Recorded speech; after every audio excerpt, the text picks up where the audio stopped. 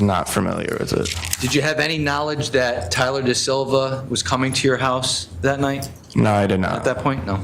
All right, so you go up, when you approach the car, what side of the car do you approach it?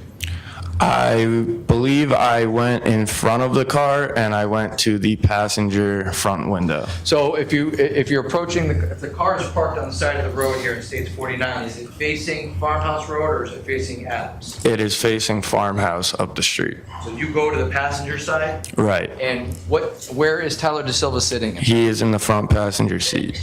And you have a conversation with him? Yes. And what do you tell him? I tell him that I'm not sure why you guys are here, but you cannot stay here and you need to leave. And did the car leave at that point? No, it did not. At that point in time, did you notice anybody else in the car? At that point in time, I was able to hear people start to argue on the other side of the car. So I kind of looked through from the passenger window to like the back driver's side of the car, and I was able to see Mackenzie Traficante and Raul Valley in the back seat. Now, are you familiar with Mackenzie Traficante? I am. How are you familiar with her? We grew up together. We were friends when we were younger before high school. Did you go to school together? We did. Did you go to high school together? No, we did not. Do you know what school she went to? She went to St. Joe's. And you mentioned Raul Valley. Is Mr. Valley present in the courtroom today? He is. And what is he wearing? A blue suit. Can you point him out for the ladies and gentlemen of the jury? Your Honor, may the record reflect the witnesses identify the defendant in this case? All right, court will let the record reflect that. Thank you. And when you noticed Mackenzie and the defendant, did you notice anybody else in the car at that moment? I noticed that there was other kids in the car, just not sure exactly who they were. Okay, but there were more kids in the car? Yeah, probably 2 or 3. All right. And when you're talking to Tyler De Silva and you're telling him to leave, tell me about the arguing that goes on the other side of the car. Withdrawn. When you notice Mackenzie and the defendant in the car, where were they seated? I believe she was in basically the middle of the back seat, and he was to the driver's side window of the back seat, from what I recall. So he's seated behind the driver? I believe so. Okay, and you indicated there was some arguing going on. Do you know who was doing the arguing? No, I do not. When you heard that there was arguing going on the other side of the car, what, if anything, did you do next? I walked around the front of the car again to see what was going on over there. And at that time, as I came around the front of the car, I saw something like get swung out the window. I wasn't exactly sure what it was at that point, and then I heard glass shatter, so I knew it was a glass bottle. Do you recall what side of the car that came out of? That came out of the driver back window. And when that happened, what, if anything, happened next? After that happened, some of my friends started yelling things and rocking the car. How many of your friends were near the car at this moment in time? Probably a good 15 to 20 of us. When this interaction is going on, what's the lighting like out? It was dark, but there's lights on the house and the house across the street, so I was able to see everything in front of me, no problem. When you and your friends approached the vehicle, did you have any weapons on you? No, I did not. When your friends started screaming and shaking and kicking the car, tell us what happens next. So at that point, I knew it was getting very chippy, and I was trying to prevent anything else from going on. So I kind of got in Jack Schneider's window, who was driving the car, and I was telling him, you need to leave, you need to drive out of here right now, and he wasn't listening to me. So I kind of proceeded to reach in the car towards the shifter and telling him, put your car in drive and leave now. And what happened when you did that? He just started rolling his window up on me, so I kind of had to pull my arms and stuff back out. And then finally, we heard the car click into gear, and they drove up the street, going very fast. And as they were going up the street, we noticed that they were throwing cans and anything it seemed like they could find in the car out the window. And they were actually throwing it at other cars that were parked on the street. So they went up the street doing that, and we kind of took a step back, and I was able to take a breath and relax, thinking that they had left.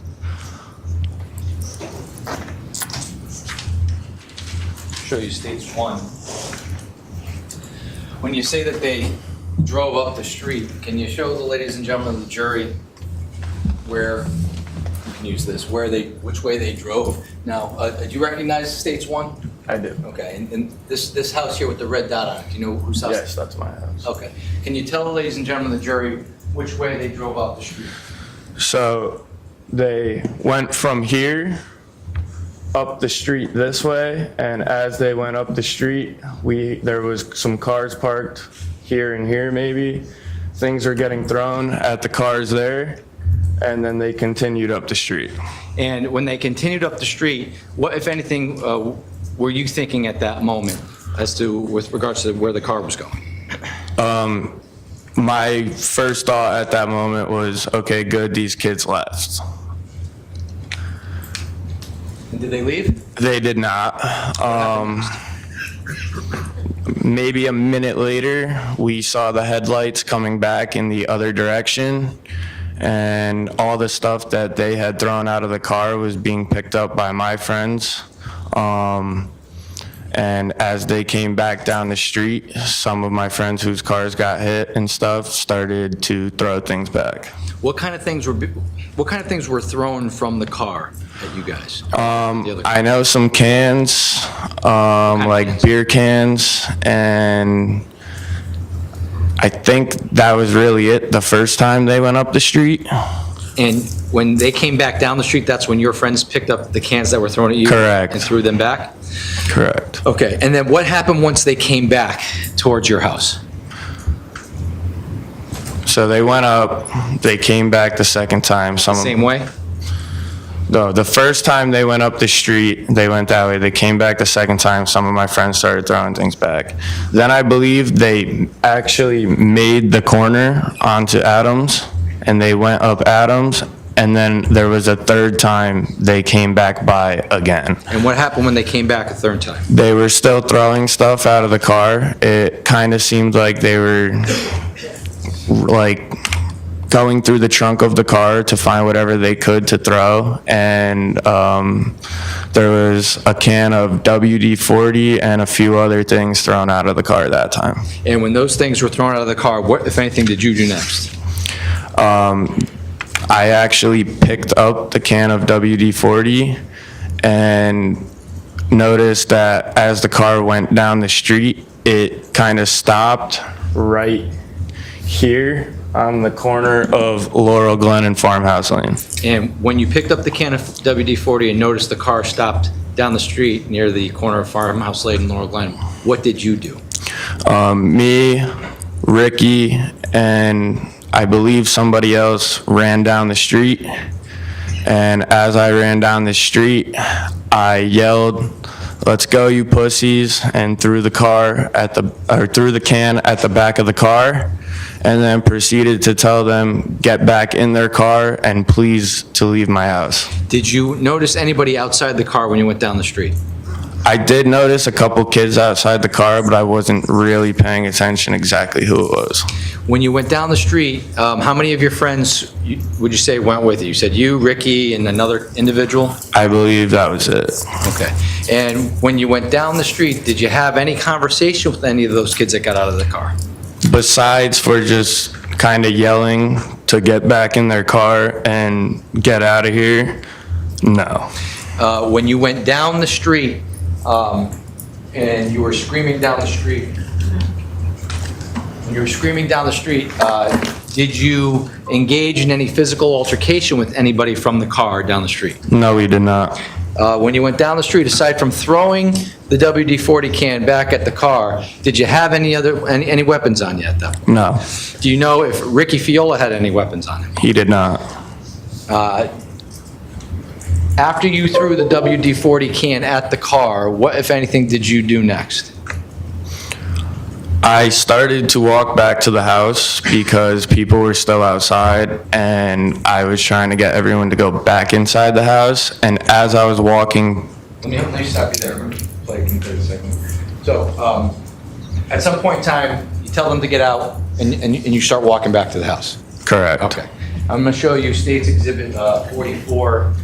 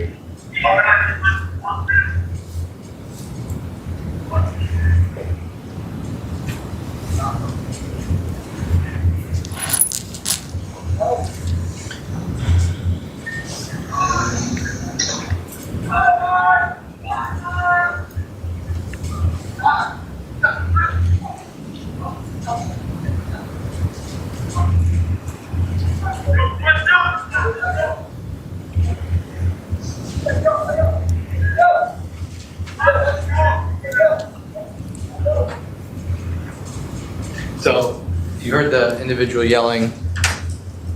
That was you? That was me, correct. And at some point, well, withdrawn. That video only captured a certain section of what occurred down the street. Fair? Is that Yeah, fair? correct. After you had a conversation with, well, do you remember who you had a conversation with down the street? Not specifically, no. But the overall message you were giving when you got down there was, Was that they needed to leave. and at some point in time, you say you walked back down towards your house? I did, Okay, and that means you're going back from Farmhouse Road back down towards Adams? correct. And when you're going back towards your house, what, if anything, happens when you're walking back? So as I started to walk, one of the kids down there picked that can of WD-40 up and threw it at me again. So I picked the can up and continued to walk towards the house, which is when the defendant came off the side of the bushes and was approaching me, and I told him to get the F out of here, and then I proceeded to tell him not to come near me, and instead of saying anything, he kept approaching me, so I used the can of WD-40 to distance myself and kind of just started spraying it in his direction, which stopped him in his tracks. And then I didn't engage anything else with him. I continued walking back to the house and telling everybody else that they needed to go back inside. Now, when you say he came out of the bushes, do you recall where on the street he came out of the street? Yeah, so like he came from these bushes right here on the edge. He like came off the side of them, and as I was walking, I like heard a stick or something break, so I had turned my head, and that's when he was approaching me. And how was his demeanor as he was approaching you? He was just walking towards me with a straight face and not saying anything, but as if he was approaching me to try and start something. And how many times did you have to kind of tell him to, Multiple times. and at some point you sprayed him with the W? I did. And his reaction to that was what? He kind of just stood there, and I proceeded to walk away. Did you engage in any physical altercation with the defendant? No, I did not. When you walked away, you went back to your house? I did. And when you went back to your house, you indicated that you told people to get back inside? I did. And when you did that, what happened next? Did you go inside? Everybody started to make their way back into the house, and yes, I did go inside as well. Now, when you walked back down the street, you indicated that earlier that you had originally walked down the street with Ricky Fiola and another individual. Do you know whether or not Ricky Fiola or that other individual came back before you or after you? So I walked back first, knowing that Ricky was still down there, that he was going to make sure that they left, which is what I figured would have happened. I never thought that they were going to keep coming back when they had every opportunity to leave. So Ricky, I believe, stayed down there, and I'm not sure who else. At some point in time, did Ricky come back to the house? If you can recall. I don't recall him coming back inside, but he did walk back to the front yard. Okay. At some point in time, did you go back inside your house? I did. And when you went back inside your house, where did you go? I went into the basement. Through the Bilko door? I did. And how long would you say you were inside the basement before the next series of events occurred? I'm not sure exactly how long, but it had to only be within minutes when somebody started yelling that they were back and that they were in the front yard. And when you,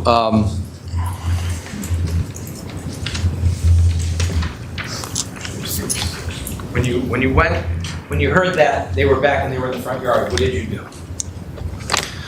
I proceeded to walk back outside the Bilko doors because it was made to my knowledge that they were now on my property. And I walked straight outside and saw the defendant and Mr. Da Silva standing on my yard. And the car was in the street, still running, with the driver in it still. Now, it states 49 here.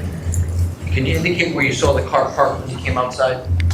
Yeah, so it was, if you're looking from the front of the house, it was kind of like to the right of the mailbox, but there was a few cars parked there, so it was like in the middle of the road. So probably about right here in the... Yeah, about there. Okay, so I don't know if the record can reflect that I'm, states 49, I'm just to the right of the mailbox in front of 43 Laurel Lang, pointing towards the center of the street. All right, court will allow the record to so reflect. So when you noticed the car there, when you came out the Bilko door, what path of did you walk out? Which way did you walk out? How did you get to where you? I went in this picture here, basically what would have been behind the black truck or in front of the blue truck under the tree line, and stayed on the grass and came down the side of the driveway. So if I show you 6, state 6,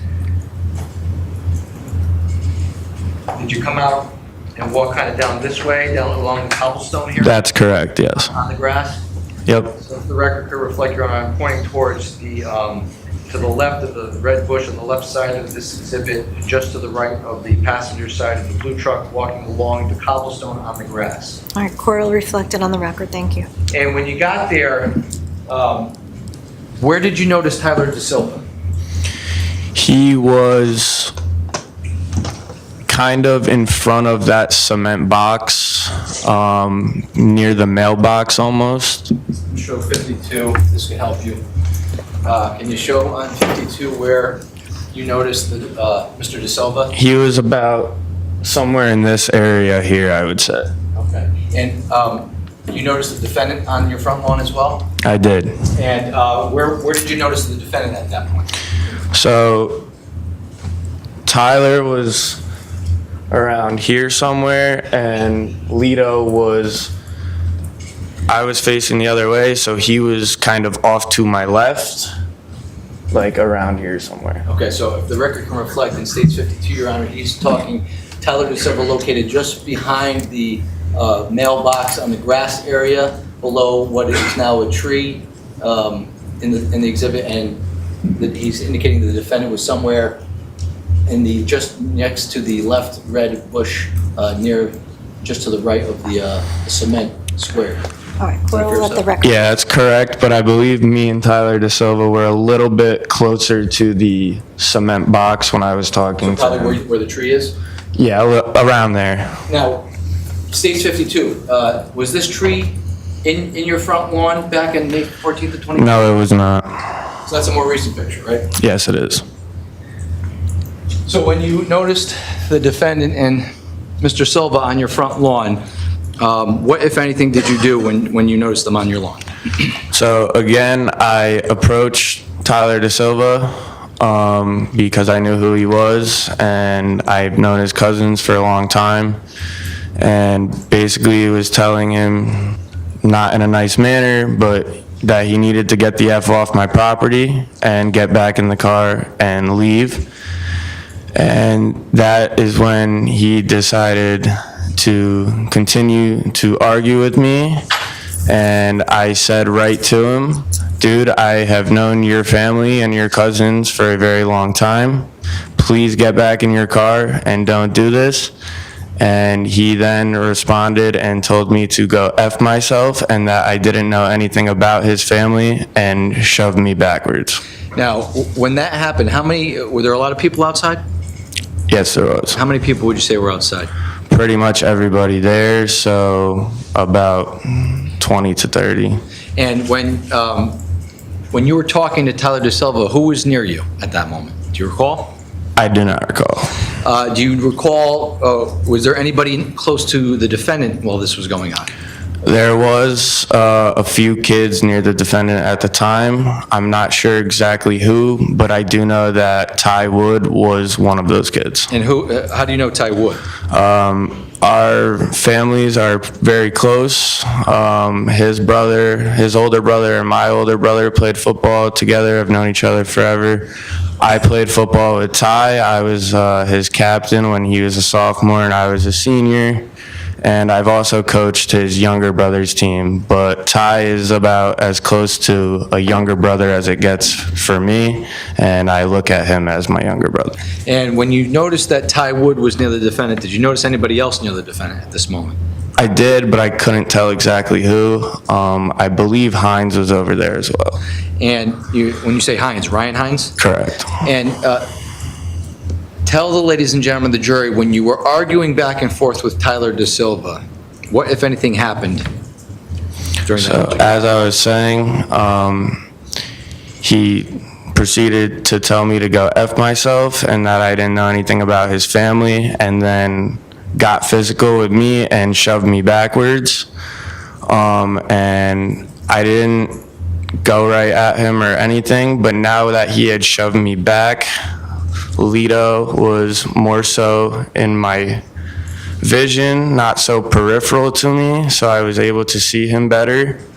And he was only a few feet away, and this is when I saw Ty Wood had his head turned, and Lito went to swing on him, so I stepped up into it and punched him in the face instead.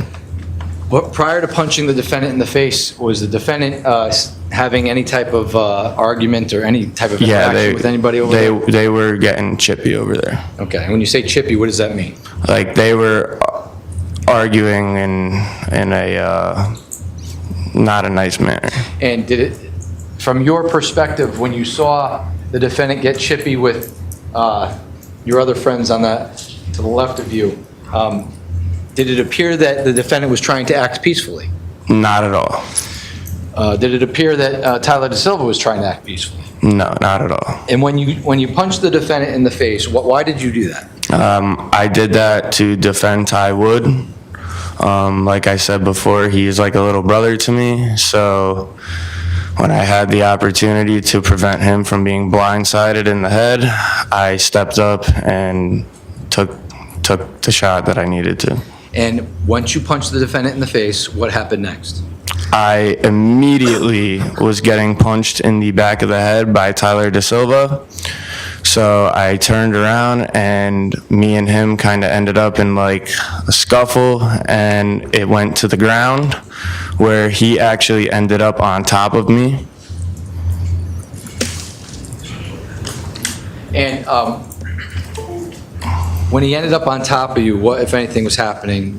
What were you doing? When we first got down on the ground, he was throwing shots at me still, so I kind of tied him up and like held his arms so that he couldn't swing at me, and that was kind of the only thing I saw from there on out. At that point in time, did you have any weapons on you? Nope. Did you notice if any of your friends had any weapons on them? No. Did you notice anybody there during that interaction have any weapons on them? No, I did not. And at some point in time, Did the fight end? Yes, it Tell us did. how it ended. So I was on the ground with Tyler from that point forward. Eventually, he was pushed off of me into the street, and at that point, I had gotten up, and that is when Tommy Connery came and approached me and told me that he was bleeding and needed stitches because he had just been stabbed. How would you describe the fight? It was very quick, and it was just chaotic, but like I said, from my perspective, I couldn't see much because of how fast I ended up on the ground. Do you know how many people were fighting with Tyler De Silva when you were fighting with him? It was just me on the ground with him, and then I believe some kids were standing over watching, and a few kids may have thrown a few punches as well. Once the fight started and you punched the defendant, did you notice what happened to the defendant or any of your No, friends? I did not, because I was immediately being hit in the head by Tyler De Silva, so my focus kind of went to him. Okay. Have you seen the video in relation to this case? I have. State's Exhibit, Yes, sir! Come on, let's go,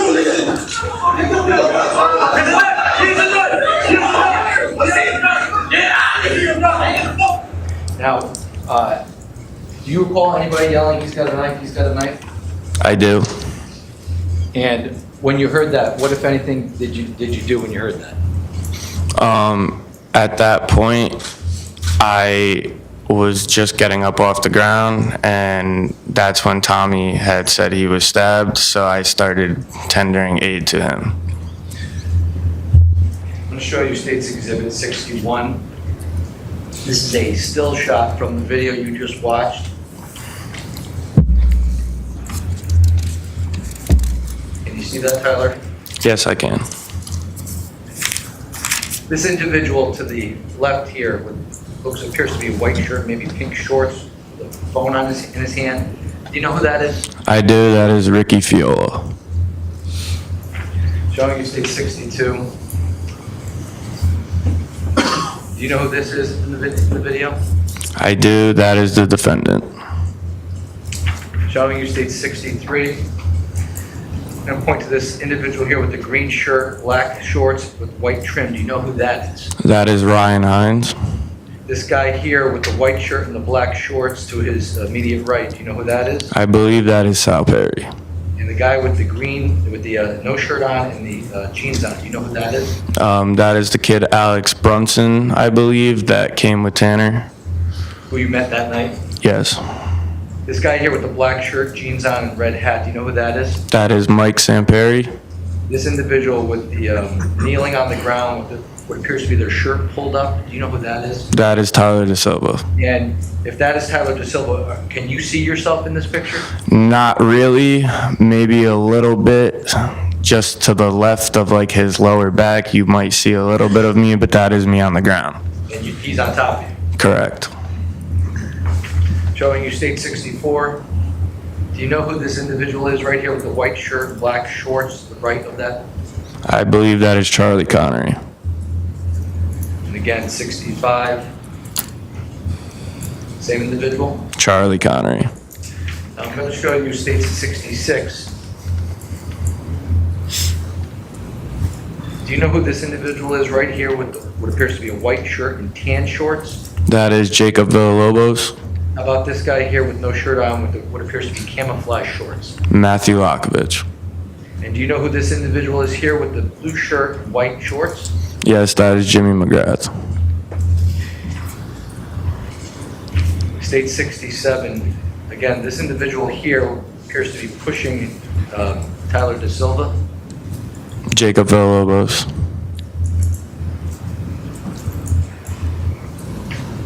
State 68.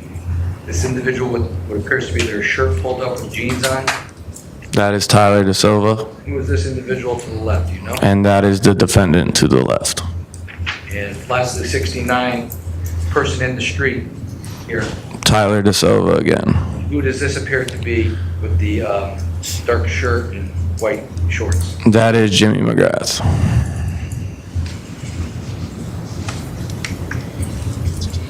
Now, when Tommy indicated to you that he needed stitches, what, if anything, did you do next? Somebody had thrown us in a shirt or something, and we began tying off his legs where the stab wounds were on his one leg. When you noticed that Tommy was stabbed, did you notice what, if anything, happened with Tyler De Silva and the defendant during this period of time? No, I did not. My focus wasn't on them, so I never even saw the car drive away. At that point in time, when you were rendering aid to Tommy, did you notice anything else going on around you? At first, I began to try and call 911, and then I let my father know what had happened. But until after I got off the phone with him, I hadn't realized that anybody else had been stabbed yet, except for Tommy. Upon getting off the phone and walking back up to the yard, I noticed that there was multiple kids on the ground, and that is when I realized that 4 kids had actually been stabbed, and not just Tommy. And who were the other 3 that were stabbed? It was Faison Teal had like a slice, and Ryan Hines had been stabbed a few times, and sorry, what was it? All right, so it's Jimmy, Hines, Tommy, and Faison. So you noticed Jimmy was stabbed? Yes. What did you notice about Ryan Hines?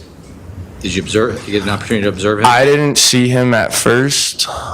He was actually the last person I was informed was stabbed, because I believe he was in the house when they had realized he had gotten stabbed. And what did you notice, if anything, about Jimmy?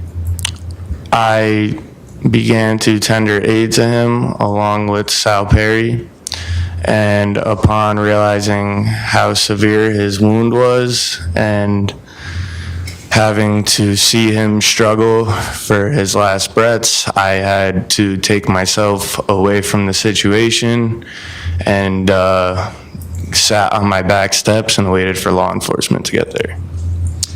And you said you called your father. Was any parents home? No, so my mom was on a trip in Cape Cod, and my dad had left before anyone came over because he had plans for the night.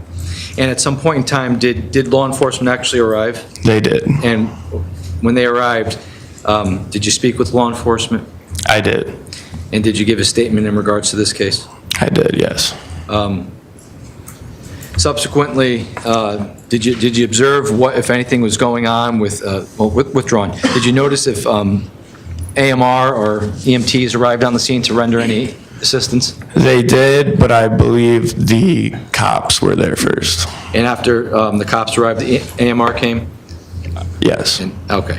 And do you recall what the scene was like when first responders got there? It was very hectic. At that point, there was some siblings, parents, and a lot of concerned family members that had actually lived close by that had gotten there before. So it was just more people showing up because everybody was coming to check on either their loved ones or their friends. Now, after you gave an initial statement that night to police, did you give a subsequent statement to the police? Sorry, what was Were you that? interviewed more than once in relation to this case? I was, yes. And why were you interviewed more than once in relation to this case? There was something in my original statement that night about me seeing the defendant with the knife or not that they called me back in to clarify. And did you, in fact, do you recall what you said to the police originally? I think I had said that he was flashing a knife or something, but I had to go back in to clarify that I actually never saw the knife. So why would you have said in your original statement that he was flashing a knife? Because somebody else had said that they had seen him flashing the knife. So you were just kind of reiterating what somebody else said? Correct.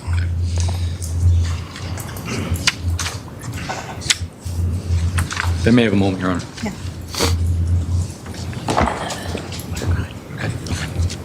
I have no further questions, Your Honor. Thank you. All right. Attorney Smith? Thank you, Your Honor. Thank you.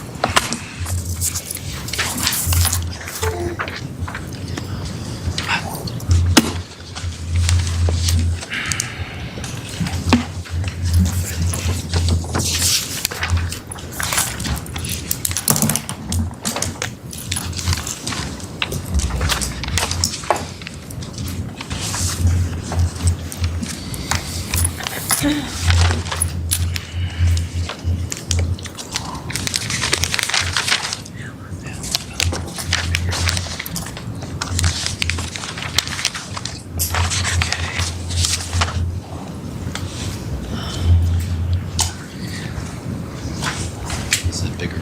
Yeah, no objection. No objection. Your Honor, may I approach the witness and show Yes, him of an course. exhibit that's marked for ID? As I understand it, there's not going to be any objection to There's no objection from the state, Your Honor. All right. What is the exhibit number? Exhibit number is Defense A. Okay. You want to just make it full? Don't make it full? Yes, I've moved to have it made a full exhibit. Your All right, Honor. court will No accept. objection. Court will accept into evidence Defense A, full exhibit. Thank you. Thank you. Morning, Mr. Rich. Good morning. We've never met before. No. I am going to show you, if you look here on the screen, what has been marked as Defense Exhibit A. Can you see that there on your screen? Yes, I can. Sorry, I think that's kind of upside down, right? That's more the orientation it should be. Yeah, that works. That's sort of the same orientation as the one that's behind you there at Exhibit 1. Would you agree this is a larger map of your neighborhood? Yeah, I would. I'm going to walk behind you just so I can get this exhibit down here. And when we say a larger map, that's in reference to this Exhibit 1, right? Correct. That shows the entire neighborhood, so to speak. Yes. The one here on the screen, Exhibit A. Yes. And so would you agree, Mr. Rich, that your neighborhood is made up of a couple of through streets or streets that run the whole way through, and then there are a number of cul-de-sacs or dead ends that come off of those through streets? Yeah, that's accurate. Is Adams Drive one of those through streets, or is that a cul-de-sac at some point? No, it's a cul-de-sac at the bottom there. Okay. Is Laurel Glen Drive also a cul-de-sac on the either end? Yeah, on the very end of it, it is. Is Farmhouse Lane a cul-de-sac, or is that a through street? No, that's a through street. Okay. Now, you know that because you're familiar with this neighborhood and have lived there for how long? Since I was about 4 years old.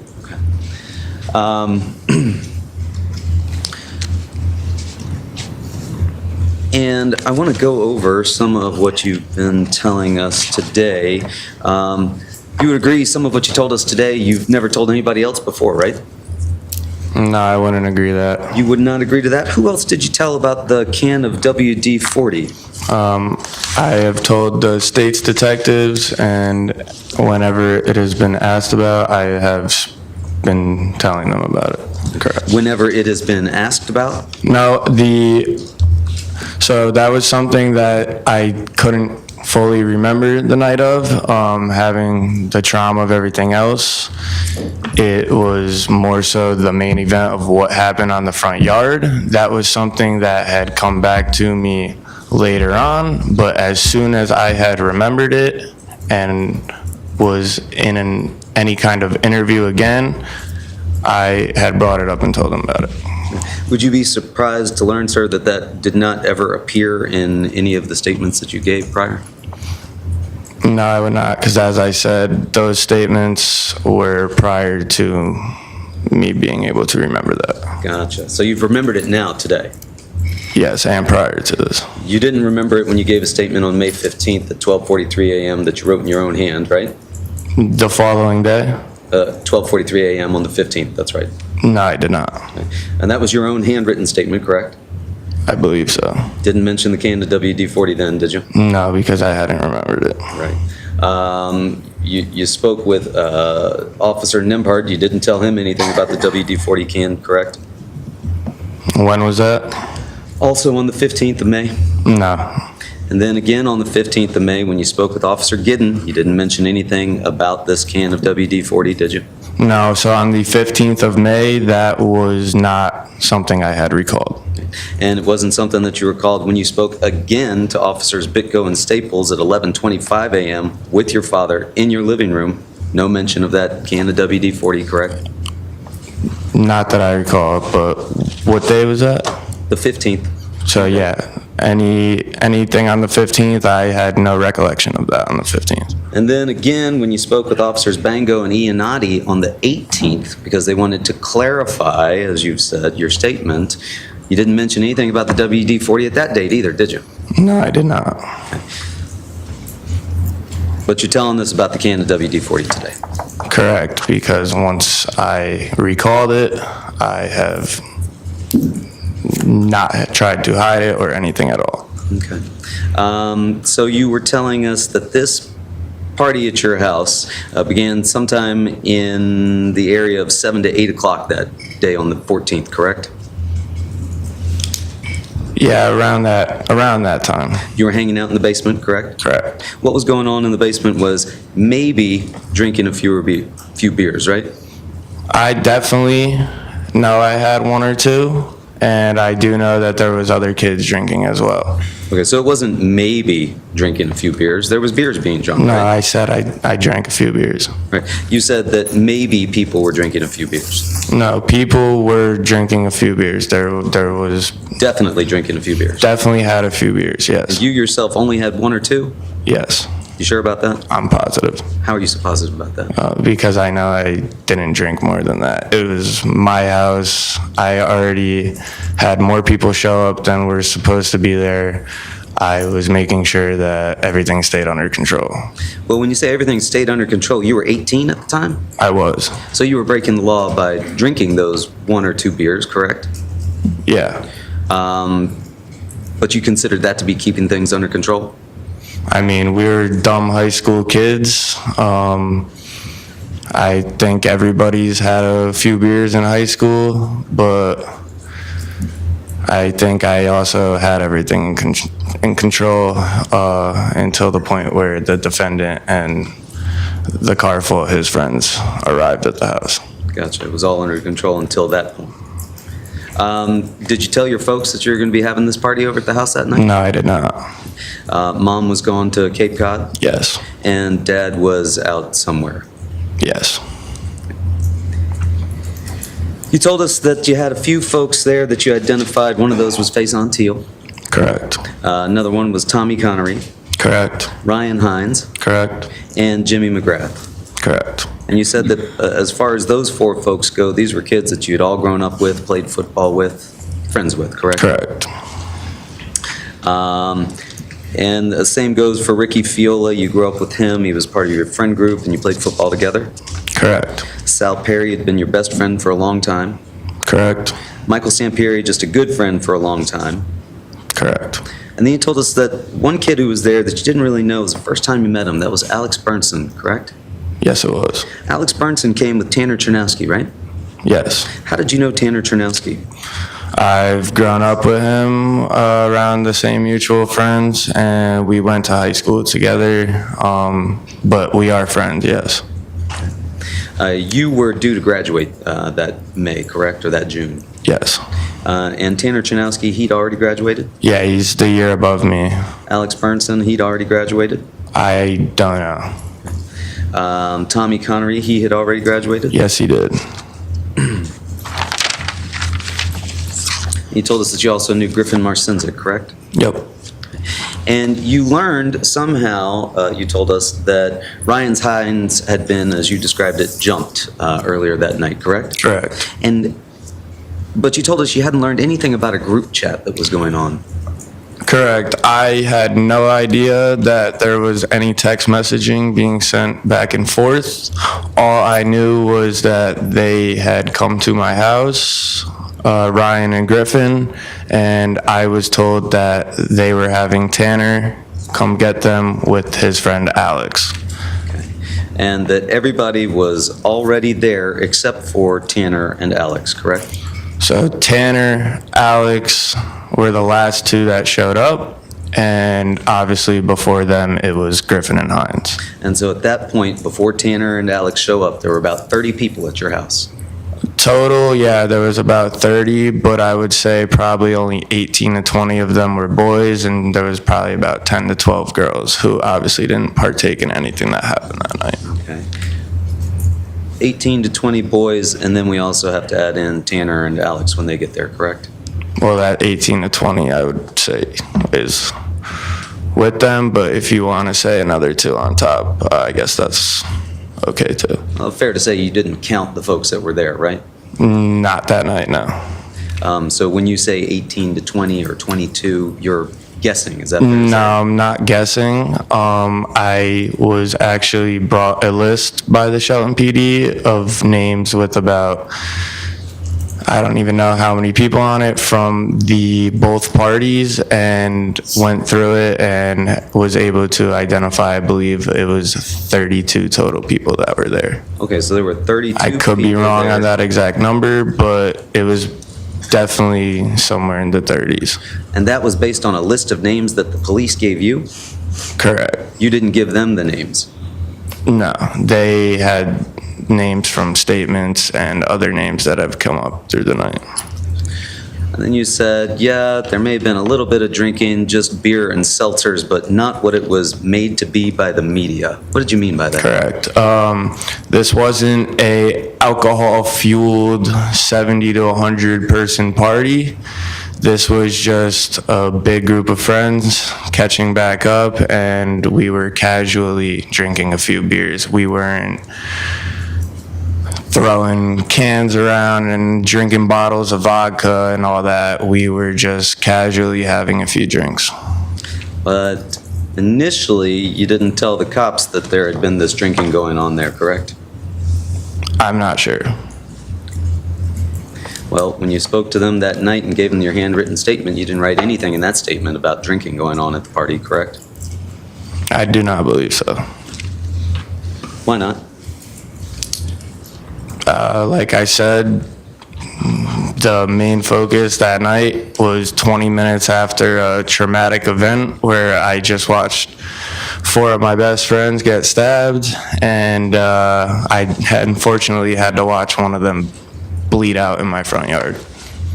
So at the given time of that statement, the main priority was to get the key details of what happened in the front yard down.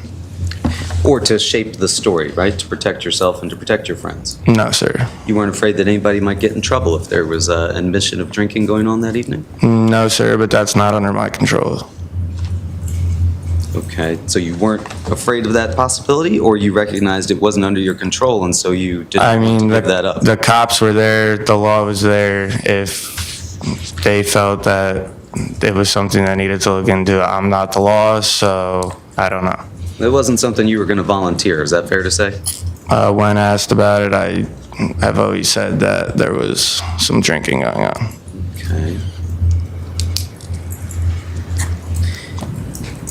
And then you said at some point someone showed up to the house in a Honda Pilot, correct? Correct. And you were shown a picture of that Honda Pilot that states exhibit number 30. Remember seeing that? Yes, I do.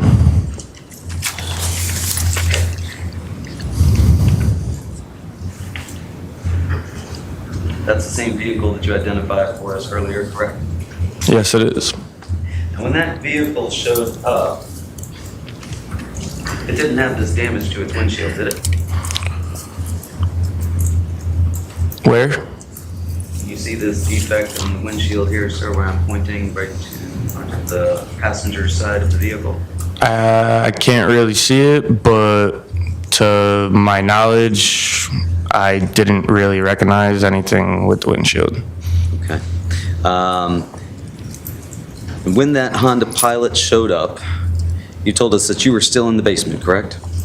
Correct. And you said we exited through the Bilco doors, right? Yes. And when you say we, that's the 18 to 20 boys that were there in the basement? Yes, correct. Okay. And you went out through the Bilco doors to the right of the AC unit, correct? Yep, And you walked down the driveway and then you went across the street, correct? I did. Okay.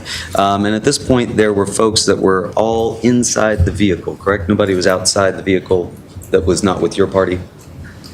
You mean the kids that came in the car were not outside the vehicle? No, they were not. They were in the car still. And you said that you went immediately up to Tyler Da Silva, who you could see through the windshield, correct? Correct. And that's because you knew Tyler Da Silva, right? I didn't know him. I knew who he was, and I knew of him because, as I said before, I grew up with his cousins who lived down the road from me. Right. And you thought that you also knew his older brother, correct? I have met him a time or two. And you thought that you had enough rapport with Tyler Da Silva that you could talk to him, right? Correct. I thought that if anyone was going to be the one I was going to talk to get them to leave, that I would had my best chance with him. And you told us again that at that time you weren't aware of the group chat, right? No, I was not. You didn't know Griffin Marcinzik was live texting this thing, No. taking photos. I didn't find out about the group chat until I believe the next day or the following day when Officer Staples came to my house. Okay. And you were standing on the grass on the other side of Laurel Glen Drive talking to Tyler through the passenger side window, correct? Correct. And at this point, the car is facing Farmhouse Lane, right? Yes, it was. And you noticed that people were arguing on the other side of the car, right? Yes, I did. And in fact, you told Officer Giddon that you recognized inside the car Mackenzie Trafficante, correct? Yes. As well as Caitlin and Autumn Murphy, correct? I never said that. You never told Officer Giddon that you saw Caitlin and Autumn Murphy inside the Pilot? Not to my knowledge. Do you know Caitlin and Autumn Murphy? I do know who they are. Who are they? They are two girls that went to Shelton schools with us when we were younger, and they both also went to St. Joseph's High School. Okay, and were they at your party as part of the... No, they were not.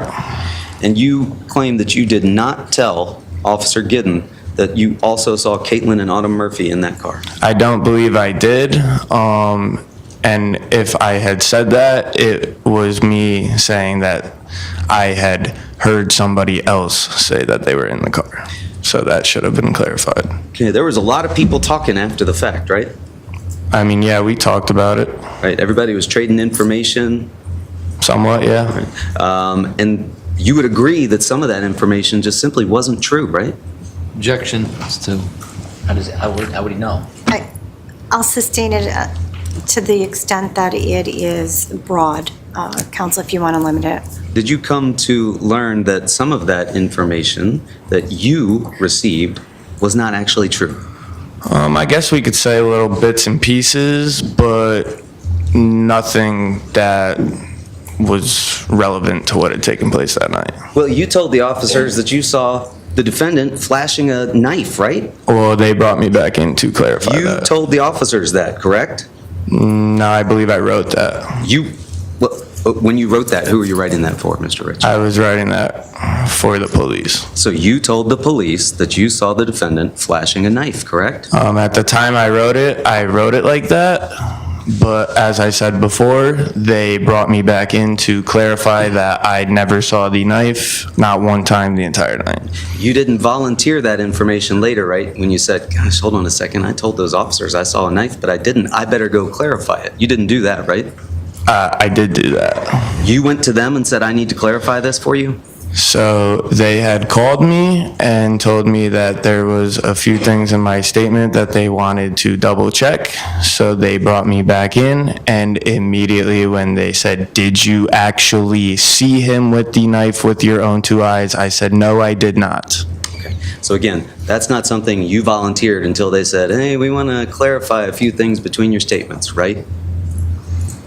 If you want to put it that way, I guess, but that was just because it was not to my knowledge. Well, you didn't tell them that on the 15th, right?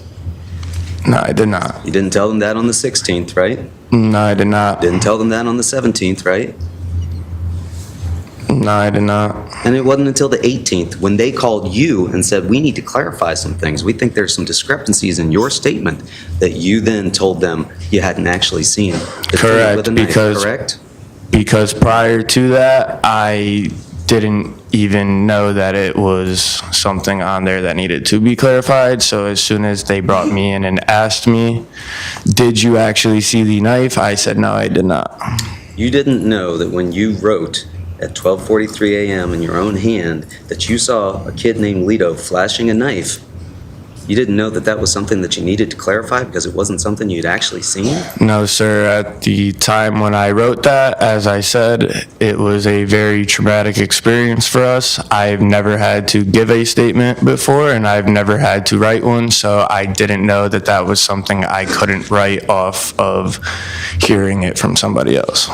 Okay, so you didn't know that you needed to tell them the truth about what you had seen? I did know that I needed to tell them the truth. I just didn't know that I needed to clarify that I wasn't the one that saw him with the knife. Well, and you also didn't tell them about the can of WD-40 that you sprayed at the defendant, as you say, in his area, right? I'm going to object as asked and answered. I'll overrule it. Sorry, can you repeat? Sorry, you didn't tell them about the can of WD-40 that you're now telling us about, right? On which day? On any of these days, on the 15th when you gave various statements, on the 18th when you gave a statement. I don't believe I did because it was not knowledge that I had remembered yet. And you also didn't tell them that you're the one who threw the first swing at Mr. Valley, right? I'm not sure, but I do believe that I did clearly state that I was in the fight. But yeah, it probably took me a little bit of time to remember exactly what had happened, but I did tell them that I was involved in the fight, yes. Well, you didn't tell them that in your handwritten statement, right? I'm not sure. I believe I did. You don't think that you said, everyone was standing in my yard, everyone started going at it, and the next thing I saw was blood everywhere? Sorry, can you repeat? That's right. You don't think what you told them was, everyone was standing in my yard, everyone started going at it, and the next thing I saw was blood everywhere? I believe I did write that at the time. Okay. And you didn't say anything about, I threw the first punch at Mr. Valley because I was trying to defend Ty Woods. No, I guess not. In any event, you claim that you were standing there at the front passenger window talking to Tyler DeSilva when you heard some arguing going on the other side, right? Correct. You looked through the car and you saw Mackenzie Traficante and Mr. Valley in the back seat, right? Correct. You knew Mackenzie because you grew up together, right? Yep. And you knew that there were other kids in the car, but right now you're not sure who that was. No idea. Even though you told the cops that you saw Caitlin and Autumn Murphy, right? Correct, which was Ended just up not something being I had true, right? heard. That was As something I else said, that you just heard. there was other kids in the car. I wasn't able to tell who it was, so when somebody had said that them two were in the car, I figured that they could have been the other people in the car. Gotcha. You figured that that's who it was. Now you know that that's not who it was because they were Correct. never there, right? Correct. But you told the cops that at the time. I guess I did, yeah. At this point, there's, by your estimate, 15 to 20 Shelton High kids surrounding this Honda Pilot, correct? I wouldn't say surrounding. I believe I was actually the only one on the passenger side of the car.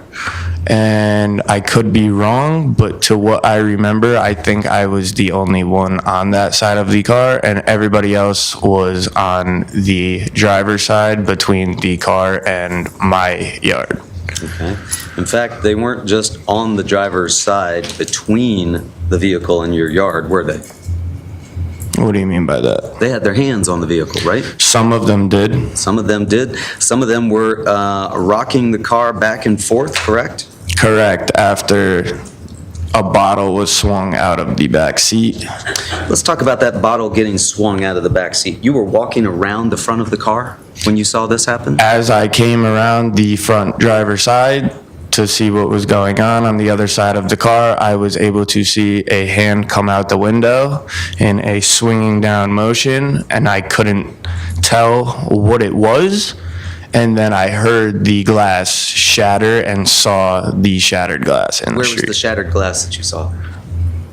from the driver's side window, it was on the street right there. Directly down in front of the vehicle? Pretty close. With these 15 to 20 people standing all on that one side of the vehicle, rocking it back and forth? Correct, when they started rocking the vehicle after. So you hear glass shatter, Correct. and then they start rocking the vehicle. Yes. And all 15 to 20 of those kids, by your estimate, are not actually surrounding the car, but they're all just on one side of the car. From what I recall, I believe that everybody was mainly on the driver's side of the car.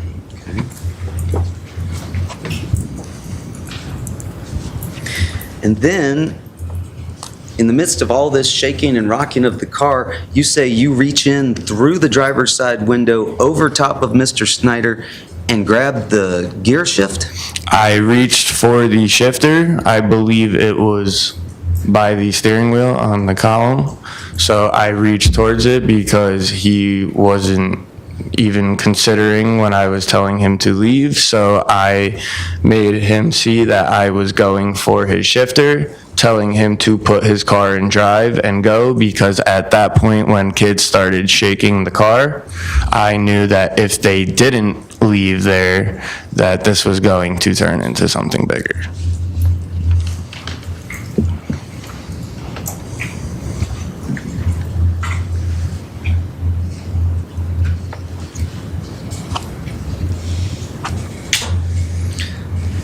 And Mr. Snyder, then, as you're reaching and leaning across and grabbing his shifter, he starts to roll up the window on you. Correct. You say you heard the car click into gear? Yeah, Correct. and we saw the lights. Okay. And then they drove up the street fast, right? They did. And when you say they drove up the street fast, did they drive down Laurel Glen towards Farmhouse Lane? That's correct. And you said as they did that, they were throwing cans and things out the windows, right? They were But nobody from your group was throwing anything at the vehicle. not at that moment, no. How many people were outside at this point? Everybody that was there, I believe, was outside. Okay.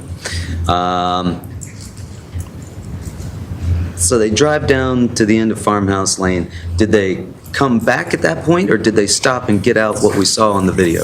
I don't know for sure, but I want to say the first time they went down the street, they actually went past Farmhouse Lane to the point where we could no longer see the car, which is why I had thought that they left at that point. Then we were able to see the headlights coming back in the other direction, and that is when they came back for the second time after they drove away and could have left. Was that before or after you went down to the end of Farmhouse Lane? When I walked down, that was before. So they drive away. Correct. They drive towards Farmhouse. I believe they went past. Then they come back down past my house again towards Adams, Okay. where I believe they make that corner onto Adams. When you say they make that corner, if we're looking at Exhibit 1, are you saying that they take a right onto Adams? They went this way. And then where did you see the car after that? And then after that, it comes back down the way it just came. So I'm not sure if maybe they turned around over here or what, but they ended up coming back from the same direction that the car had just previously gone in and drove by the house again, throwing more things out of the car, including the WD-40, and that is when the car stops by Farmhouse Lane after that. So, just want to make sure we've got your series of events down. Car initially arrives, it's parked at the corner near Adams Drive and on the other side of Laurel Glen from your house, correct? Correct. That's when you and the 15 or 20 folks all go outside and confront the car, right? Yes. You claim to hear glass shatter while there's 15 or 20 people there on one side of the vehicle. They're shaking and rocking the car. You somehow get in and lean across Mr. Snyder, correct? Sorry, can you repeat that last part? You get in and lean across Mr. Snyder. No, correct? before that?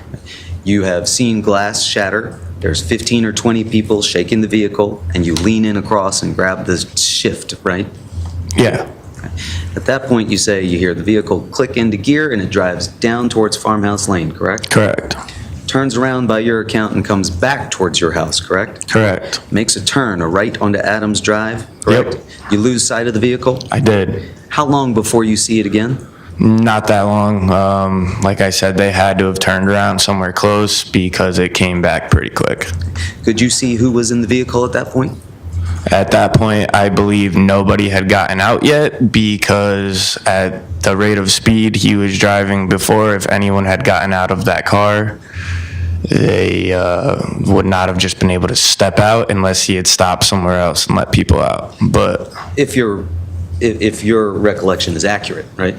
correct, but to what I would think that everybody was still in the car at that point. But you don't know who was in the vehicle? I Is that do fair to not. say? That is fair to say. And as it comes back up Adams, you say it turns onto Laurel Glen Drive, goes past the house again, Correct. and down towards Farmhouse Lane. Correct. And is it at that point that you see the vehicle stop? Correct. And it's at that point that you and what you describe as a group of three, yourself,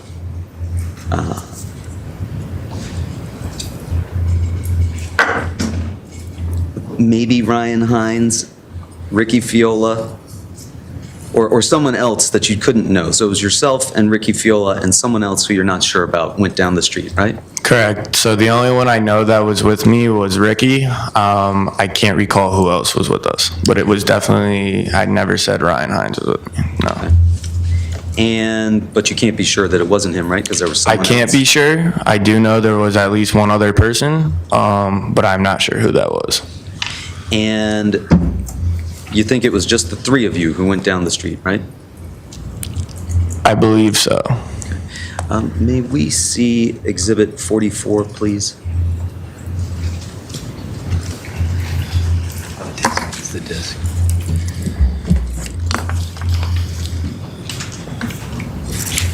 I'm going to ask you to watch this video with us, Mr. Rich.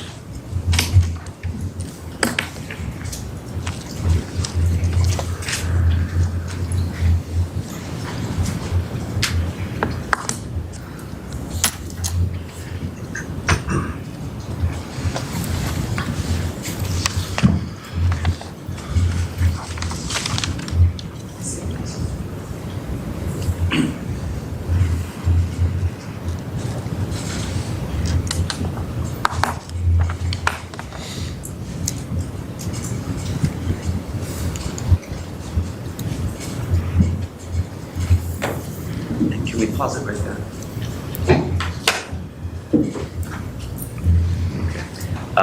You recall seeing this video just shortly ago? Yes. And this is shot from the Ring camera on 36 Laurel Glen Drive, which is the house down Laurel Glen Drive there on Exhibit 1 by the corner of Farmhouse Lane, correct? Yes.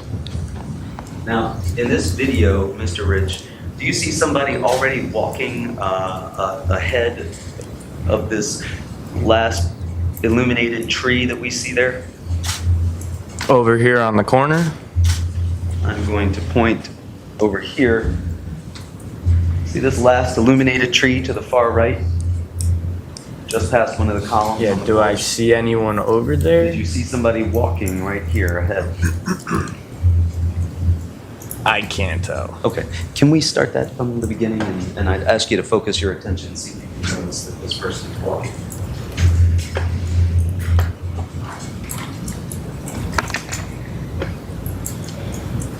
And do you see somebody walking there? I do. Do you see that there's a vehicle? We just heard doors and cars stop. And we see somebody else walking Correct. by the vehicle, in front of the vehicle, correct? I do see that. So those folks are already out of the car, and now we're hearing some yelling, correct? Yep. And from the left, we're starting to see your group, right? Correct. I count 1, 2, 3, 4.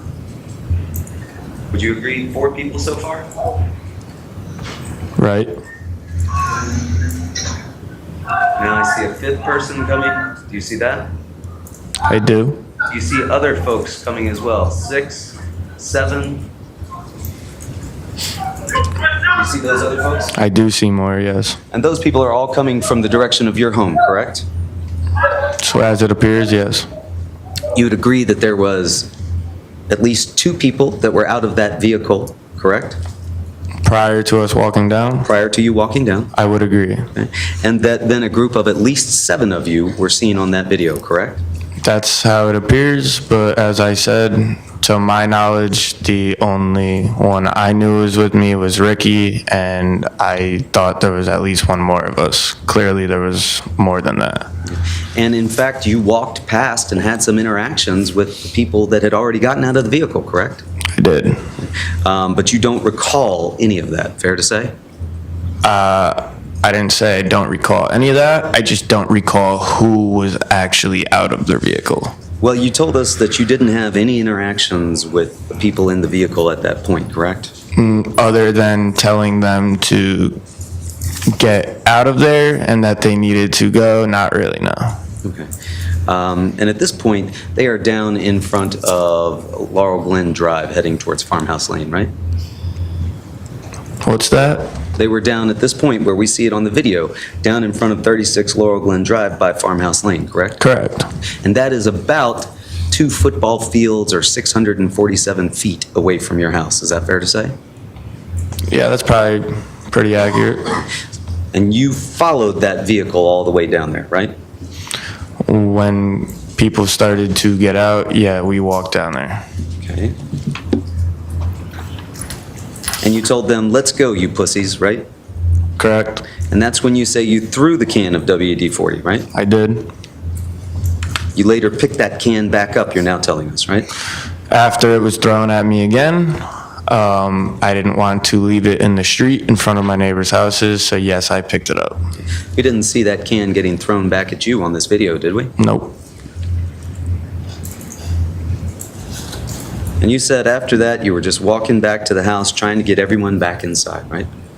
I was heading back towards the house with the intent to get everyone back there into the house, yes. And did you call the police at that point? No, I did not. Well, why not? Because I figured that every time they drove away, I thought that they were going to leave. I guess thinking about it now, knowing that they had the first 2 opportunities to not come back when they drove away and they didn't, I probably should not have made the assumption that they weren't going to leave, but never in a million years did I ever think that this was going to happen, so I did not call the police. You didn't call the police and say, "Hey, there's unwanted people at our house and they're throwing stuff at us," because you didn't want the cops to come and find out that there was underage drinking, right? Can you rephrase that?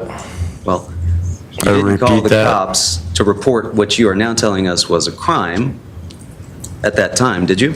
No, I did not. And it wasn't because you didn't want the cops to come and find out that there was underage drinking going on, right? I'm confused what you're asking. So you're asking me if the reason I didn't call the cops was because there was underage drinking at my house? Right. No, the reason I didn't call the cops was because I figured these kids were going to leave at any of the given 3 or 4 times they had the opportunity to. And I never thought in a million years that they were going to come back to my house, trespass on my property, and stab 4 of my friends. Are you done? Yeah, I'm done. Is there a question pending, Your Honor? There was not at that point. Counsel. So it wasn't because you were afraid of underage drinking going on at the house. That wasn't the reason that you didn't call the cops. No. The reason was that you thought you could handle this yourself. I thought that they were going to leave any of the 4 times they could have. And like I said, I guess thinking back now, knowing that the first 3 times they could have left when they had the opportunity, they didn't. Maybe I should have handled it different, but again, who would have ever thought that 3 juniors or whatever they were in high school from St. Joe's were going to come back to my house, trespass on my property, and stab 4 of my friends. Okay. And then you told us that as you're walking back to the house, someone threw a can of WD-40 at you, correct? Correct. They threw it back at me. And that the defendant came off the side of the bushes, correct? Correct. You told him not to come near you, right? I did. And then you used the can of WD-40 to spray it in his direction, right? I did. What you actually did was you sprayed it right in his face and his eyes, right? I'm not sure. Like I said, I was spraying it in his direction. He kept approaching me, so I can't tell you where he was getting sprayed. I aimed the can at him and I sprayed it to use it to distance myself. And you just saw yourself in that video pass by him while he was standing on the street, not in that vehicle, correct? Probably, but I'm not sure if that was him or where he was at that time. And you never told the officers in any of your prior statements about the defendant throwing this WD-40 at you and coming off the side of the bushes, right? Well, one, I don't know if he threw it at me. I'm not sure which one of them threw it at me, but given where he was when he came out of the bushes, when they threw it back at me, I don't believe it could have been him because he was obviously already down by those bushes for me to have walked by him over there. So you don't And it think came was from him. behind me, more towards the car. So you don't think that it was him throwing that I can of WD-40? don't think he's the one that threw it back at me when I had picked it up to walk back to the house because he was already obviously down in that direction somewhere for him to have come out behind me.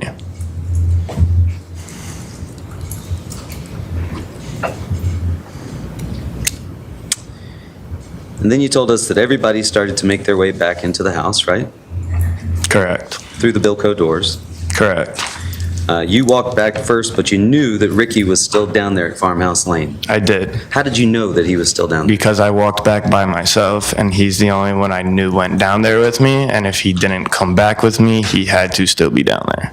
Where were these other 5 or 6 people that we saw here in this video? They must have been down there as well, but I'm not sure. You don't recall Ricky coming back inside, but you're certain you went back inside. I 100% went back inside. Who else went back inside with you? I'm not sure exactly who. There was still a large crowd out in the front, and I kind of was just motioning everybody to get back inside the house. What was the large group out in the front still doing? Probably standing there. Honestly, I'm not sure. I was down the street, but as soon as I got back to the house, I had everybody go back inside. Even the folks that remained in the yard that you just described? I'm sorry, what's that? You told us you went back into the house, but that people remained in the front yard. Now you're telling us you had everybody go back inside. Who remained in the front yard? You tell me, sir. You're the one who said people remained in the front yard. I never said anybody remained in the front yard. I said the only people that were still out there was, to my knowledge, Ricky down the street, but I had everybody else around there go back into the house that was still in the So front when you yard. went into the basement, after coming back from Farmhouse Lane, you're saying there was nobody else in the front yard. I do not believe so, no. And then you heard somebody yelling, "They're back," right? Correct. And you looked out and you could see that they were in the front yard. Well, we walked back outside, and upon coming up on the front yard, I was able to see the car in the street with the headlights on, and the defendant and Tyler Da Silva were now trespassing on my property. Okay. And at that point, you go out into the front yard, correct? Correct. How many people were out in the front yard with you? I believe everybody had followed me back outside. I don't think anyone was going to leave me to go out there alone. So eventually the entire basement did make its way back outside, and I believe everyone did make their way back out there. About 30 of you out there in the front yard? Yeah, including girls too. And you described your position as being near the cement box and the red bush, right? Relatively, yes. And that Tyler Da Silva was in front of you, correct? Correct. Near the mailbox. towards the mailbox. And that Mr. Valley was off to your left, by the left of the bush and the right of the cement box, right? What was that last part? To the left of the what? To the left of the red bush and to the right of the cement box? Which way are you looking at that? From the street or from the house?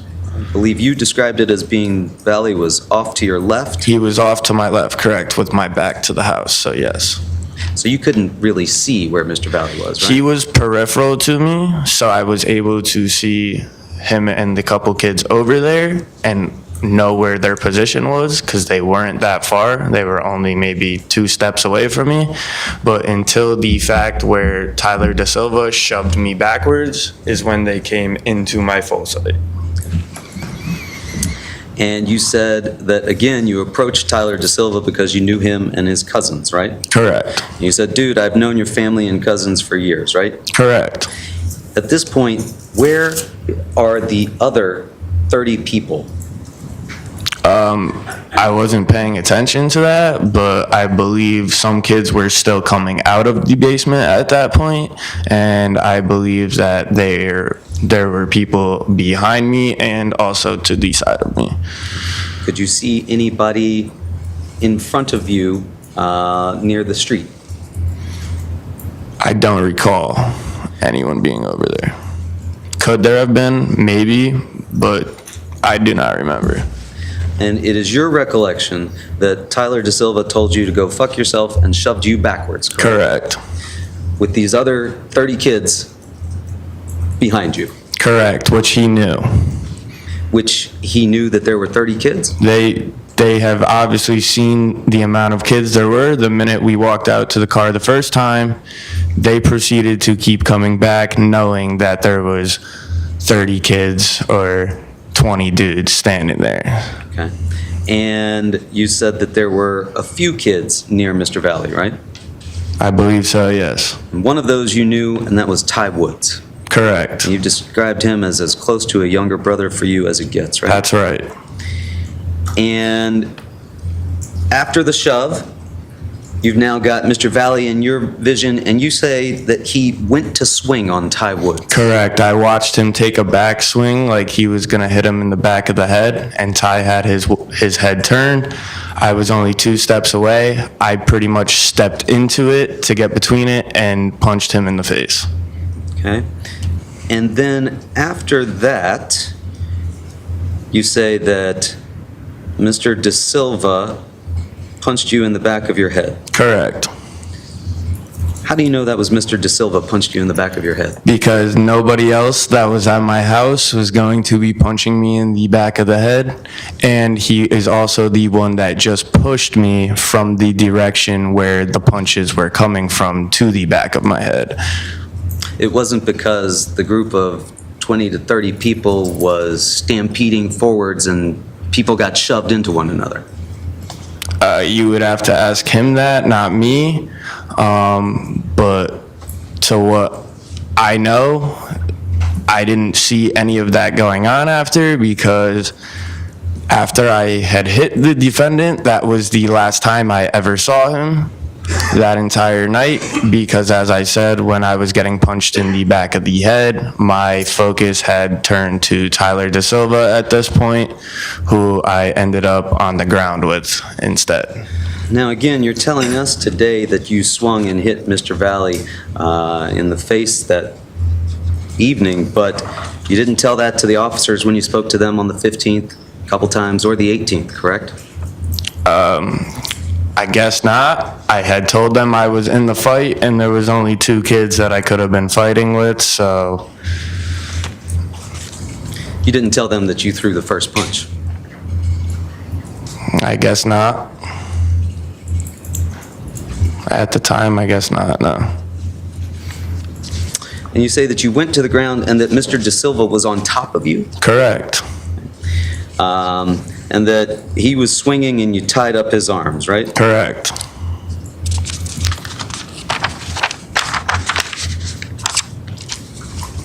And that you couldn't see much after that. Is that fair to say? Yeah, I was on the ground underneath him, so I couldn't see anything. And despite having told officers originally that you'd seen Lito with a knife, ultimately what you told us here today is that you didn't see the defendant with a knife, correct? I had never seen the knife that entire night with my own eyes at all.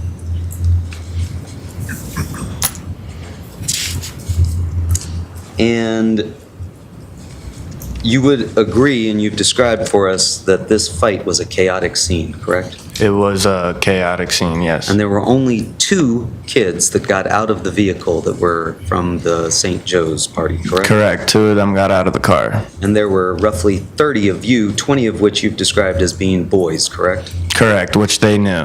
In fact, you continue to tell me that, sir, which they knew. How do you know what they knew? Because they were in the car when we all came outside. They saw how many of us there were. They drove up and down the street 3 or 4 times and saw that there was that many of us. And even when he came on my property, nobody immediately got physical with them. I was still trying to talk to Tyler Da Silva and get him to leave. And they saw with their own eyes how many of us were standing there and decided that he was going to get physical with me. So yeah, they knew how many of us were there. So it's your recollection that Mr. Da Silva is the one who decided to get physical with you? Correct, he shoved me. Was Mr. Da Silva at any point holding a phone or filming any of this as it was going on? I don't think so, but I'm not sure. Did you ever see Mr. Valley with a phone filming or recording anything of what was going on? Nope. Did you see, however, a video of the fight itself? I did. And that was taken by Tanner Chernowski, correct? Correct. And you also identified for us another person who is in that video with a phone in his hand, and that was Ricky Fiola, correct? Correct. And was there anybody else that you saw that was filming that evening? I was on the ground. I didn't see anybody filming or holding a phone until I saw the video after, which I still am not even sure if there was a recording going or if those were just flashlights. But yeah, I didn't see anybody else recording, no. Well, you did see the video, correct? I did Recorded see by that Tanner video Chernowski. Tanner took, correct. So you know that that one video I was do at know least that taken, that correct? video was taken. And did you tell any of the officers that that video existed? No, I did not. They actually showed it to me first, and that was my first knowledge of it. You didn't know about that video until it was shown to you by the officers? Correct. Are you friends with Tanner Chernowski I am. on his Snapchat stories? Yeah, I am. And you weren't aware that he had posted it that very evening? I was not aware that he had posted it ever, and I had never seen it, so no, I was not.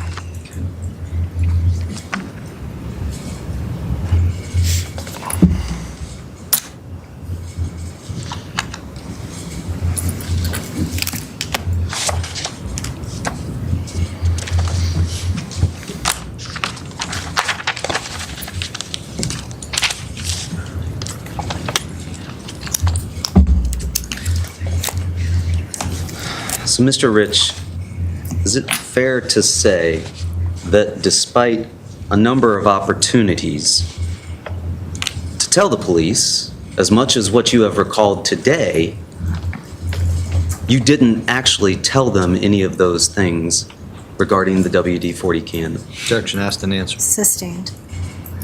Is it fair to say that despite having a number of opportunities, you didn't tell them that you were the person who first punched Mr. Valley? Objection, asked and answered. Sustained. Is it fair to say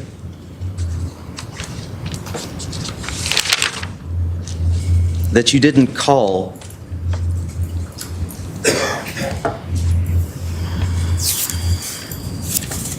the police that night at any point? Objection, asked and answered. I'll allow that one. No, I did not call the police at any point that night.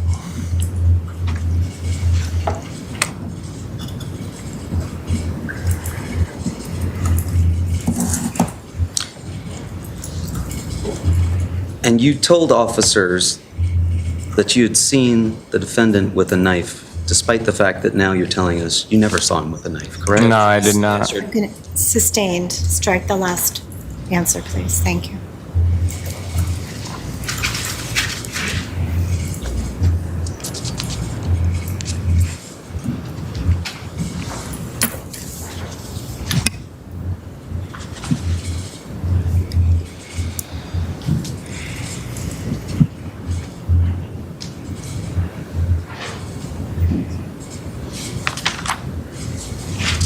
Just a moment, Your Honor.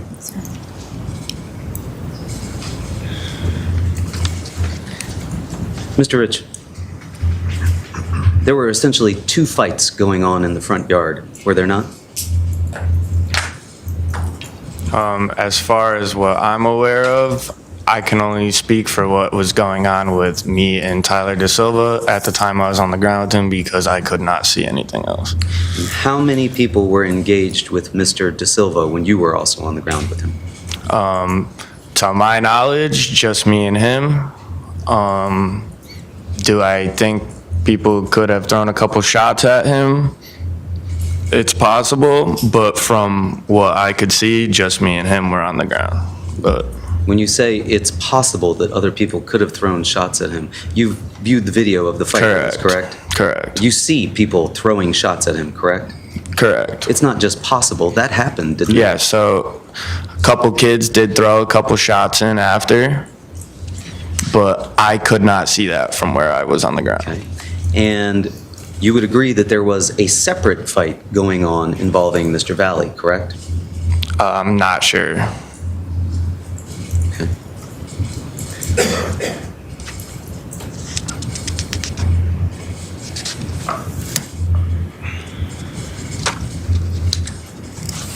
Nothing further. Thank you. Can you redirect? Briefly? Sure. Tyler, counsel asked you about Tanner and Alex coming to the house.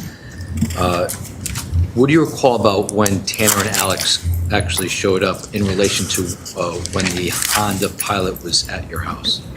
So when we had first went outside, I believe Tanner and Alex had not gotten there yet until after the first time the car drove down the street. I believe the first time when they went down the street, it took them a little longer to come back because they had went all the way to the dead end, or at least out of our view. And as the car went down the street, from what I recall, I believe is when Tanner and Alex got there. And when Tanner and Alex got there, where were you at that moment? I was in the front yard. Now, counsel asked you a little bit about your statement to police initially. You had indicated that you had seen, well, at least according to your statement, you indicated that you had told the cops that he was flashing a knife. Where did that information come from? Did you actually see that happen? No, I never saw that. So why would you tell the cops that a kid named Lito was flashing a knife? It was something I had overheard that night, and as a 18-year-old kid who's never had to go through something traumatic like that, I didn't know that I couldn't write something in my statement without physically seeing it. So I was brought back in to clarify that. I didn't see that. So based on the fact that you have 4 of your friends that were stabbed on the front lawn, what was your immediate, what was your intuition, what was your reason for telling the cops what you did at that moment, with regards to what you saw at that moment? Did you have a reason why you didn't recall the WD-40 can or anything like that? Why did you say what you did? Yeah, of course. I mean, in that time period, like I've been saying, I was an 18-year-old kid who just watched 4 of my best friends get stabbed in my front yard where I grew up at my own house. And having to go through that, I believe that there was just certain things that my mind was putting out of my head, and I was more focused on the events that took place during the actual fight itself. Now, on a subsequent occasion, did you eventually tell somebody about this WD-40? I did.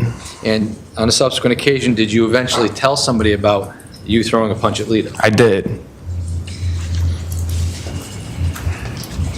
Now, you saw States 44, which is the 36 Laurel Glen video, the ring video. That camera, does that camera capture everything that happened with all the interactions down the street? In other words, you see yourself throwing the can at the car? At some point, that camera stops, right? Correct. And at some point in time, there are other things that happened that just weren't captured on that camera. Correct, there was. So with regards to where the defendant may have been standing at any given moment during that video, and where he was when he was coming out of the woods at you, when you had the WD-40 can in your hand, would that have happened before or after the events that we see in States 44? After.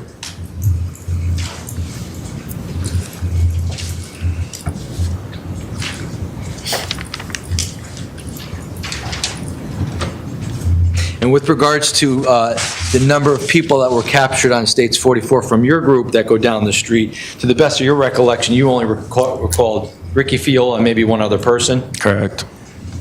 Clearly, there were more from your group down the street? Clearly, yeah. Now, when you came back from down the street, were you by yourself? I was. And when you came back from down the street, you indicated that Ricky Fiola was still behind you down the street? Correct. So when you got to the front lawn and you were ushering people back in your house, you went down the basement with people that you ushered with back inside your house? Correct. But that didn't include Ricky Fiola, No, it did not. So if there were at least 7 people down the street, you being one and Ricky being another, there's at least 5 other people that are probably still down the street and coming back down towards the house, right? Correct. So when you go back in the house, some of your friends could have still come back and been on the front lawn. Right. You just wouldn't know who it was. Correct.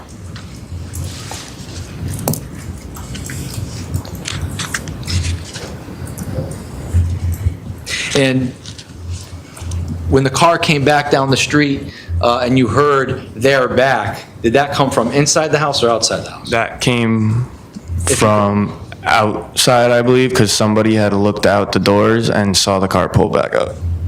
But you don't know who said that? No. No further question. Any additional cross? Just briefly.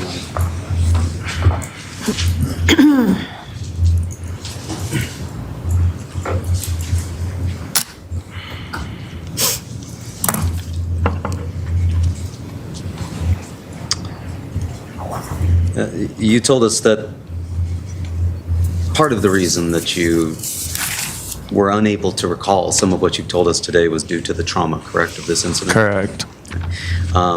So it wasn't that you wanted to minimize the involvement of your friends on that evening, What do you mean by that? as far as why you weren't able to recall these things when you were talking to police officers beforehand. It wasn't because you wanted to minimize the involvement that your friends had. You mean like try to hide things my friends did? Correct.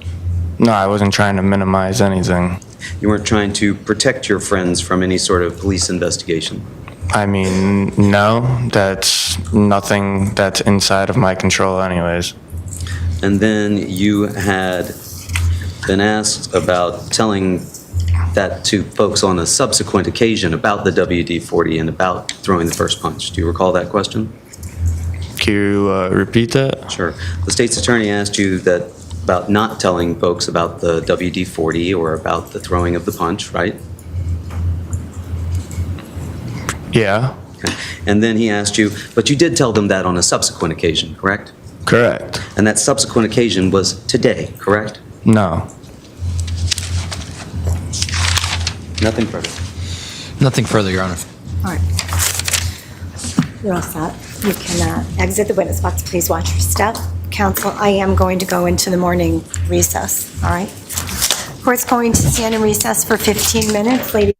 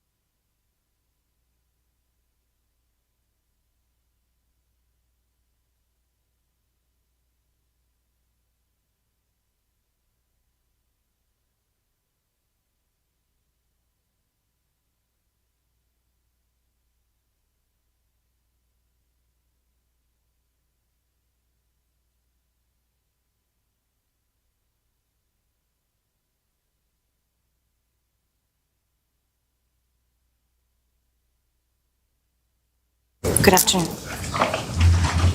Are we ready to proceed, Counsel? We are, Your Honor. Yes, Your Honor. Bring the clerk in. Thank you.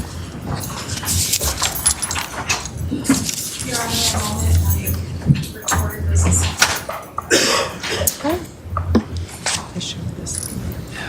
Marshall? Marshall? Your Honor, We're on? Okay, thank you.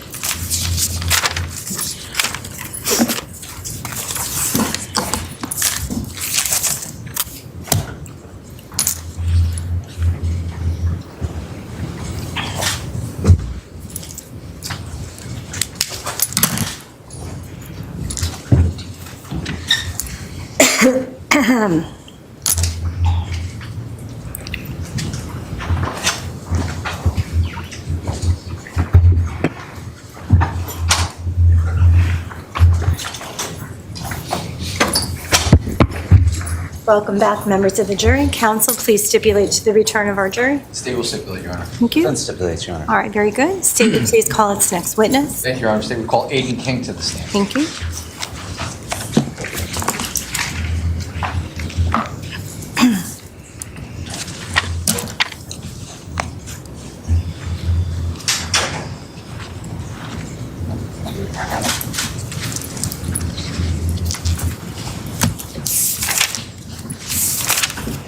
Hi there. If you step into the witness box, Madam Clerk is going to put you under oath. Okay, she's right here to my right. Thank you. raise your right hand. Do you solemnly swear, solemnly and sincerely affirm, as the case may be, that the evidence you shall give concerning this case shall be the truth, the whole truth, and nothing but the truth? So help you God, or upon penalty of perjury? I do. Thank you. Please state your full name, spelling your last name, Aiden King, K-I-N-G, and please state your address. 40 Wade. Thank you. You may be seated. Thank you.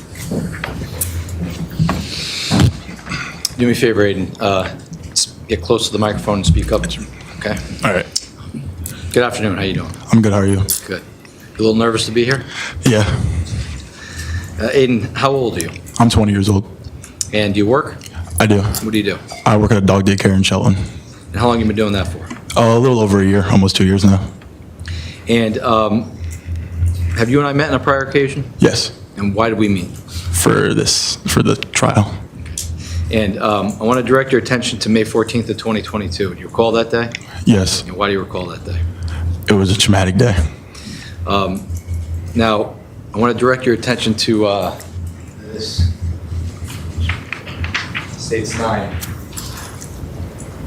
You know whose house that is? Yes, I do. Whose house is that? Tyler Rich. And how do you know Tyler Rich? He's a longtime friend of mine. Grew up playing football together, high school, and then we got really close. So I've known him for a little while. I'll show you. States 54, do you know who this is? Yes. Who is that? Phase on to you. How do you know Faison Teal? Same thing. Grew up middle school, football, high school. States 56, you know who that is? Yes. Who is that? Ryan Hines. How do you know Ryan Hines? High school football. States 55, you know who that is? Yes. Who is that? Tommy Connery. How do you know Tommy? Went to school with him, middle school, high school. Finally, States 57, you know who this is? Yes. Who is that? Jimmy McGrath. How do you know Jimmy? Met him through Rosie, who I'm friends with. He's just become a good friend of mine through Who's the Rosie? years. Rosie's his sister, older sister. Did you go to school with Jimmy? No, I did not. Do you know where Jimmy went to school? Yes. Where did he go? Fairfield Prep. Faison, Tommy, and Ryan. Did you go to school with those individuals? Yes. And on May 14th of 2022, how old were you back then? I was 17. And what, were you in school? Yes. And where did you go to school? Shelton High. And you went to school with Tommy, Ryan, and Faison? Yes. Did you go to school with Tyler Rich? Yes. Did you go to school with Ricky Fiola? Yes. How about Sal Perry? Yes. How about Mike Samperi? No. Do you know Mike Samperi? Yes. How do you know him? Met him through Tyler as well. He just come around sometimes. Good friend. How about Alex Bernstein? I've met him before, yes. But did I go to school with him? Yes. No. When did you meet him? I met him one time prior, and then at Tyler's, I met him. On that night? Yes. How about Charlie Connery? Do you know Charlie? Yes. How do you know Charlie? School, high school. How about Jacob Villalobos? Yes. How about Matt Lakovich? Yes. How do you know them? All high school, middle school. Now, on May 14th of 22, did you have an occasion to go to Tyler Rich's house? Yes. Why? He was having a party. Okay, and what kind of party was it? Just the normal thing, listening to music, drinking, hanging out with a bunch of guy friends, some girls. And were you drinking that night? Yes. And what were you drinking? Bud Light, How many beers did you have that night?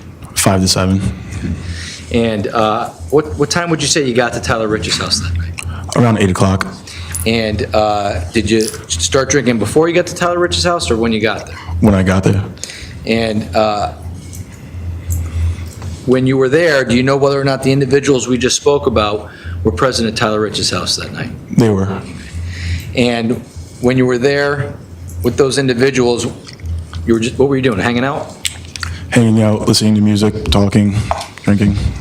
Are you familiar with Griffin Marcinzik? Yes. And how are you familiar with Griffin? High school. And at some point in time in the night, did Ryan Hines and Griffin Marcinzik show up? Yes. And did you have a conversation with them when they showed up? Briefly. And not telling us what they said, but after that conversation, were you informed of an incident that happened on Lazy Brook Road prior I to them was. arriving? I was. And shortly after having that conversation with them, did something happen where individuals showed up to Tyler Rich's house? Yes. Can you tell us what happened? How were you made aware of that?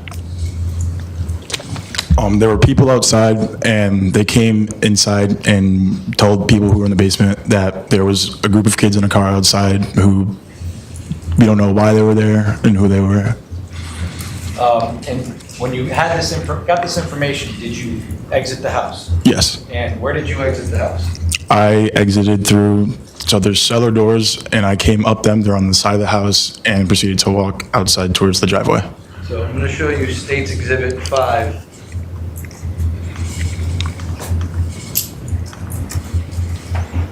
Can you see in State's Exhibit 5 where the cellar doors would be?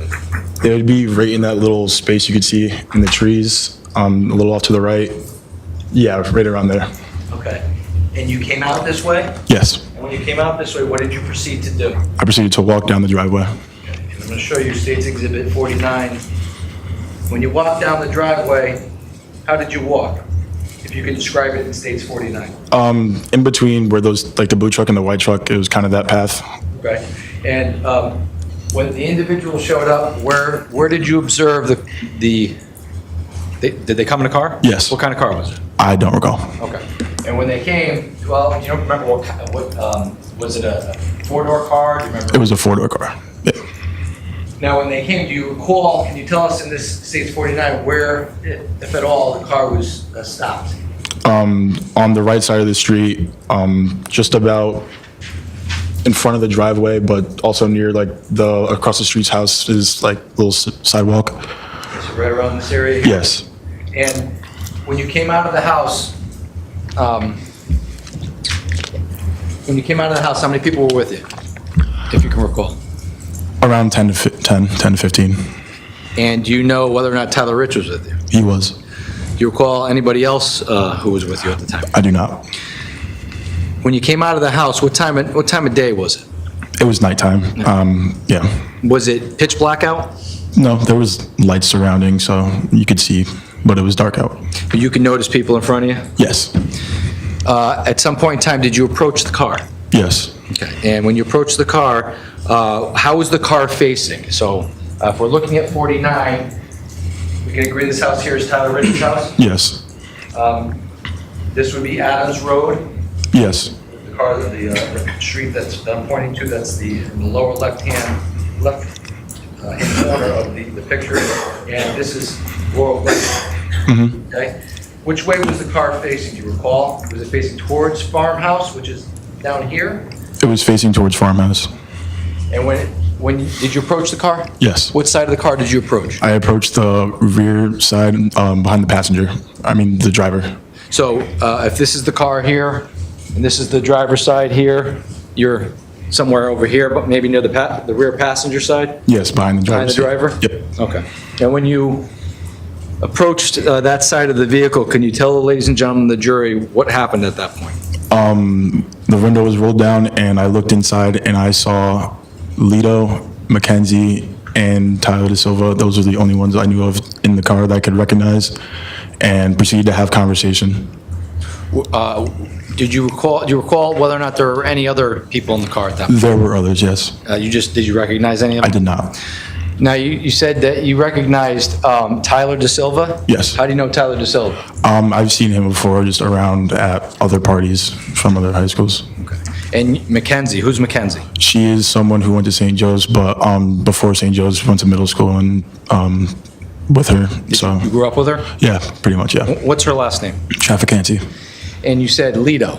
Yes, Does Lito have a different name? he does. What is his name? His real name's Raul. And is that individual present in the courtroom today? Yes, he is. And can you please describe what he's wearing? He's wearing a blue suit, black tie, white undershirt. Can you please point him out for the record? He's right there. Your Honor, may the record reflect that the witness has identified the defendant in this case? Court will allow the record to reflect that. Thank you. Now, when you said that you had a conversation with Mackenzie, Tyler, and Lito? It was Lito and Mackenzie that I was talking to. So you were talking to, where was Lito seated in the car?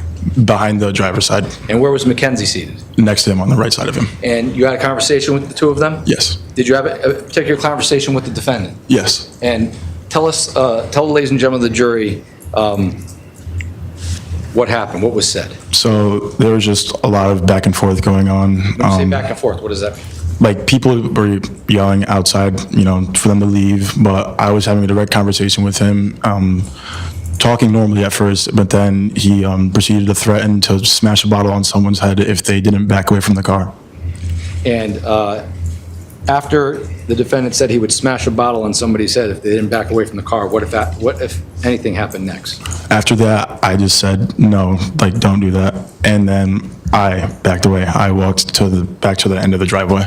Did you ever, during your conversation with the defendant, ever tell the defendant or anybody else in that car to leave? Yes, How many times? 3 to 4 times. And at some point in time during the interaction with the defendant, after you backed away, what, if anything, did you observe? After I backed away, just more screaming and yelling from groups of people. And then the car just proceeded to take off down the street. And when the car took off down the street, what did you observe about how the car took off? Driving crazy. Prior to the car leaving the area at that time, did anybody kick or shake the car? Do you recall any of that Yes, there was happening? people putting hands on the car. Now, was that your group of friends or the people in the car? It was my group of friends. And when that happened, the car took off? Yes, And where did it go? Did it go towards Farmhouse or towards Adams? towards Farmhouse. And when it went down towards Farmhouse, where were you situated in the street or in the area when you observed that? I was at the end of the driveway. And you looked down towards Farmhouse? Yes, And when you looked down towards Farmhouse, what did you observe? I observed the car stop and people proceed to get out of the car. Was that, did that happen more than once? Did the car drive down and back, or did it just drive down once? They drove down and back. Okay, so let's start there. Okay. So they drove down the street? Were you outside the entire time? Yes, Did the car come back? yes. When the car came back, what happened? Just more driving crazy. They turned around and then drove back towards the farmhouse again. So when they turned around, did they turn around somewhere in the Adams Drive area? Yes, And they drove back down? Did you recall people throwing things at the car at this point in I time? do not recall. When they drove back down the street, how many times would you say they drove up and down the street, if you can recall? About 3 times. And when they drove up and down the street 3 times, at some point in time, did they stop driving up and down the street? Yes.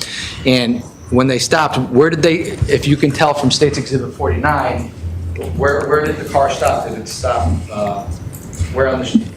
Towards the farmhouse, there's a light at the end of the road, kind of, and it was around that light post.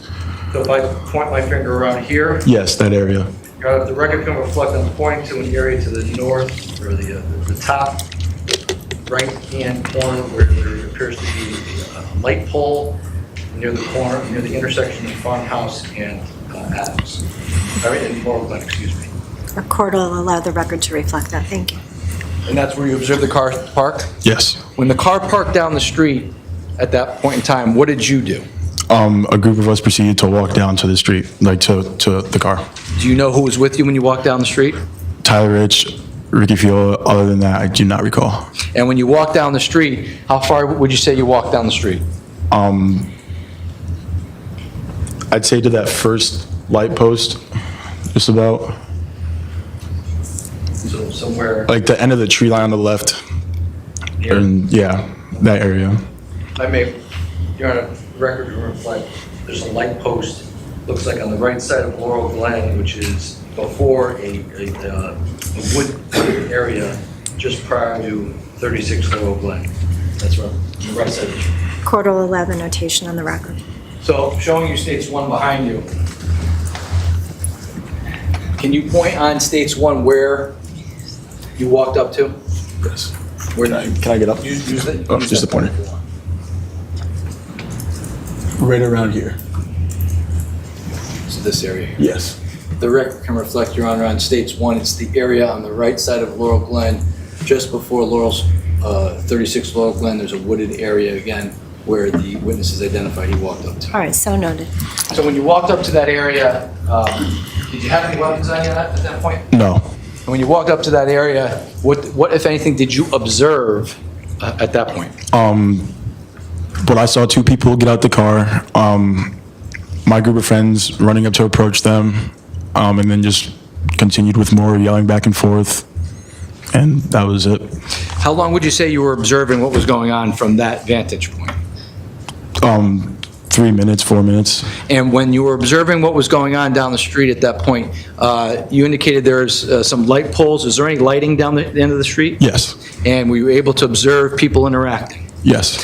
When you went down the street and you observed people interacting, did you observe anybody from your group get into any physical altercation with the people from the car? No. Do you know whether or not Tyler Rich, Ricky Fiola, or anybody else you were with had any weapons on them? I do not recall. Now, after about 3 or 4 minutes, what did you do? I proceeded to go back inside the house because Tyler was telling people to go back inside, so I listened and went back inside the house. So you turned around, walked back to Tyler's house? Yes. Okay. And when you turned around and walked back to Tyler's house, how did you get back inside his house? I kind of cut in front of these bushes, the red bushes, cut in front of them and proceeded to go back the way I left, through back the cellar doors. So in States 49, there's 2 red bushes on the right side of the Rich property. You walked in front of these? Yes. bushes, And did you walk up the cobblestone driveway and back in behind the black truck? Behind the black truck. Okay, so if the record can reflect, the path is in front of these 2 red bushes, up the side of the driver's side of the black truck, and behind the black truck towards what would be the right side of the house. All right, the record will reflect. Thank you. And when you went back into Tyler's house at that point in time, what did you do when you went downstairs? I went back inside, was talking to friends normally, and then was getting ready to leave. I was talking to my friend Jeremy. He was going to bring us all home. Who's Jeremy? Jeremy Oko. Okay, and Jeremy Oko drove you to Tyler Rich's house? No. Okay, but he was going to give you a ride home? Yes. Why was he going to give you a ride home? Because he was sober, and we wanted to leave because we weren't really having fun anymore, so it was time to go home. Okay. And at some point in time, did you end up leaving the house? Yes. All right. When did you end up leaving the house?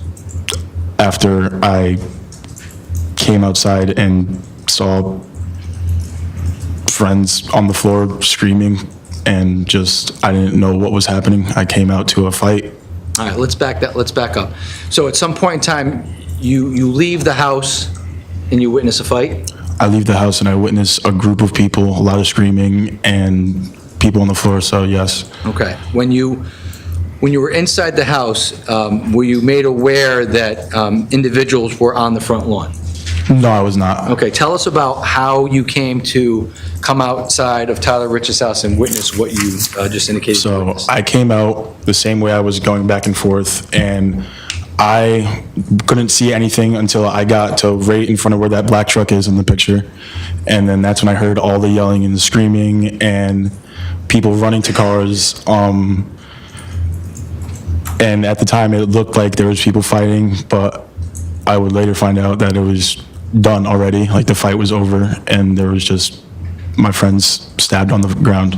So just so we're clear, at the point where you came out of 43 Laurel Glen, you thought a fight was going on, Yes, but in reality, the fight had already ended? yes, So when you walked out of 43 Laurel Glen, you came out towards the black truck here? yes. Were you on the passenger side or the driver's side? The driver's side. And were you, where in States 49 were you standing?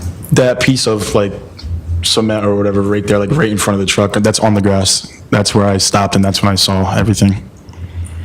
So I'm going to show you States 4.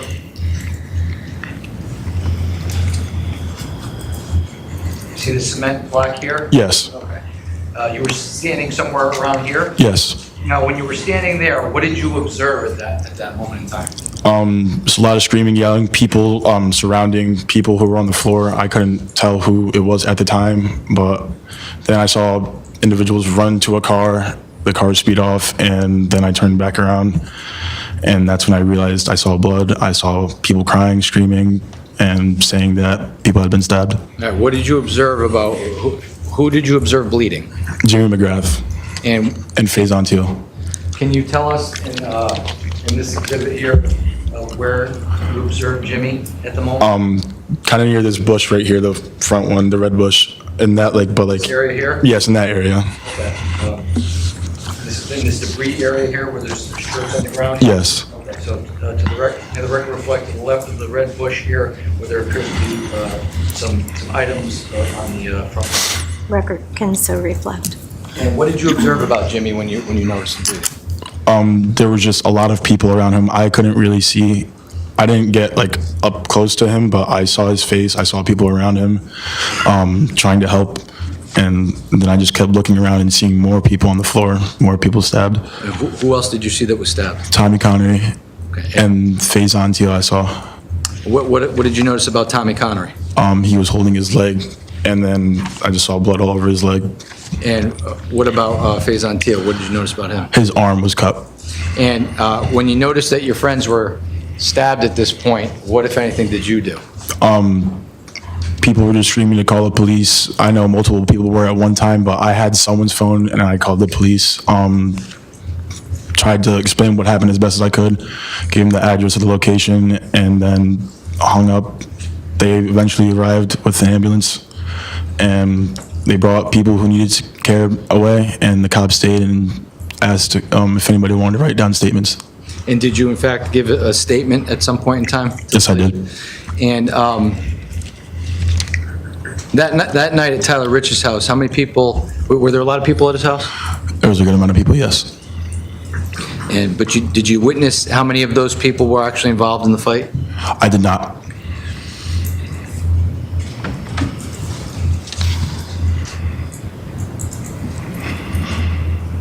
Did you observe any of your friends in the aftermath of the fight? Did you observe any of them, did any of them have any weapons on them at that point? No, not that I observed.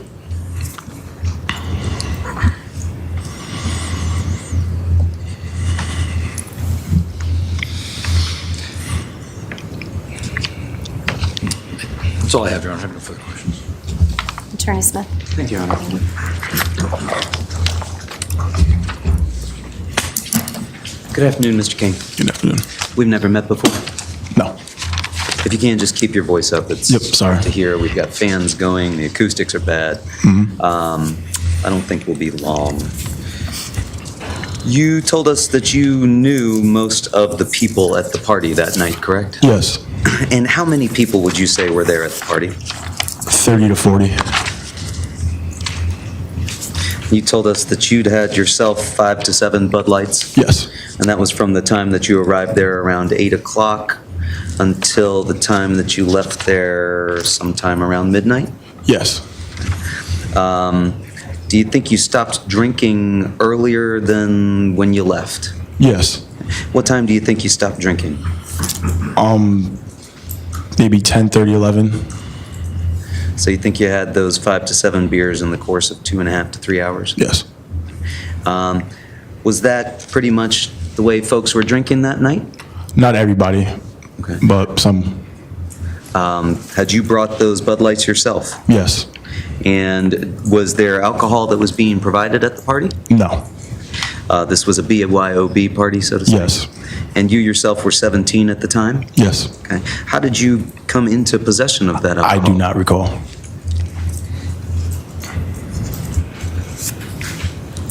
Was there anybody that was over 21 at the party? I do not recall. There were some older folks that had already graduated, correct? Yes. Some folks that were as old as 20, perhaps? Yes. And did you notice other people drinking at the same rate that you were? Yes.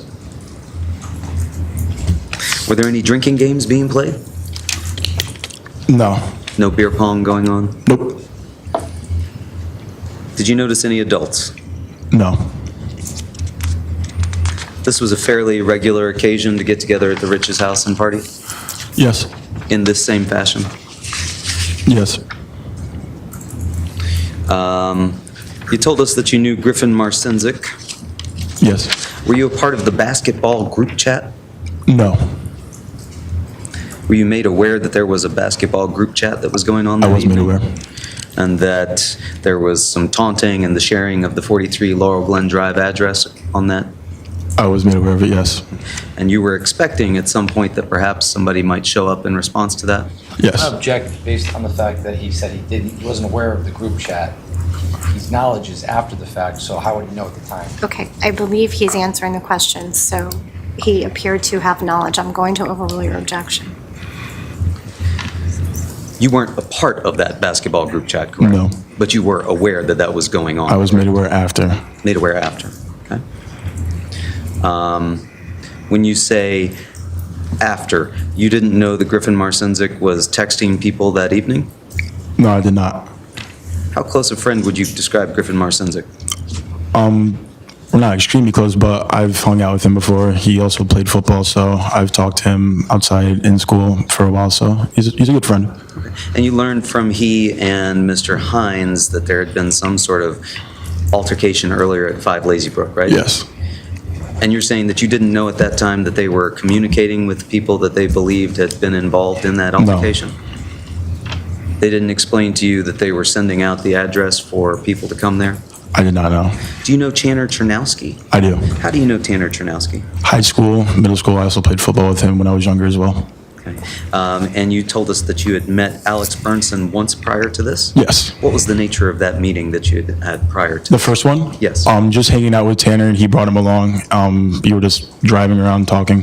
It was just like a mutual thing. So you knew Alex through Tanner, is that fair to say? Yes. And you said that people were outside, they came inside, and they said, hey, this car just showed up, right? Yes.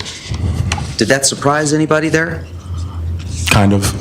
When you say kind of, did some folks seem to be aware that and expecting that? Some did, yes. And was there a fast rush for everybody to go outside and confront these folks? For some, yes. Did all 30 to 40 folks there empty out of the basement? Not initially, no. Eventually, did they all empty out of the basement? Yes. And Just you about. described that you walked down the driveway, right? Mm-hmm. Did you walk down the driveway casually and leisurely, or was it a quick walk, or was it even a run? It was a quick walk. Quick walk. Were others side by side with you, shoulder to shoulder? Yes. How many people? About 10 to 15. Others behind you? Yes, behind me, yeah. Others in front of you, or were you leading the I way? was kind of in the front, yeah. And who did you expect to find in that vehicle? I just knew about Mackenzie. I didn't know who else she was with. When you went out to that vehicle, were you expecting this to be anybody that you had heard about already? Yes, once I was made aware. And you were made aware as soon as Ryan Hines and Griffin Marcinzik showed up, is that fair to say? A little bit after. Okay. But before the car arrived, correct? Just about when they did, yes. And you described that the car parked across the street on the other side of Laurel Glen Drive, right? Yes. And this 30 or 40 of you go outside and eventually you've surrounded this vehicle, correct? Not all 30 to 40, but a group, yes. How large would you describe that group as? The group that surrounded the car was about 10 to 15 people. 10 to 15? Yes. And what were the other 15 to 25 folks doing? either minding their business in the background or screaming. Okay. Fair to say you weren't really aware of exactly what they were doing? The people behind me, no, I was not aware of what they were doing. And at some point, you described going up to the vehicle, correct? Yes, The rear passenger door, correct? yes, And at some point, that window comes down, right? Mhm, And you yes. can see inside Raul Valley, correct? yes, Mackenzie Trafficante yes, and Tyler DeSilva, correct? Yes. And did they display any weapons to you? no, And in fact, you knew Mr. Valley, correct? yes, You'd seen him before and been friendly with him, correct? yes. And he wasn't threatening you in any way when he rolled down the window, was he? Not me personally. No. And in fact, he was having a conversation with you, was he not? He was. And the nature of that conversation was, what's going on here, right? Yes, And you said, this doesn't have anything to do with you, right? correct. And you say that then Mr. Valley threatened that if people didn't get away from the car, he was going to smash a bottle? Yes, But you didn't see him with a bottle, did you? I did not. Did you see him with anything in his hands? No, And you described Ms. Trafficante as also being in the back seat. yes, In fact, she was sitting on Mr. Valley's lap, correct? yes, Now, when that vehicle first arrived, Showing you State's Exhibit 30. is that the vehicle that you saw that night, Mr. King? yes, That's the vehicle that arrived with the St. Joe's kids in it? yes, And you knew 3 of the people in that car, correct? yes, When that vehicle arrived, it did not have this shattered glass on the windshield in front of the passenger side, did it? no, Did you ever hear any glass shatter that evening? I did not.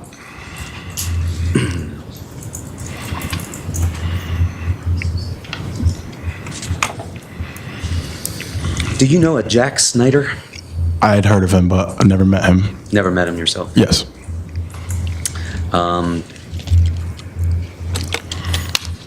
You said you know Tyler DeSilva from other parties, correct? I've met him before one time, yeah. And you knew Ms. Trafficante from middle school, right? Yes, grew up with her. And how did you know Mr. Valley? From parties at like St. Joe's people's houses. You yourself were not at the earlier party at 5 Lazy Brook, correct? No, You said that after you had this conversation with Mr. Valley, where he didn't threaten you, but you claim he did threaten to smash a bottle if people didn't back away, you said you walked up the driveway, right? I walked back to the end of the driveway, yes. Did anybody else walk back up the driveway with you? Not that I remember. The rest of the people were surrounding the car at this point. There were still people surrounding the car, yes. Surrounding the vehicle on all sides, correct? Just about. If somebody was in that vehicle and they wanted to back up or drive forward, they might have hit somebody, right? Yes, Did you see somebody reach through the front passenger window and punch the driver? I'm sorry, through the front driver's window and punch the driver? I did not see anything like that.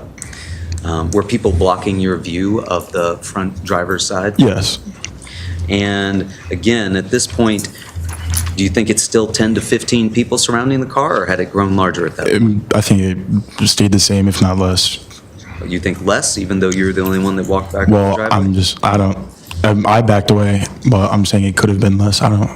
When you backed away and walked up the driveway, how far up the driveway did you get? I just stayed, I walked up back to the end of the driveway. So you crossed the street? Yeah, basically across the street, yeah. You're standing at the end of the driveway, near the mailbox? Yes, a little to the left of it. Okay. Anybody else in the driveway with you at that point? Yes. How many people?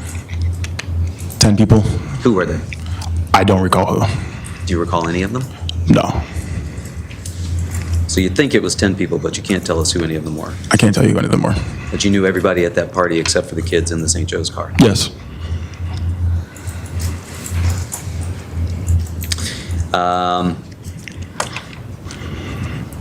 At some point, you heard more screaming and yelling, right? yes, And in fact, you saw people from the Shelton High kids start to touch that vehicle, right? yes, In fact, they didn't just touch the vehicle, they started rocking the vehicle, right? yes, Shaking the vehicle, right? yes, You could see physically the car moving, right? yes, Could you hear it being pounded on? Yes. Could you also see anybody throw glass bottles? I did not see anything like that.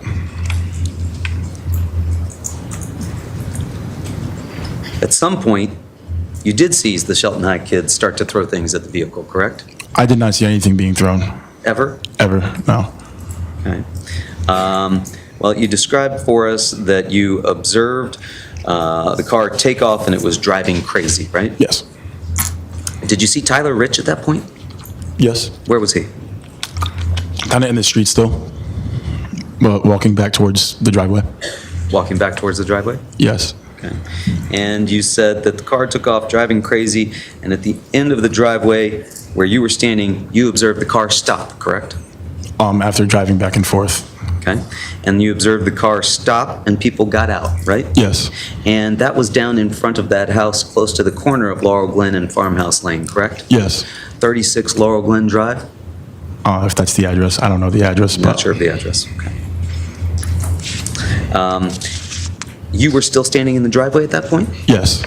And you could see that some people got out of the car, right? Once they had gotten out, yes, and then a group of us walked towards the car. Okay. Who were the people that had gotten out of that vehicle? I couldn't tell at the time because I was so far away still, but as I got closer, I could tell it was Tyler De Silva and Lido. And Ms. Trafficante as well? Yes. 3 people got out of the vehicle? 3 people, but I only saw 2 at first, yes. And you described that yourself, Tyler Rich, and Ricky Fiola walked down the street towards where you saw these people get out of the vehicle, correct? Yes. And that was towards the light post that was just past that house, correct? Yes. And I think you pointed out on State's Exhibit 1 there behind you, that was the wooded area just before Laurel Glen Drive, 36 Laurel Glen Drive. Is that correct? Yes. Did you speak with anybody as you walked down there towards that group? My friends I was speaking to on the way down there, yes. Did you get close enough to identify Tyler De Silva, Raul Valley, and Mackenzie Trafficante? Yes, I could see their faces. You could see their faces. Did you say anything to them? Just get out of here, leave. How close do you think you were when you said this? 10 feet, 15 feet away, Okay, so maybe you got more. 10 to 15 feet away from them? Yes. You named Tyler Rich, you named Ricky Fiola. You said that others were with you as well. Yes. How many others? There was about 10 of us total. So you think another 7? Yes. You didn't see any of them throwing anything? No, I did not. You didn't see Mr. Valley approach, first off, withdrawn. When you were walking down, and we can use Exhibit 1 here, if you would, point out to me which side of the street you saw Mr. Valley and Mr. De Silva on. They were on the right side of the street, so like over here, it's next to the light pole, but they were on the right side of the road.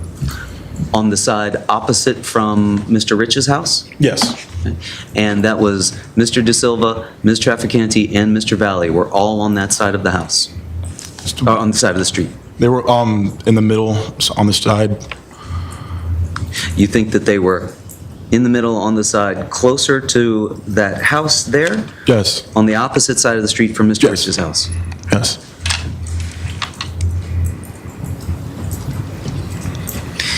And you don't recall saying anything to them other than get out of here, leave? Yeah.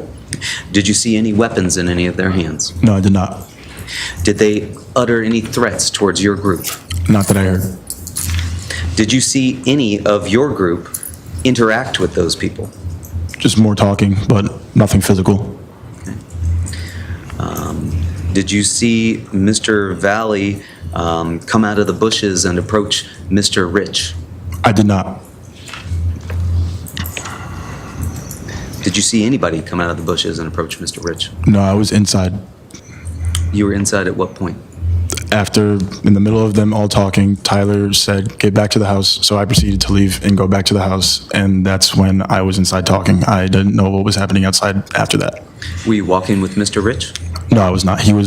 I was in front of him. I was one of the first to get back to the house. And were you walking with anybody else? I was walking with 2, 3 people. Who were they? I don't recall.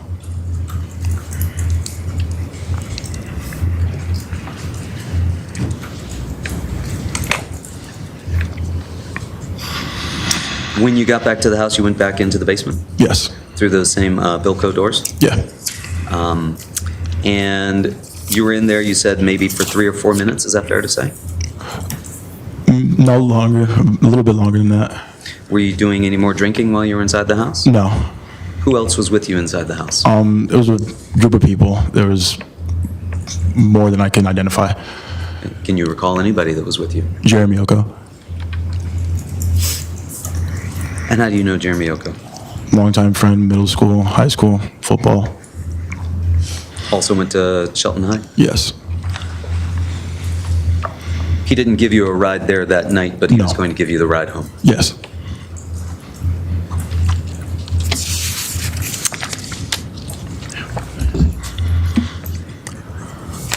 At some point, you left the house and you came outside, right? Yes. And you went into the front yard, right? Yes. And you said you saw your friends on the floor. You thought they were fighting. Yes. How many people did you see in the yard at that point? 20 or more. Did you see Mr. Valley? I did not. I saw people run away. I couldn't identify a face. You say you saw people run away. Like towards the car that they came from. So you could still see the car at that point? Yes.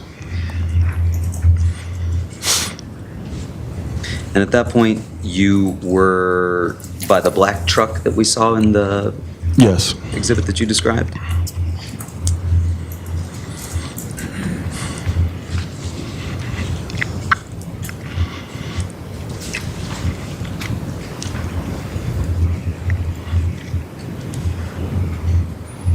And at no point in that evening did you see a knife, correct? No, I did not. Not when you were at the vehicle? No. Not when you were down at Farmhouse Lane? No. Not when you came out into the yard later, correct? Correct. You also did not see anybody throwing anything at the vehicle, is that correct? Correct.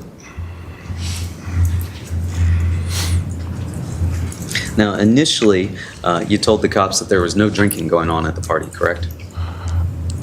Yes. And you did that because you didn't want to get in trouble, right? Yes. You didn't want your friends to get in trouble, right? Yes. And in fact, when did you first learn that there was a video of all of this?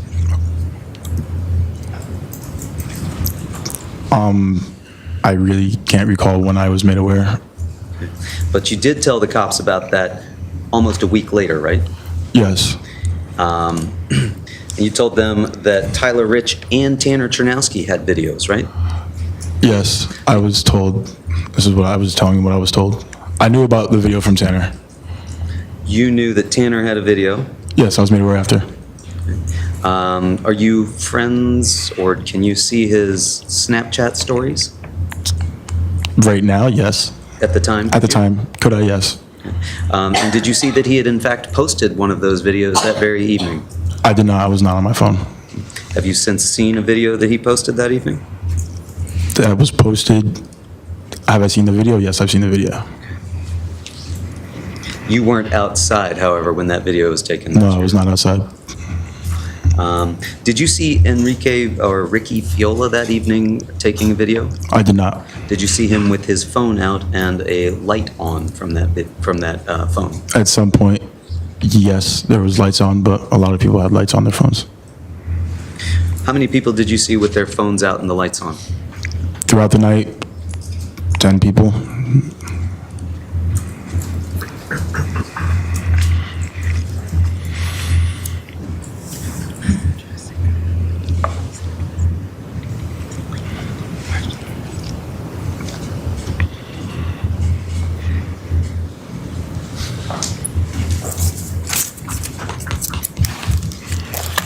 And after this, you told us that folks started talking with one another about what they had seen, correct? Mm-hmm. And some folks were telling you that they had seen the fight, but you yourself had not seen the fight. Is that fair? Yes.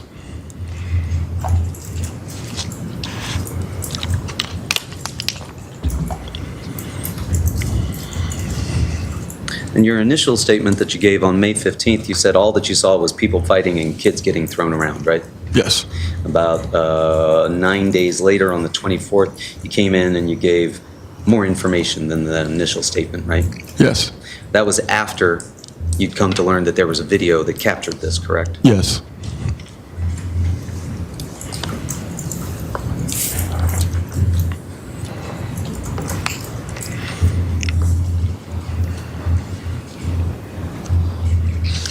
And just to be certain about this, you didn't see any of the fight that occurred in the front yard No, I did not see any of it. because you were in the basement. I was in the basement. Nothing further. Thank you. All right, so One quick question. if sure, if your redirect is going to be very quick, we'll do that. With regards to the video, did you ever see that video on Snapchat, or did you see it I just saw it like sent to me, sent to you like in a text message? Snapchat, but like not on like a story. And it wasn't was it sent to you that night or No, at a later time. at a later time? Yes. No further questions. Anything further? Did you tell the cops that you'd had that video sent to you? Not that I recall. Nothing further. Nothing further, Your Honor. Ah, so you're all done. Yeah. Thank you. Thank you. Please watch your step as you exit the witness box, okay? Thank you. All right, so it's just about 1 o'clock. We are going to go into our lunch hour. So I am going to excuse you from lunch, ladies and gentlemen of the jury. I am going to remind you of your obligation of your oaths as jurors, your juror conduct, and also the instructions that I've given, not just once, but I believe I've repeated them. So please continue to abide by those instructions and have a nice lunch, and we'll pick evidence back up today at 2 o'clock. Thank you. Court stands in recess until 2. All rise. Report to lunch recess.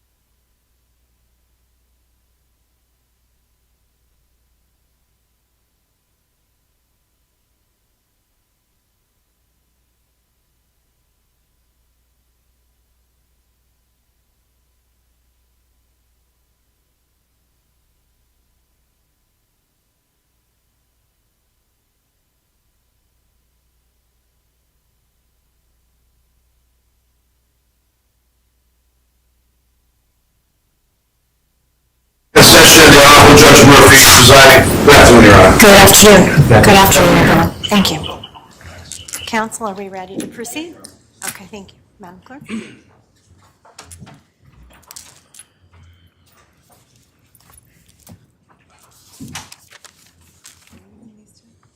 Just leave them. Yeah, I'm going to probably use 36. I'm going to put 36. I will do everybody's delaying version, and then I'm going to show them this at the.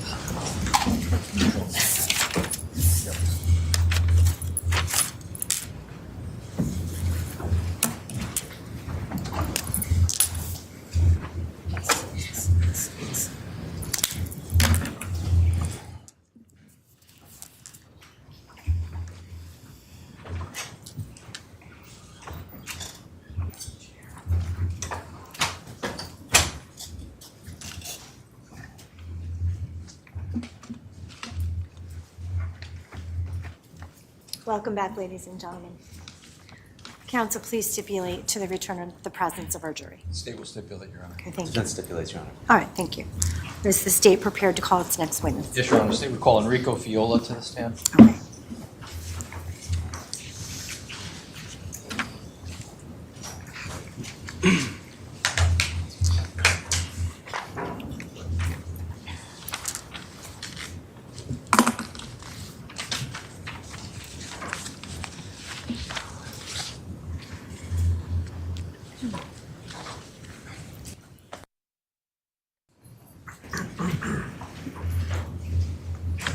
Good afternoon. Please step into the witness box. Please remain standing. Madam Clerk will put you under oath, okay? Please raise your right hand. Do you solemnly swear or solemnly and sincerely affirm, as the case may be, that the evidence you shall give concerning this case shall be the truth, the whole truth, and nothing but the truth, so help you God, or upon penalty of perjury? I do. Thank you. Please state your full name, spelling your last name. Enrico Fiola, F as in Frank, E-O-L-A, Thank you. And please state your address. 34 Ashwood Circle, Shelton, Connecticut, 06484. Thank you. Thank you. You may be seated.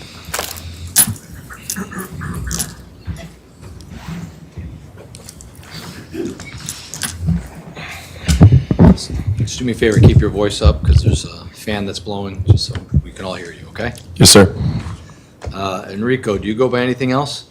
Ricky, Are you nervous to be here today? a little bit. How old are you? 20 years old. And are you currently in school? Yes. Where do you go to school? University of Connecticut, And what are you studying? psychology. And do you work? Yes, I work 2 jobs for an insurance company out of Ohio, American Income, and then I work for a roofing company out of Watertown, Modern Way Roofing. Now, prior to your testimony today, have we met? Yes, we have. And why have we met? Just to go over everything regarding this case. And directing your attention to May 14th of 2022, how old were you back then? I was 17 years old. And were you in school? Yes. What school? Shelton High School. And what year were you? I was a junior. And on May 14th of 22, did you have an occasion, withdrawn, when you were in school, did you play any sports? Yes, I played football, basketball, and then during that junior year, I actually was playing lacrosse. Now, on May 14th of 2022, did you have an occasion to go to Tyler Rich's house? Yes. And why did you go to Tyler Rich's house? He had invited us. We were good friends. He invited me and a couple of my friends over for a gathering.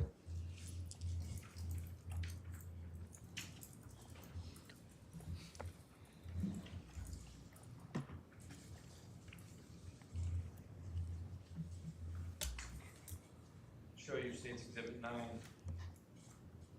You know whose house that is? Yes, House. Tyler Rich. And when you say you went over to his house for a gathering, what kind of gathering was it? It was like a party, just friends, people that we all knew, mainly Shelton people, just getting together, hanging out. Around what time would you say you got to Tyler Rich's house? Around anywhere between 9:15. And when you got to Tyler Rich's house, how many people were there?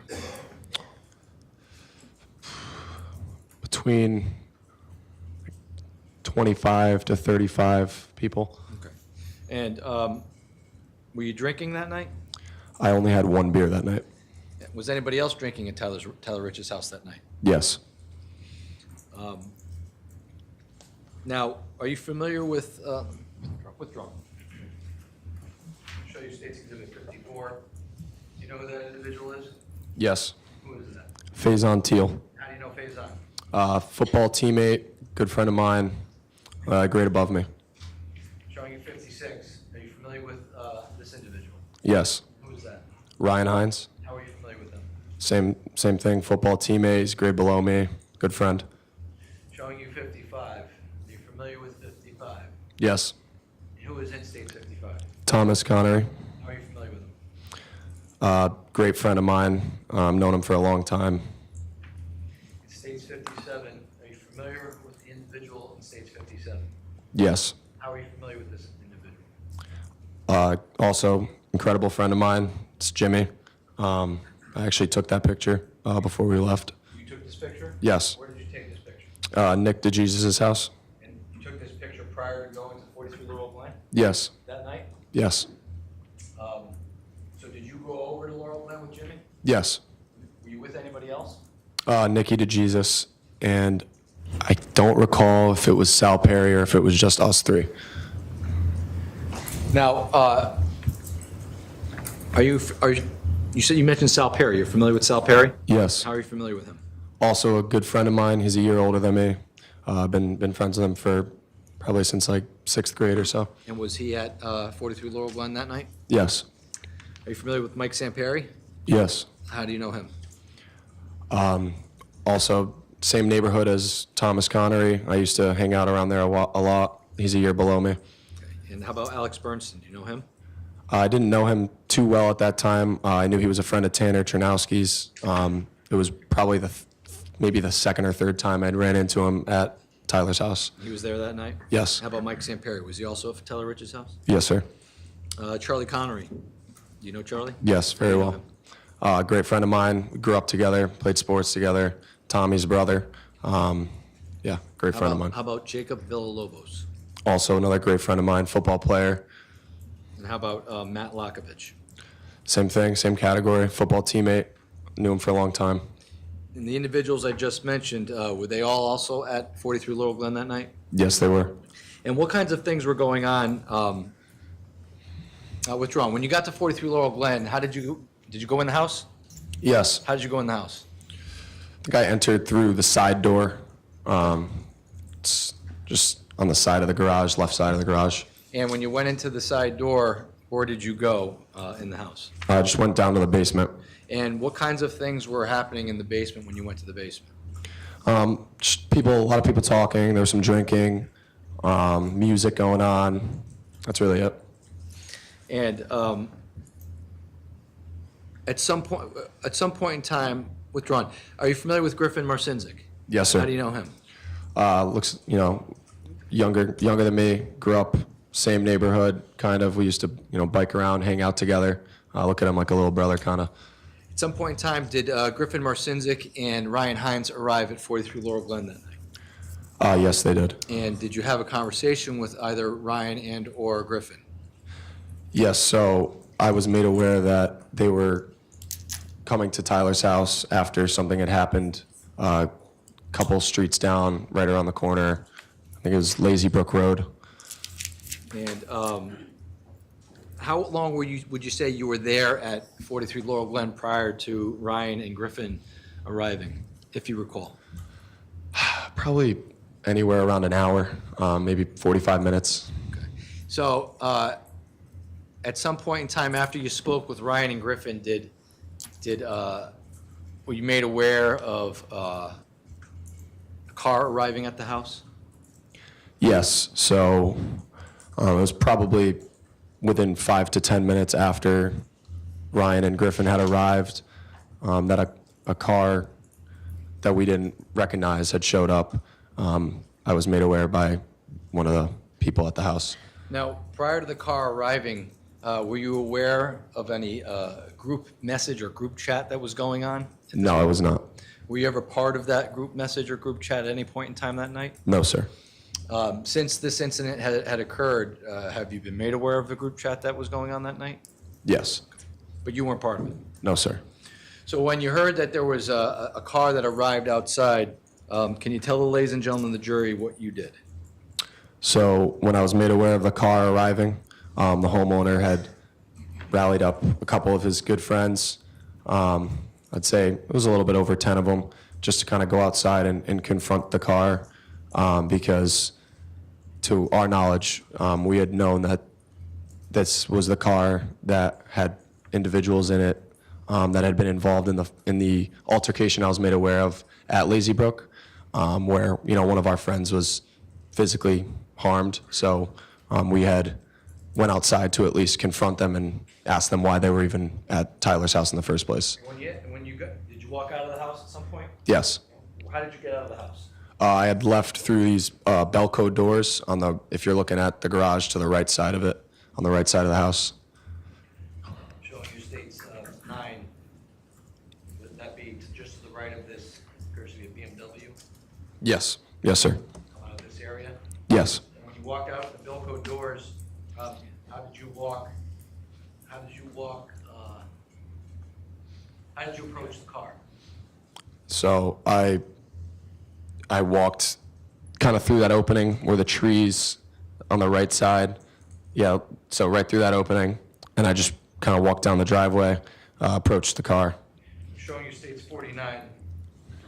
Where did you, if you can recall, do you remember seeing the car that arrived at 43 Laurel Glen that night? Yes, so the car was parked, from what I can remember, almost kind of blocking the driveway, not all the way up to the left side of the driveway, but more so like in the middle of the road, kind of blocking it a little bit. Be right around this area here where my finger's pointed? Yes, sir. Okay, so if the record can reflect that I'm pointing to the middle of Laurel Glen, and I'm just to the left of the driveway in the center of the road if you're facing 43 Laurel Glen. All right, the record will so reflect. Thank you. So when you saw the car in the middle of the road there, do you remember what kind of car it was? Yes, I remember it being a dark-colored Honda Pilot.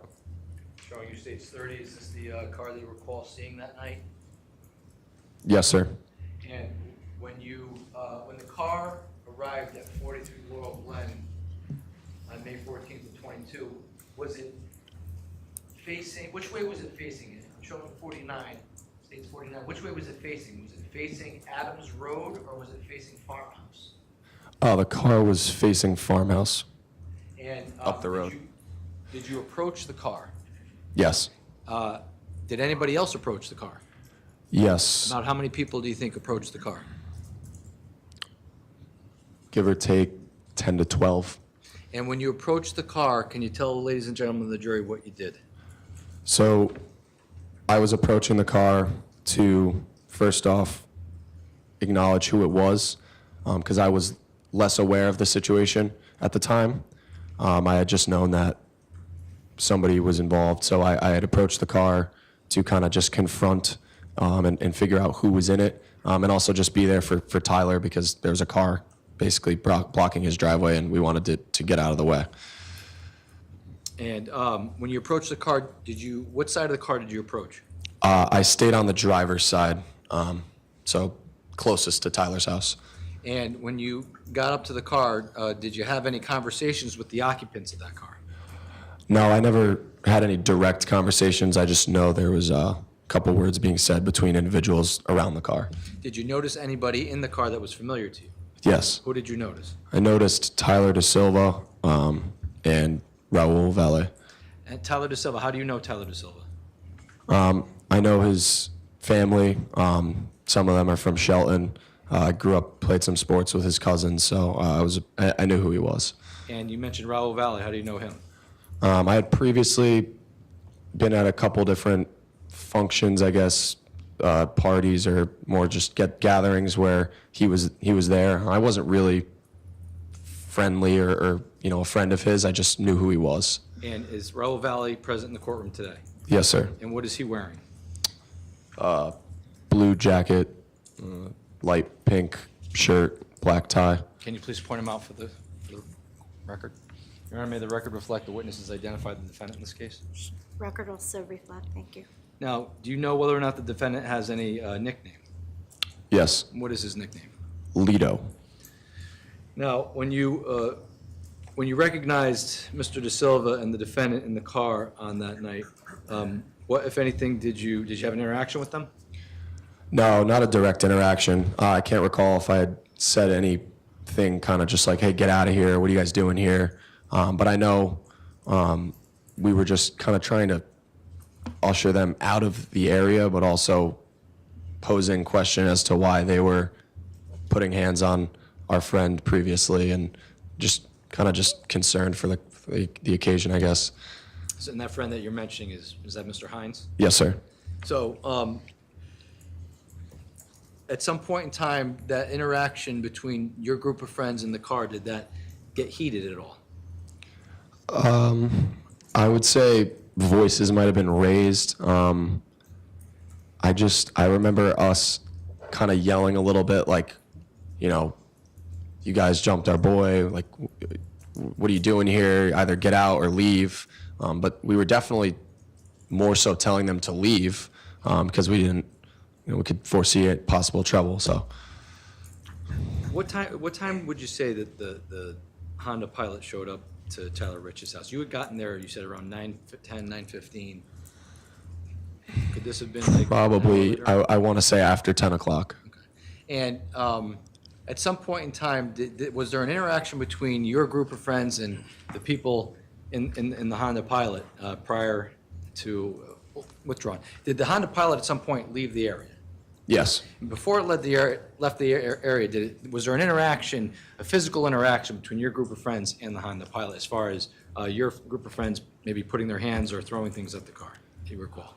I don't recall any physical altercation with the car. At least I remember the individuals in the car were kind of just looking at us. I really can't remember if anything was said. I know we were just kind of yelling, like I said, you know, what are you guys doing here? You guys jumped our friend.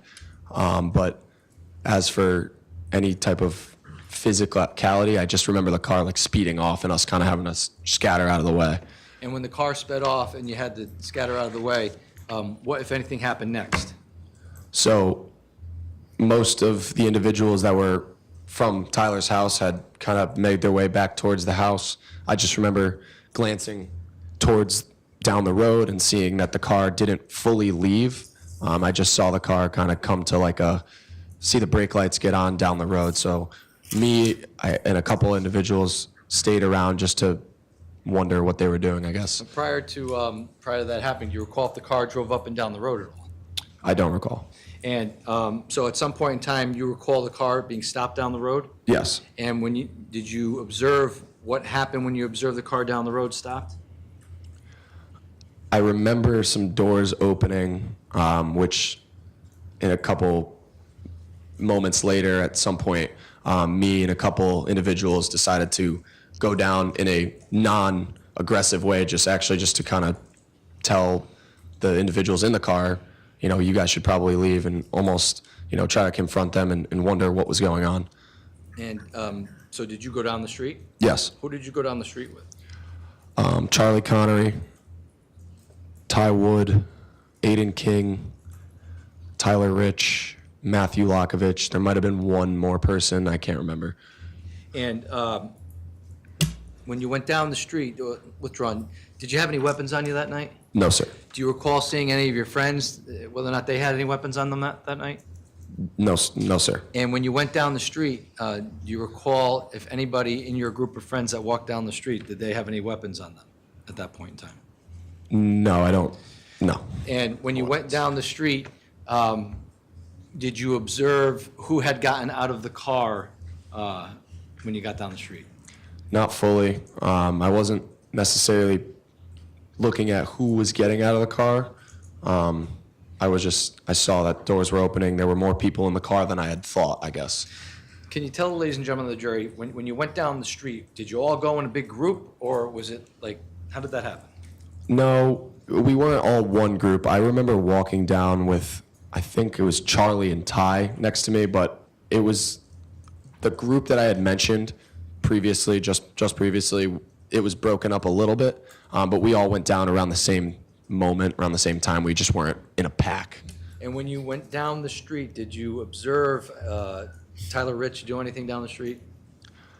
I did not observe him do anything. I was just made aware of a PB blaster can that was thrown from the car that he had picked up and sprayed. And so were you present when that PB blaster was sprayed? I did not see it. I don't know if I was present. I don't remember seeing it. And what is PB blaster? Do you know what it is?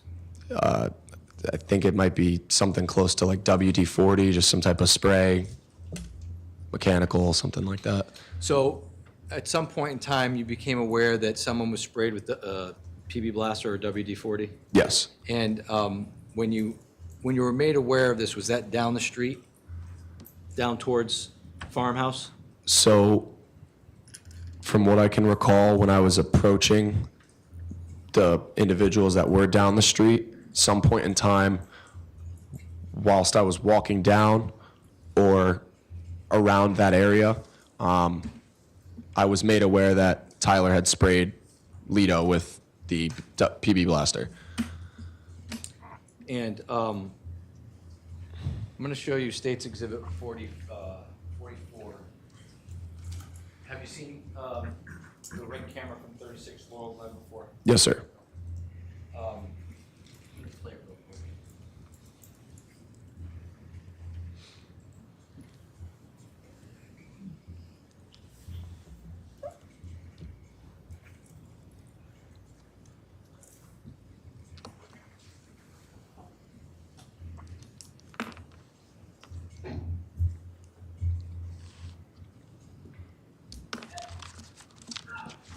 Is this about where you saw the car stop and people get out? Yes, sir. Do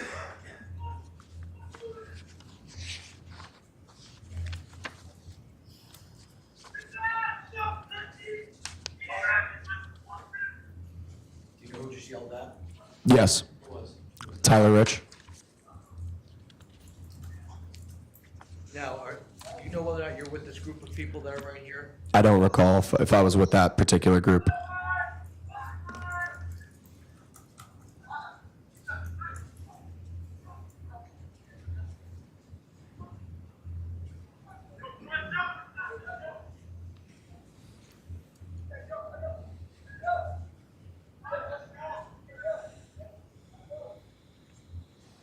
Now, at the time that State's Exhibit 44, we just played that camera view from the Ring doorbell. Do you recall whether or not that part of it took place before this WD-40 incident or after? I'm almost certain that that video was before anything was sprayed at the defendant. So at some point in time, you come down the street, and when you're down the street, tell us what your participation is in walking down the street.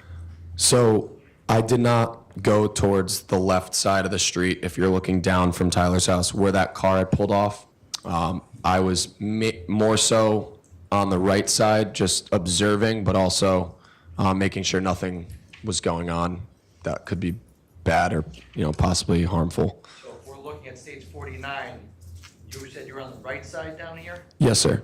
And I'm pointing to the right side of Laurel Glen towards Farmhouse Road, where this first, looks like this first telephone pole is. Is that about where you were in that area? Do you mind moving your finger a little bit? No, just like out of the picture for a second. Yes, that was where I was. And when you went down there, what if anything, happened when you were down there? So I didn't interact with anyone outside of one person. When I had walked down, I was made aware that the defendant was sprayed by PB Blaster. And in that moment, I decided to approach the defendant. I didn't see him sprayed. It was just moments after I had found out he was. And I approached him with intent to almost take his side so that he would listen to me, at least. And I had said, hey man, look, I don't think it was right that he sprayed you. But listen, there's a lot of people back at his house. I'm not trying to fight. I don't think anyone here really is trying to fight. I think you guys should just leave. There's not a lot of you guys. And, you know, while I was saying this to him, he was holding a knife in his left hand. His girlfriend, Mackenzie Traficante, was sitting down on the curb to his left, to my right. When I was speaking face to face with him, didn't notice it right away, but I had glanced down and saw him holding a blade in his hand. So I, you know, quickly just finished up what I had to say. Didn't seem like he was too interested to begin with, and he just kind of dismissed me, and I just walked away, and that was that. I actually walked away and conversed with Charlie Connery right after, and let him know that I had just saw Lito with a knife. And how would you describe the knife? I didn't see any type of handle, but I guess using my hand, it was just like a 3-inch blade coming down from where his hand was closed. What was the lighting out like that night? It was dark outside, but I could totally see what was around me. I mean, our eyes adapt, and there was plenty of, you know, street lights. There was, I don't think there were any flashlights on at the moment, but I was not far from the defendant whatsoever. I could see everything. How far would you say you were from him when you had this conversation with him? 1.5 feet, maybe. And do you recall what the defendant was wearing that night when you were speaking with him? Black pants and some type of light blue shirt, baby blue. And do you recall what Tyler DeSilva was wearing that night? Yeah, pair of jeans and like a blue baseball jersey, light blue. And the conversation you had was with the defendant, not Tyler Rich? Tyler DeSilva, excuse me? Yes, sir. And after you had this conversation with the defendant and you witnessed him holding a knife, how long would you say that conversation lasted for? It wasn't really even a conversation. It felt like I was just talking at somebody, and they were just kind of like yesing me, and then just kind of like, yep. Was that his reaction? Yeah. And did he say anything to you? Nothing other than, yeah. Okay. And after you spoke to him, what did you do next? I quickly turned around, kind of looked for where my friends were at. I saw Charlie right away, Charles Connery. We decided to walk back to Tyler's house together, and I had let him know instantly, hey man, like I was like, hey Chuck, that guy's got a knife, like what the hell? And then we just walked back to Tyler's house, where Tyler was trying to corral anyone left outside back into his basement. So did you in fact go back into Tyler's house? Yes. And where did you go? I went through the Belco doors the same way I had walked out initially. And when you went back down to the basement, were you drinking any alcohol at that point? No, sir. And when you went back down in the basement, how long would you say you were in the basement for? Not even 10 minutes. It was anywhere between 1 to 5 minutes long. And when you were in the basement for about 5 minutes, did you have an occasion to come out of the basement for some reason? Yes, sir. And why did you come out of the basement for some reason? I had heard, I was made aware, but I actually heard somebody say like, hey, they're back, or, you know, they're here, something like that, which prompted me to go back outside.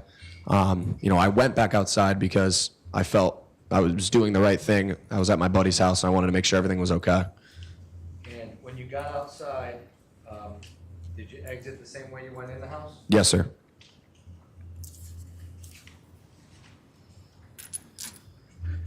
Showing you state Exhibit 9. So you would have come out in this little opening here to the right of the BMW. Yes, sir.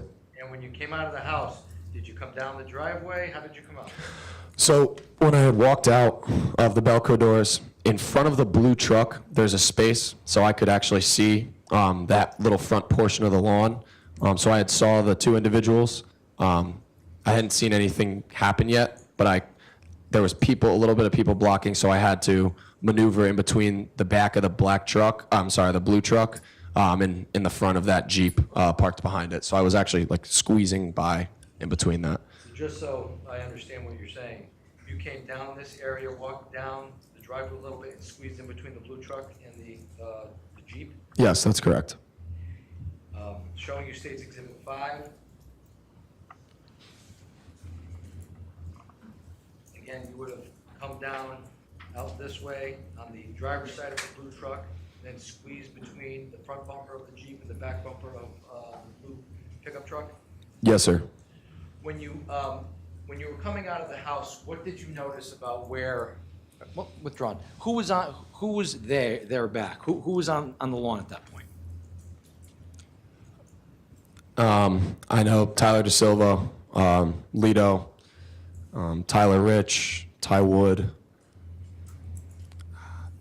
Tanner, Alex Bernstein, Charles Connery, Tommy Connery, Ryan Hines, Faison Teal, Griffin Marcinzik, Taylor Capella, Lily Lombardi. I can't recall anyone else. I know there were more people, though. But out of your friends, those, was Tyler DeSilva and the defendant, were they part of your friend group? No, not at all. So we know who your friends are. When you came out of 43 Laurel Glen, you noticed the defendant and Tyler DeSilva on the front lawn. Correct. Now, are you able to tell in this exhibit that's up where you witnessed the defendant and Tyler DeSilva in the yard? Yes, so when I had walked out, you could see that little gap in the front of the truck. You could actually see the AC unit. So I had seen Tyler DeSilva and Lito. I don't know if they were just done walking up or they had just been standing there, but they were kind of around that red bush area where our friends were kind of also around. But there was really only 2 or 3 people actually very close to the defendant and Tyler. The rest of the people were kind of behind, just watching, I guess. Do you recall what side of was like if you're looking away from 43 Laurel Glen, what side the defendant and Tyler DeSilva were at?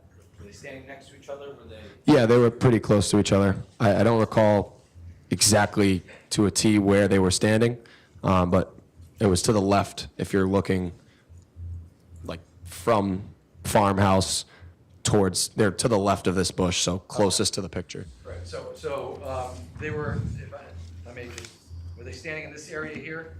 Yes. And I'm pointing to the left of the red bush in this exhibit. You're on this exhibit again for the record 5. So noted. Do you recall where? So I have my 2 fingers here. Do you recall if, like, my index finger is Tyler DeSilva or the defendant, or my middle finger is Tyler DeSilva or the defendant? Do you recall which side they were on? I don't recall. Do you recall who, withdrawn, did your friends approach the defendant and Mr. DeSilva? So I hadn't been out of the basement yet because when I had walked out, it seemed like there were people already out there. It must not have been too long because, I walked out. It seemed like they had just arrived, but I don't really recall exactly what you were asking. I'm sorry. So you walked out of the house, you squeezed in between the, withdrawn. Did you notice whether or not the defendant and/or Tyler DeSilva were having a conversation with any of your friends? It seemed like Tyler DeSilva was speaking to either Tyler Rich or somebody next to him. Like I said, there was only like two or three of our friends that were actually like not face to face, but close enough to speak to the defendant and Tyler DeSilva. But there were probably a couple words that were exchanged from what I can remember, yeah. Was it argumentative? Yes. And can you explain to the ladies and gentlemen of the jury, are you, just so we're clear, when you're coming down the driveway and you're sneaking past the Jeep in the blue truck, are you watching what's going on? Are you listening to what's going on? So when I had probably been by the back door, driver's side back door of the truck, I had heard it get a little bit louder. And then as I was squeezing through, I wasn't necessarily looking. It was also, there were some people standing around, so I wasn't looking at what was going on, but what prompted me to move faster was I heard what had sounded like a punch hit someone's face, and I know what that sounds like. So, I instantly started to speed up and try to squeeze through that as quick as possible and get closer to what was going on. And how do you know that you heard a punch? How do you know? How do you know it was a punch? It sounded like somebody got cracked in the face. Like, it was just really, it was a hard punch. I had heard like a bunch of yelling and then a loud bang, and it wasn't like a car door bang or like a rock. I knew what it sounded like. At least to my knowledge, I thought it was a punch, and then from what I had seen after, it made sense. So when you heard this punch happen, what, if anything, did you observe next? So I instantly saw Tyler Rich and De Silva wrestling. I guess that they were on the ground together. It looked like De Silva was like on his knees, a little bit over Tyler Rich with like his shirt pulled up, but I know Tyler had some type of like grip on his like around his head or something. It looked, it was just really them two at that moment, but I had gotten closer to them with a couple other individuals, kind of just seeing what was going on. We weren't ready to break it up yet, but more so just observing. Like, we knew Tyler could handle something on his own, so we were just not getting involved yet. So when this was going on, were there flashlights on? Was there light out there? Yes, so individuals were holding their flashlights. I know that there were some videos taken. I, at the time, was attempting to take a video close up, and then right when I had finished, or I can't remember if I took the video fully or what had happened, but it was on Snapchat. And the issue with Snapchat is when you take a video, it doesn't save unless you choose to save it. So I was taking a video, and I had actually approached back to right where I had entered that grass area, so in between the truck and the Jeep.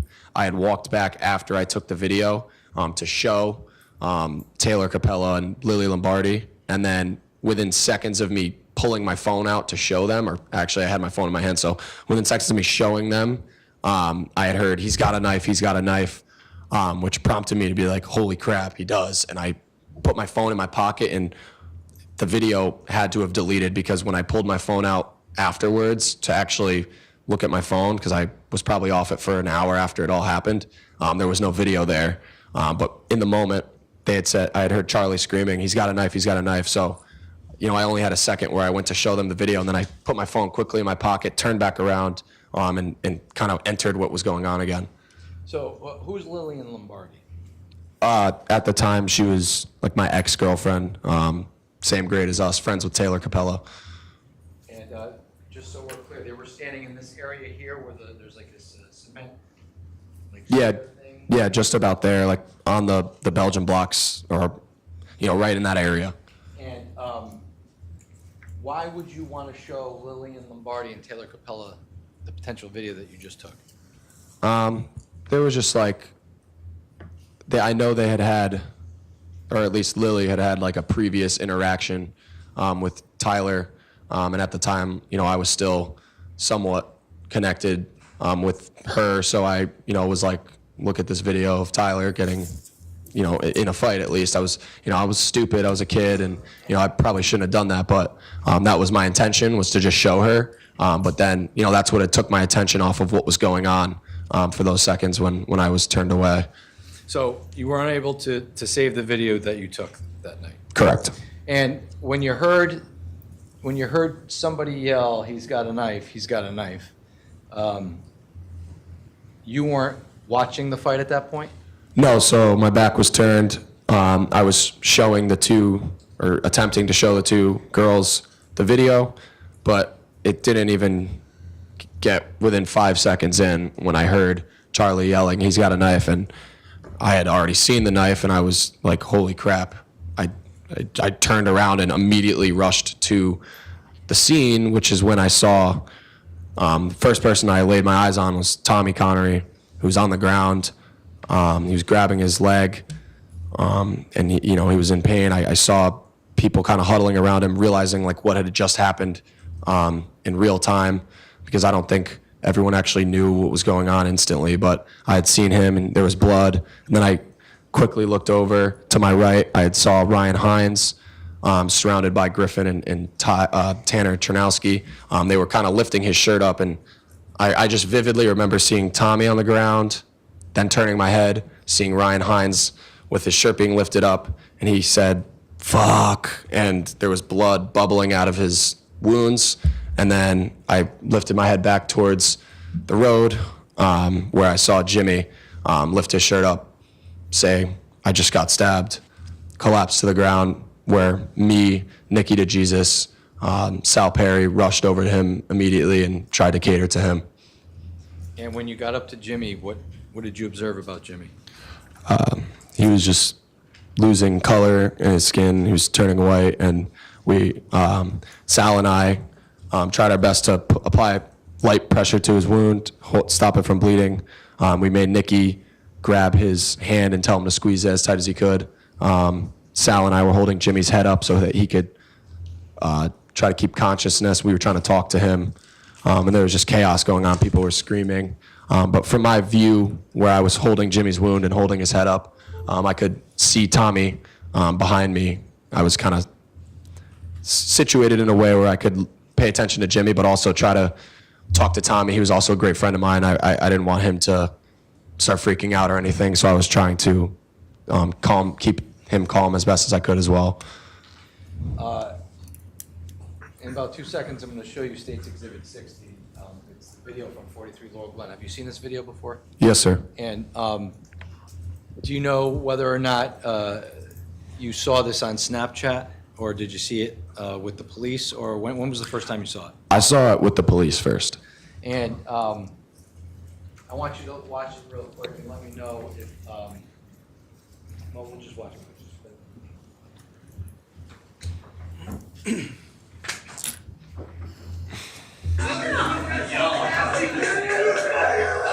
Yes, sir!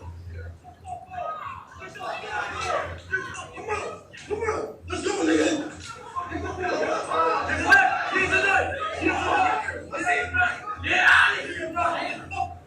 Now, the individual that says, "Let's go," do you know who that was? Yeah, that was Faison Teal. Was it Faison or was it Tanner? No, that was Faison. So who's the one that says, let's go? Tanner. Oh, that's Tanner? Who says, oh, no, Tanner says, yes, sir. Faison said Let's go. whatever afterwards. Okay. And when you hear in the video, he's got a knife, that's when your back is turned to the fight? Yes, but in moments I had turned around right away and returned. I'm going to show you State's Exhibit 61.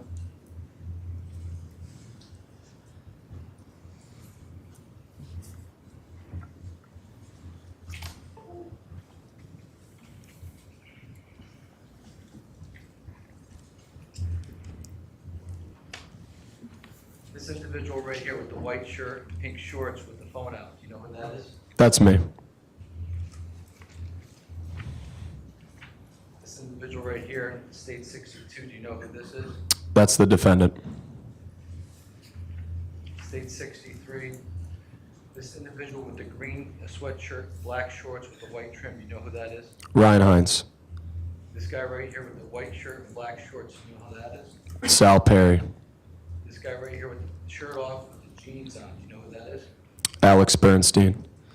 This guy with the red hat, black shirt, and jeans on, you know who that is? Mike Samperi. And the guy right here on his knees with the shirt pulled up, do you recall who that is?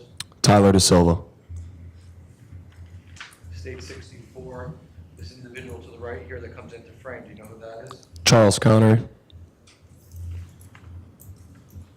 Again, is that Charles Connery? Yes, sir. This is in State 65, excuse me. State 66, this guy right here with the white shirt and the tan pants, do you know who that is? Yeah, it's Jake Villalobos. And this guy with no shirt on with the camouflage shorts, do you know who that is? Matthew Lokovich. This individual here with the took to be a navy blue shirt with white shorts, do you know who that is? Yeah, that's Jimmy McGrath. This is State 67. This individual looks like he's bending over, pushing some type of, pushing Tyler De Silva. Did you see that? Yes, sir. It's Jake Villalobos. In 68, this individual with the jeans on near the street, you know who that was? Tyler De Silva, And this person over here to the left of Tyler De Silva would be who? the defendant.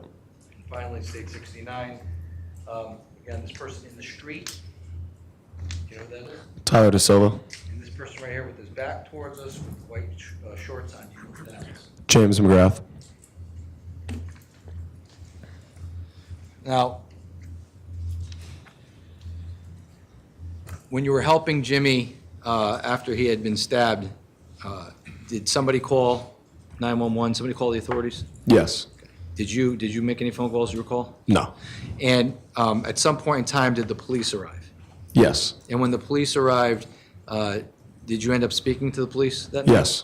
And did you give them a statement about what you had recalled happened that night? Yes. And subsequent to the police interviewing you that night, were you interviewed on another occasion with the police department, if you can recall? I remember giving a written statement.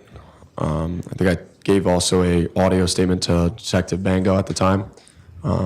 That's what I recall from happening that night. You recall having any phone conversations with Detective Bango subsequent to this? Yes, sir.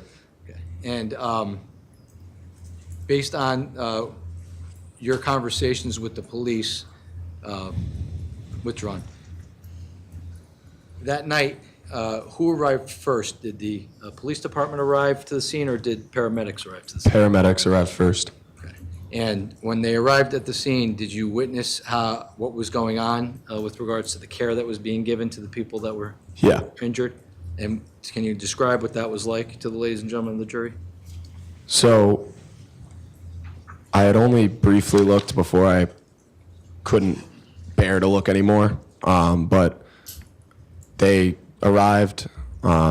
Sal, Nikki, and I were basically with Jimmy as long as we possibly could have been. But they started immediately giving him palpitations, or I think that's what it's called. They were just trying to alive him. I don't know the terms for it, but they were definitely putting in efforts. I didn't really see what they did with the other three individuals, Tommy, Faison, or Ryan. But I had briefly just saw them, trying to do chest compressions on Jimmy, but I had to look away for that. And why did you look away? I couldn't fathom what had just happened. And to the best of your recollection that night when you came out and witnessed the fight, do you recall seeing anybody with a weapon during the fight, during that fight? No. Do you recall seeing anybody get stabbed when you came outside? No. When you were down the street prior to speaking with the defendant, did you observe any of your friends engage in any physical altercation with the defendant or any of the people from that car? No, nothing was physical down the road from anything that I saw. Everyone was talking.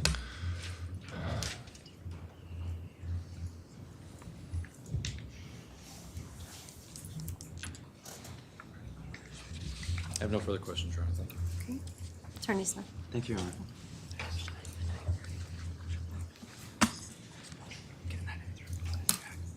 Good afternoon, Mr. Fiola. Good afternoon. We've never met before, No. never spoken about this case before. No, sir. I'm going to go over some of your testimony here and see if I've gotten things down. You told us that most of the folks at this party on this evening were friends of yours, correct? Correct. And most of them you'd known for quite some time, correct? Correct. Grew up with most of these folks, right? Correct. Did you know when you went over there that night that there weren't going to be any parents around?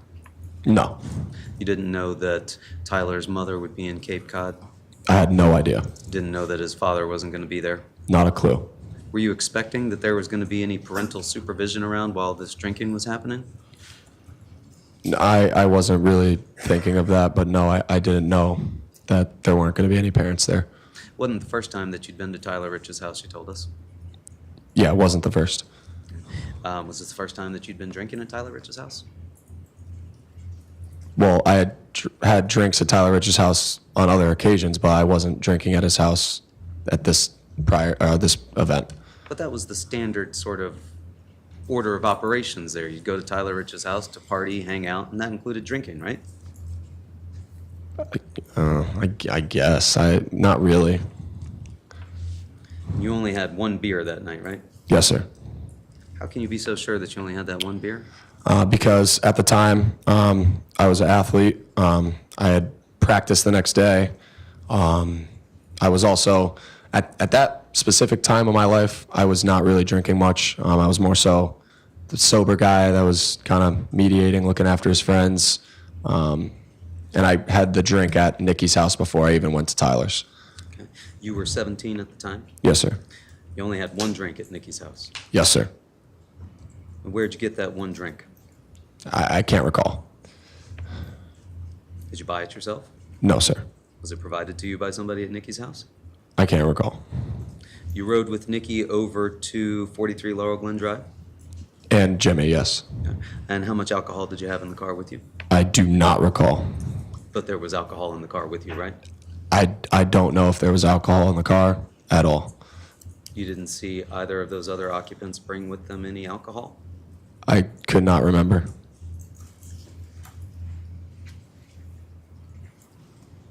Well, this party was kind of a BYOB party, right?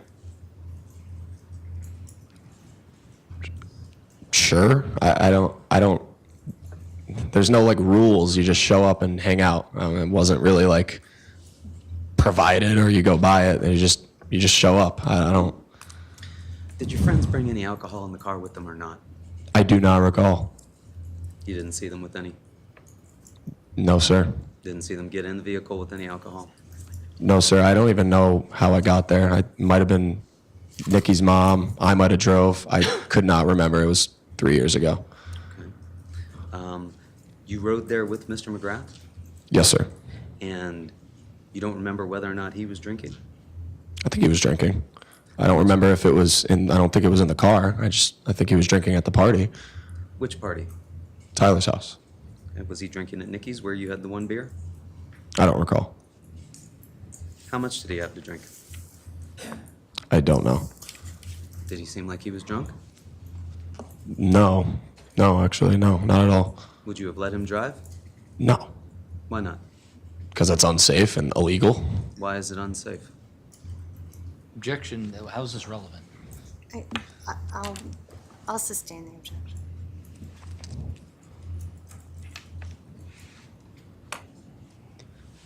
Did you notice any indications that led you to believe that Mr. McGrath was drunk? No. And you didn't see him drink anything that night? Objection, that's mischaracterizing his statement. It's been asked and answered. I'm going to sustain for that reason. How much did you see him drink that night? I don't remember seeing him drink. I'm sure he had a couple drinks. I don't know what he drank or if he drank. He might have not drank for all I know. I have no idea. And you arrived over at Tyler Rich's house somewhere between 9 and 9:15, right? Yes, sir. At that point, when you got there, you think there were 25 to 35 people? Approximately. And they were all down in the basement? Yes, sir. What was going on down in the basement? Hanging out, music, people talking loud, people probably singing. There were drinks out, socializing. There were drinks out. What does that mean? There were probably some empty beer cans on the table. I don't. That's what I mean by that. Probably some empty beer cans on the table. That's it? Yes, sir. That was the extent of the drinking, was empty beer cans out on the table? Yes, sir. And you told us you knew Faison Teal from the football team, right? Yes, sir. As well as Ryan Hines, also from the football team. Yes, sir. A good friend of yours. Yes, sir. Tommy Connery, also a great friend, right? Yes, sir. But he was not on the football team? No, sir. Jimmy McGrath, you've described as an incredible friend, correct? Yes, sir. You took the photo of him that we saw, that was earlier at Nikki DeJesus' house, right? Yes, sir.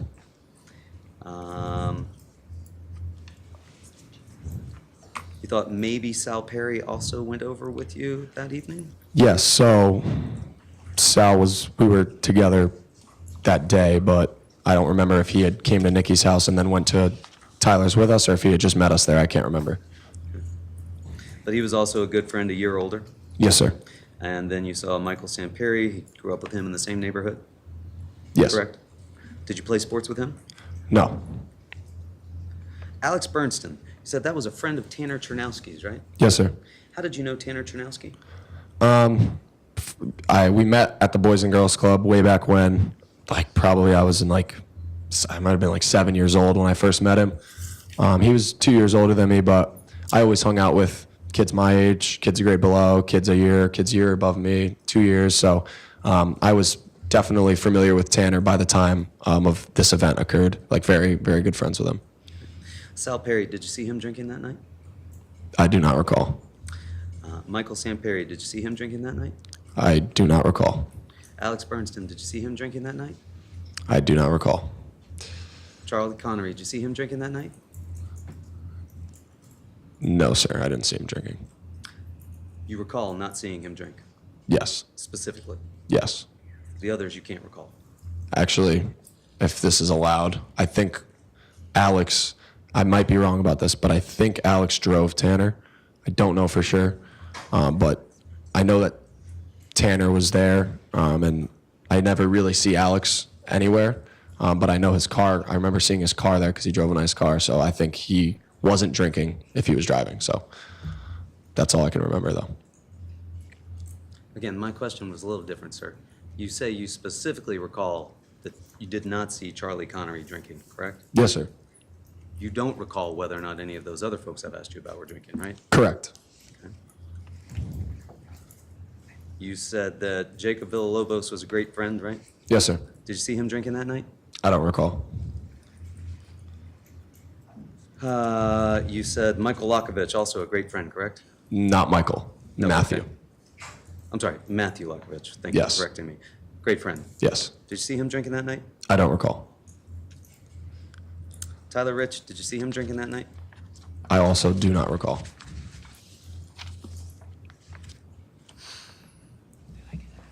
What about Griffin Marcinzik? Did you see him drinking that night? I also have no idea. Don't recall. You saw all these folks that night, correct? Yes. You just don't recall seeing any of them drink. No, I'm not paying attention to people drinking. I could care less. Okay. And at some point, you told us Ryan Hines and Griffin Marcinzik arrived, and you learned that they were coming from 5 Lazy Brook, correct? Correct. And they said that something had happened there.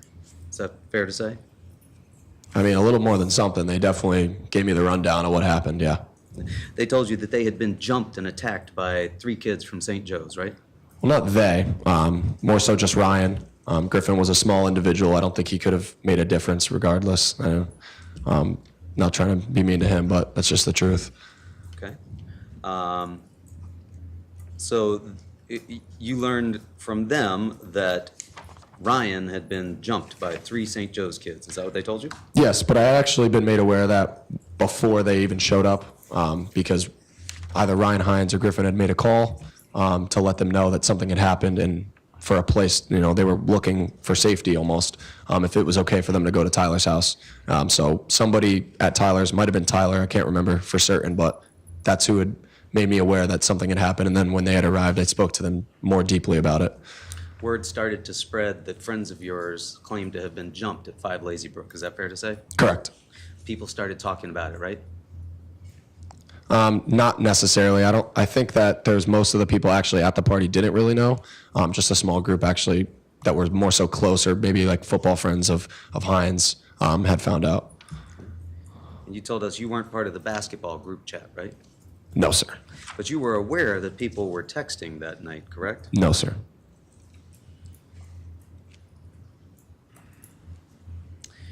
And you think you were there for another hour or so before Ryan and Griffin arrived, right? Yeah, just about.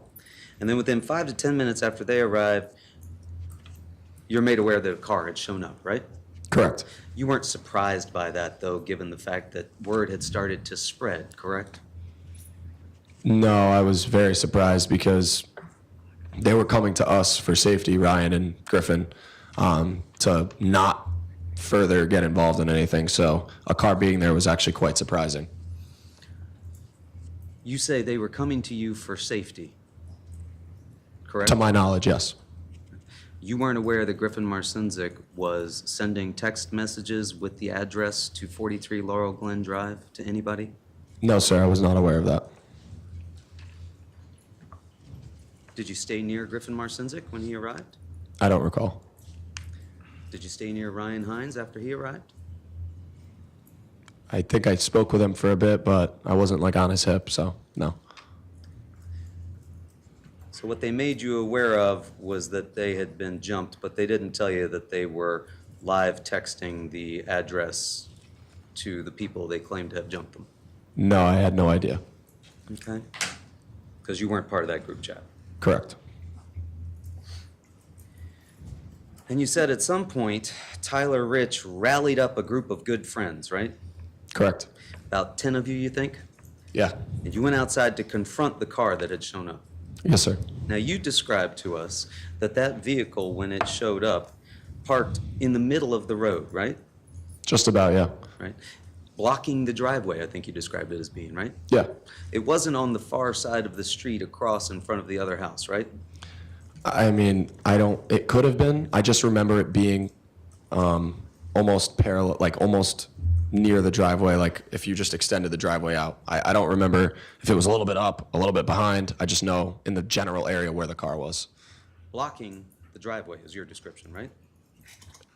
I mean, it was in front of the driveway. It was, If you wanted to get across the street to the house across the way, you would have to walk around this vehicle. correct. If you wanted to get out of the driveway, you would have to somehow navigate your way around this vehicle. Correct.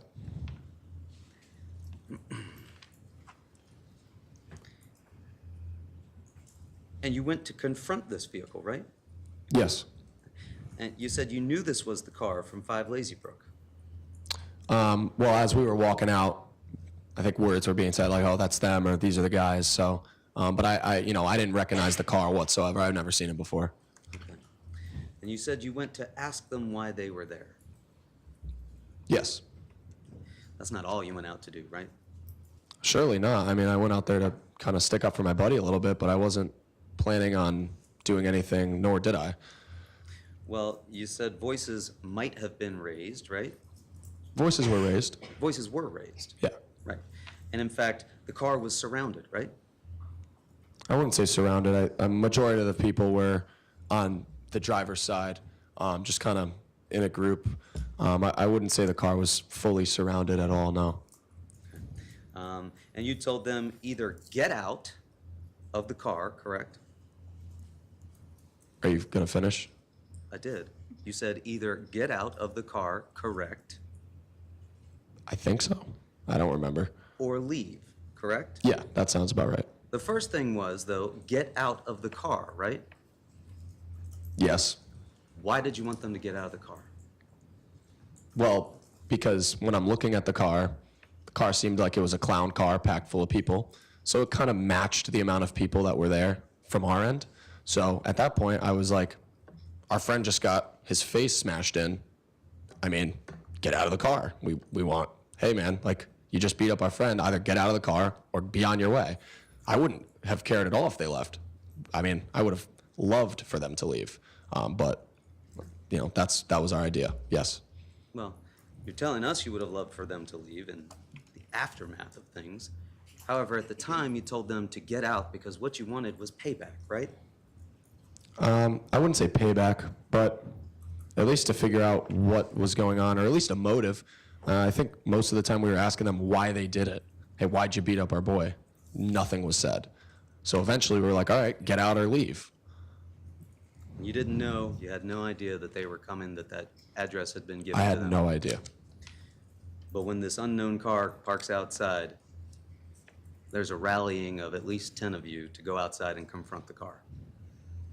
I mean, I was told personally by Tyler, it wasn't like there was a reason for a certain amount of people there. He had just quietly said, hey man, there's a car outside my driveway, I don't know who it is, you want to come up and just figure it out with me, situate it? I was like, no problem, man. It's my best friend, I was going to go help him. Jimmy McGrath went out with you? I don't think so. Are you sure of that? I'm not sure, but I strongly don't think he was out there. You stayed on the driver's side, correct? Yes, sir. Did you see anybody go over to the passenger side? Not that I remember, sir. And you don't remember the vehicle being surrounded? I know there was amount of people like on the driver's side, maybe Just on from the the driver's side. front to the back, but it wasn't like a circle blocking the car. Okay. So just on the driver's side. Yes, to my recollection, yes. And you didn't have a conversation with anyone? No, no direct words. I can't recall if I said like, hey, you guys should leave, but I never said I had a correct conversation with anybody in the car, no. Could you see into the vehicle? Yes. Could you identify anybody inside the vehicle? Yes, I'd recognize Tyler DeSilva. I'd also recognize your client. I want to say he was in the middle seat. I might be wrong, but I just definitely remembered seeing Tyler DeSilva and Lito, because those were the only two people I really knew in the car, from what I could see. Did you know Mackenzie Trafficante? Yes. Did you see her in the car? I didn't see her in the car. You didn't see her sitting on Mr. Valley's lap? Actually, you just refreshed my memory. She might have been, actually. I can't really remember. That was a long time ago. You told us that you were just trying to usher them out, right? Essentially. And that you were asking them why'd they put their hands on your friends, right? Correct. And you told us before that voices might have been raised, but now you're telling us that voices were definitely raised. When did I say before that they were raised? Or they might have been? When you were talking with the state's attorney earlier, do you recall telling him that voices might have been raised? Yeah, In fact, they definitely were raised, right? I think so. You don't recall any physical interaction from the Shelton High kids with the car, correct? I don't recall any type of physical. You don't recall them laying hands on the vehicle, correct? No, no, sir. You don't recall them rocking the vehicle, correct? No, sir. You don't recall seeing anybody reach in and punch the driver, correct? No, sir. You don't recall seeing the window come down on the rear passenger side, correct? I remember windows were like down or up. Like someone might have pulled the window down, put it back up, but I don't remember any type of physical altercation with the car. You don't recall seeing a glass bottle be thrown at the car? No, sir. You don't recall seeing a glass bottle being thrown at the people that were standing beside the car? I think something was thrown when the car drove away. Might have been that PB blaster can or a bottle. Well, we'll get to the PB blaster can in a second. You identified, showing you State's Exhibit 30, that as being the vehicle that you saw that evening, correct? Correct. And you were standing on the driver's side, correct? Yes, sir. And this shattered windshield was not there at the time when you saw the vehicle, was it? It could have been. I don't remember. I didn't look too closely into the windshield or like at the windshield at all. I wasn't even in the front of the car by any means. Okay. And then without any physical interaction with the car, you say the car just sped off. Yeah, like the pedal was floored. So you didn't see Tyler Rich reach inside the driver's side of the car, correct? No, I didn't see that. You didn't see his body halfway in while he was trying to do something with the gear shift, correct? No, I don't remember that. Could have happened. I have no idea. I wasn't really paying attention to that, anybody specifically. I was more so just like, hey, you guys should leave or get out, either way. I wasn't really watching other people, though. Sir, you were like, hey, you guys should get out or just leave. Well, no, I'm in a courtroom. If you want me to raise my voice, I can, but I'm not. I'd like you to demonstrate for us how you said, hey, get out of the car or leave, guys. Hey, you guys should probably leave or get out of the car. Is that good? Like that? Yes, sir. That was it. Yes, sir. That was voices raised? That was pretty loud. Yes, sir. Okay.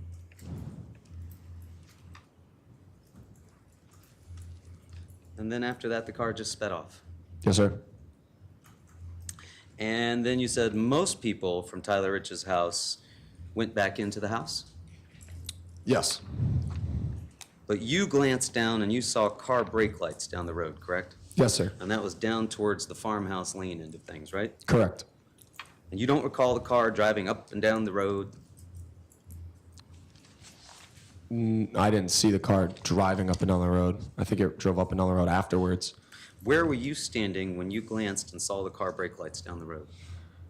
I want to say like just into the road from the end of the driveway. Like I stuck there's like some trees that hang over the road, so I had to like stick my head out, peer down there, but I wasn't in the middle of the road or anything. You hadn't gone back into Tyler Rich's house, correct? Not at this time. I hadn't yet, no. And so you didn't see the car go speeding down towards Farmhouse, come back, make a right onto Adams, turn around, come back, and go back down to Farmhouse Lane, right? I didn't see that. That might have happened. I didn't see it, no. It might have happened while you were out on the street in front of 43 Laurel Glen Drive, but you didn't see it? No, I just think the timeline might be a little bit mixed up, but I remember being made aware that the car was repeatedly driving up and down. I just think that the timeline that you're on is a little bit messed up from when it happened, but You remember being made aware that that happened by who? I don't remember. I just know that at some point people were like, this car is choosing to keep driving back. They could leave, but they keep driving back and forth. I don't You remember. didn't go back in the house, correct? No, And you didn't see any of that, correct? no. But somebody told you that that happened. After I went back in the house, after confronting the defendant, then I went back in the house. Then I was told that the car has been driving back and forth. Then I was told that, or I heard, they're back, they're back, they're back. But you yourself never saw that car driving up and down that road. Correct, I never saw it. You look down, you see the car brake lights. You remember telling us that? Yes, sir. And then you walked with a group of 5 other people down towards that car in Farmhouse Lane, correct? Yes, sir. And It wasn't, well, I'm sorry. It wasn't like a group, we weren't all in a group. Might have been 5 to 7, I don't remember. I just remember walking down with maybe 2 other guys next to me, but there was a couple others from our friend group that were walking down as well. We weren't in one pack, though. that group included at least Charlie Connery, correct? Yes, sir. Ty Wood, correct? Yes, sir. Tyler Rich, correct? Yes, sir. Aiden King, correct? Yes, sir. Matthew Lokovich, correct? Yes, sir. And yourself, correct? Yes, sir. Could have been others, correct? I wouldn't say more than one person. Could Ryan Hines have been there? No. Ryan Hines was not there. Yes, sir.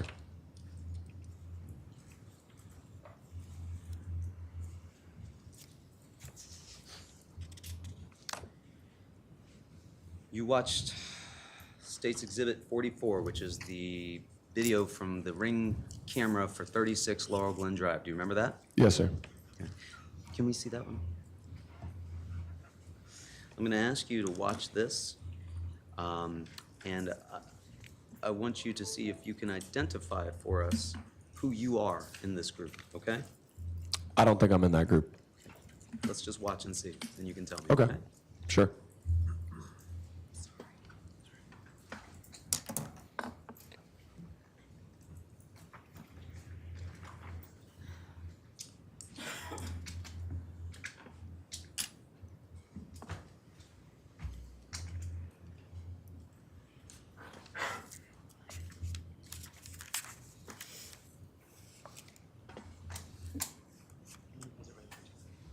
Do you see the video in front of us, and it appears to be that there are 2 people walking in front of a vehicle?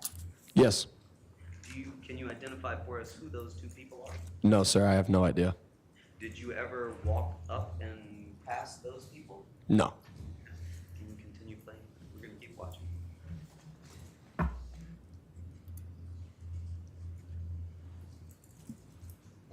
can you pause again? Did you just hear that car door close? Yes, sir. Did you see somebody appear to get out of the front passenger side? Yes. Do you know who that is? I don't remember where Tyler De Silva was sitting, but I want to say it was him. I don't know for sure, though. Can you play again, please?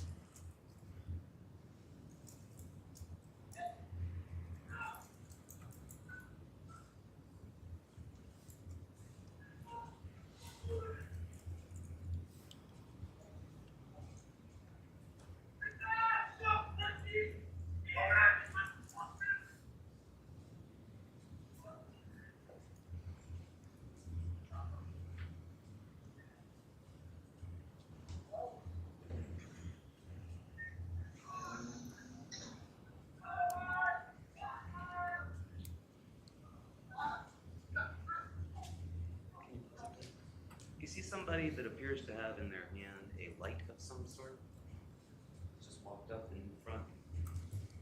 You might have to rewind it. I don't. I'm gonna point right here in front of the, I can't see where you're I'm pointing. gonna describe it for you. You see see there's 1, 2, 3, 4 columns on the porch there? Yes, sir. You see just in front of that fourth column where there is a sort of light by the lawn there? I don't see what you're talking about. Keep your eyes focused on where I've just directed them. I'm going to ask the state to play again and see if you see that light moving. See that light moving? Yes, sir. Okay, can you pause that, please? Is that your light on your phone? No, sir. Because that's not you. Yeah, that's not me. How do you know that's not you? I just know that I didn't walk that far, at all, up to the car that far. You never walked that far. Yeah, I never walked that far. I also am not one to just walk around with my phone out with the light on. Can we watch the rest of that?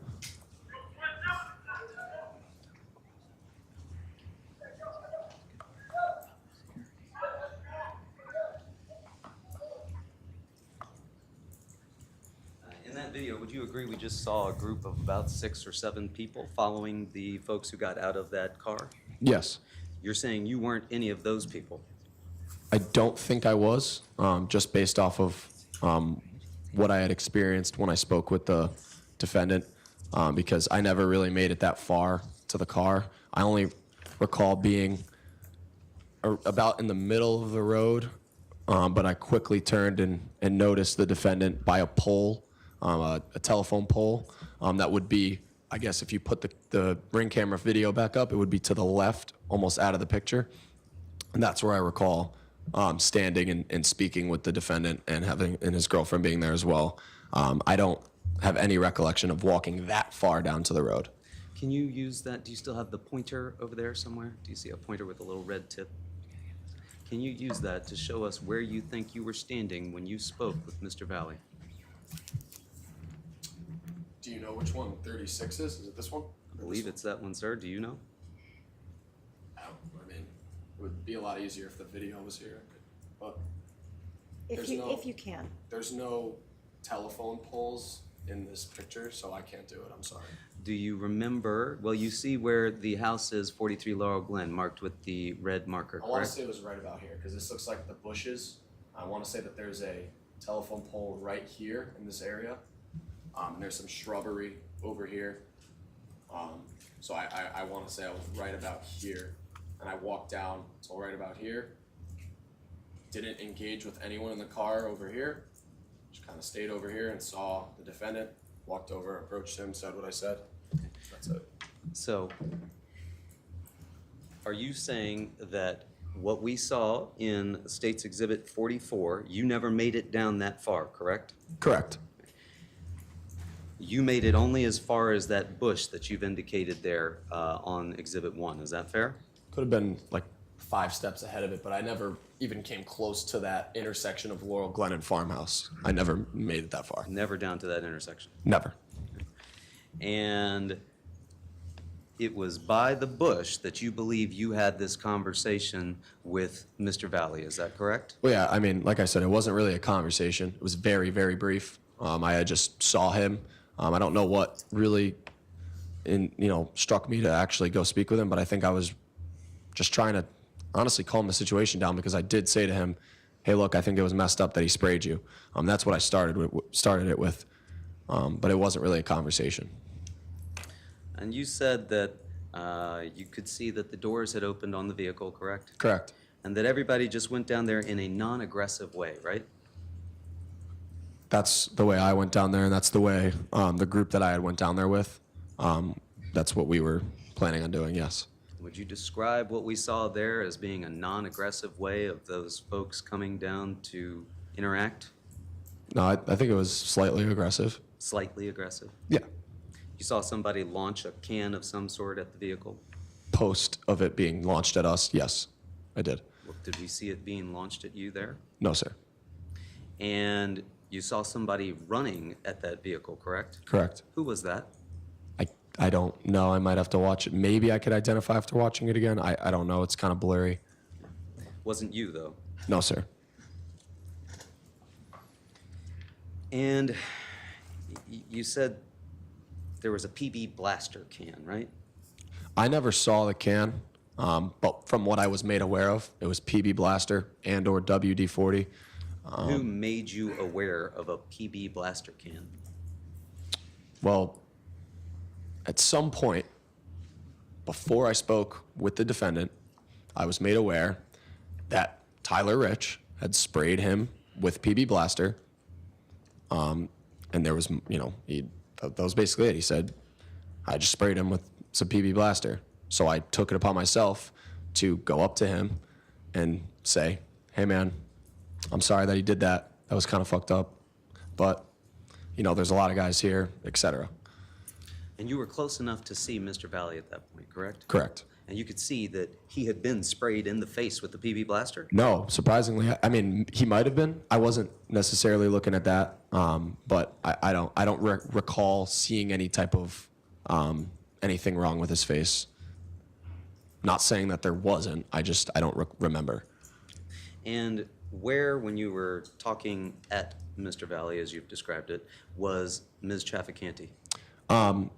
Almost like a couple, like not even a foot away from him, sitting down to his left, to my right, if I'm facing him. So to his left. He's standing facing this way. So he's standing over here, facing this way. I'm standing like this. Mackenzie's sitting down like this on the curb, kind of like with her hands in her head, almost like distressed. That's what I remember. And it's your recollection that they were both sitting on the opposite side of Laurel Glen Drive from 43? Yes, sir. Mackenzie as well as Mr. Valley? Yes, sir. Well, Raul was standing. She was sitting. And where was Mr. De Silva? I want to say he was somewhere, if I was here, somewhere over here in a group. I think some of my friends were over there talking with him, but there was nothing aggressive going on because we would have heard it. It seemed like they were just kind of talking over stuff, or maybe they weren't talking. I just know there was a group in this area. And I want to say De Silva was part of that group. And where was the Honda Pilot? Somewhere around here. I don't know for sure. This was after we saw the Honda Pilot drove away? Yeah, all my interaction with the defendant was after the video. Okay. And it's your recollection that while you were talking with Mr. De Silva on the opposite side of the street, Ms. Trafficante was sitting on the curb a foot away from him, Yeah. and Mr. De Silva was on the opposite side of the street with a group of your friends.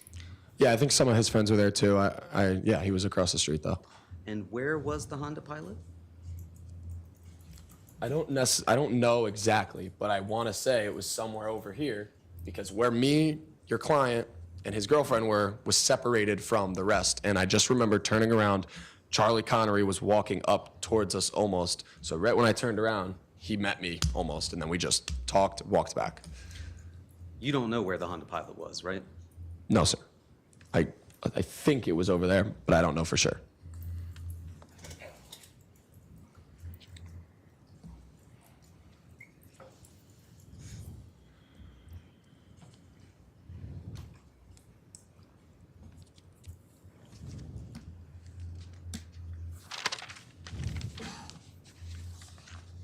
You said you intended to take Mr. Valley's side at this time?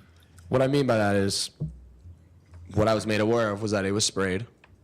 And in the moment, I sure as hell was not looking to fight anybody, regardless of what had just happened for my friend, to my friend. At this point, there was a lot of just chaos going on. There was loudness outside of houses. I was honestly just trying to look out for Tyler, get everybody that wasn't invited out of the house, or not out of the house, out of the area.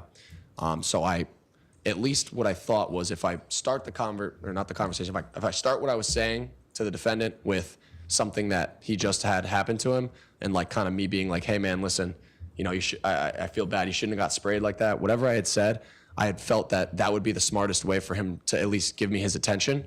Because if I approached him in an aggressive way, probably would have went differently. So I approached him and said, hey man, listen, it's fucked up that you got sprayed, but you guys should probably leave here. There's a lot of people over there. There's a smaller group of your friends. I don't want to fight. I don't think it's worth it. I remember saying, I don't think it's worth it. It's not worth a fight. And then he wasn't really paying attention or not really like listening or caring. So he was just like, yeah. And I saw the knife in his hand while I was talking to him. And then I turned around and walked back to the house with Charlie. You'd had a change of heart at that point. It was no longer get out of the car so we can fight and get payback. Now it was you were trying to be his friend. I wouldn't say friend. I was just trying to, overall, it had been going on for, in my opinion, too long at this point. For all we know, a cop could have drove down the driveway, or drove down the road, and we all would have been in trouble. So at that point, I was just like, you know what? Let's just end this. Cop could have rolled down the street at that point and up the driveway, and y'all would have been in trouble for Not what? up the driveway. I said down the street because there's a group of people standing around outside. What do you think a cop would do if he drove by? So in my head, I'm like, let's get everybody out of here. There's no point in fighting. There's no point in arguing outside of someone's house when someone could easily pick up the phone and call a noise complaint. So I said, let me say what I have to say to him. Hopefully this gets through. They'll get in the car and leave, and we'll be on with our night. That was my plan. You were worried that the cops might show up and there'd be bigger problems for everybody, right? Not initially, like I said.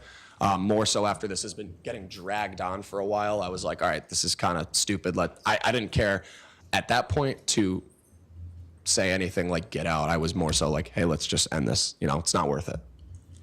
And you said that you saw Mr. Valley holding a knife in his left hand, right? Correct. And you described that knife to the police as being a switchblade, right? Of some sort. I didn't know if it was or not. That was just kind of what I had saw in the moment, or what I thought I saw at least. And it was a stiletto style knife, right? I didn't use that word. They might have interpreted it that way, or said, or thought that, or said, oh, do you think it was a stiletto? I don't even know what that is. So, but what I just remember was seeing his hand down, zero handle in his hand. I only saw a blade just coming out like this big. That was it. What color was the blade? I don't recall. Serrated? I don't know what that means. Did it appear to have little teeth on it like a steak knife? I don't recall. Do you recall anything about the shape of the blade that you saw? Yeah, I just recall it being like a knife that comes to a point. It wasn't like a hunting knife like that. That was like a thicker. I don't recall too exactly if there were teeth like you're saying, but I just know that it started wider and got thinner, and it was longer, like 3 inches or so. Now, you also told officers that you saw him waving that out the window, right? I don't remember if I said that or not. You don't recall telling officers around 2 a.m. in the morning when you're speaking with Detective Bango on the 15th that you saw Lito flashing a knife outside the window of the car? No, I don't recall saying that.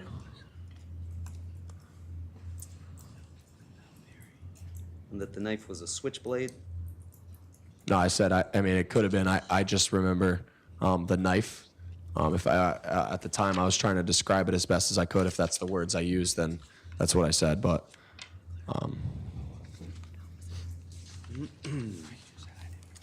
right.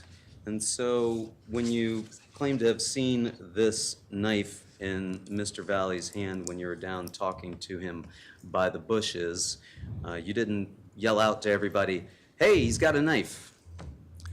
no, I thought that would probably be stupid and just a waste of time. In my opinion, the best thing to do is not at all acknowledge it, because I didn't want to put myself at harm, and I didn't want to anger the defendant if he was angry already from being sprayed. Whatever it was, I just wanted to end it. I wanted it to be over. And you're certain that when you're having this interaction with him that you were not near the pilot at that time, correct? Yes, sir. Not directly near it. It could have been a little bit off in the distance. And you weren't near any of your other friends at that point, correct? No, yeah, not too close to anybody. When I turned around, Charlie was approaching, but to my knowledge, nobody was right with me. It was more so just me, the defendant, and his girlfriend. And then you saw Charlie, and you decided to walk back with Charlie, right? Yes, sir. Back to Tyler Rich's house. Yes. You got back to the house, and Tyler Rich was trying to corral people, you said, back into Yes. the basement. Yep. And ultimately, he was successful in getting everybody back into the basement. I think he got almost everybody. I want to say like maybe himself or a couple of the older people that were there were just staying outside to make sure nothing else had brewed. But the older folks that were there were the farthest thing from people looking for trouble. They were more so just kind of overseeing everything. I think he got everybody in except for maybe 5 people that were just kind of outside the Belco doors making sure everything was okay. Okay. And you were down there maybe 1 to 5 minutes when you heard somebody say they're back, correct? Yes. And then, Attorney Smith, I'm sorry, is this a good time to take a break? It's about Yes, sure. 25 to 4. yes, it's fine. Okay, all right, we're going to go ahead and take our afternoon break. You'll have a 15-minute recess. We'll be in recess until 10 minutes to 4. Thank you. Last, what's a recess? You got it belong in the Do I leave or? Yeah, you're free to leave. Yeah, you just have to come back. Okay, thank you.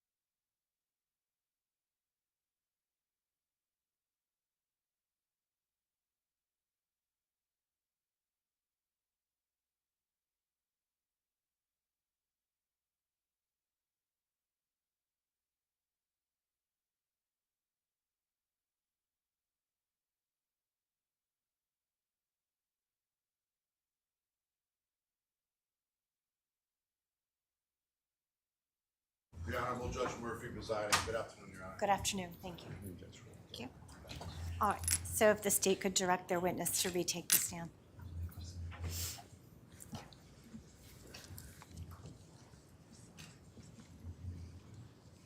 I just want to remind you that you do remain under the obligations of your oath when you first entered the stand. You can go ahead and have a seat. Thank you. Attorney Smith, are you ready to proceed? I am, Your Honor. All right, you can come up if you'd like. Thank you. Madam Clerk will bring in the jury. Thank you.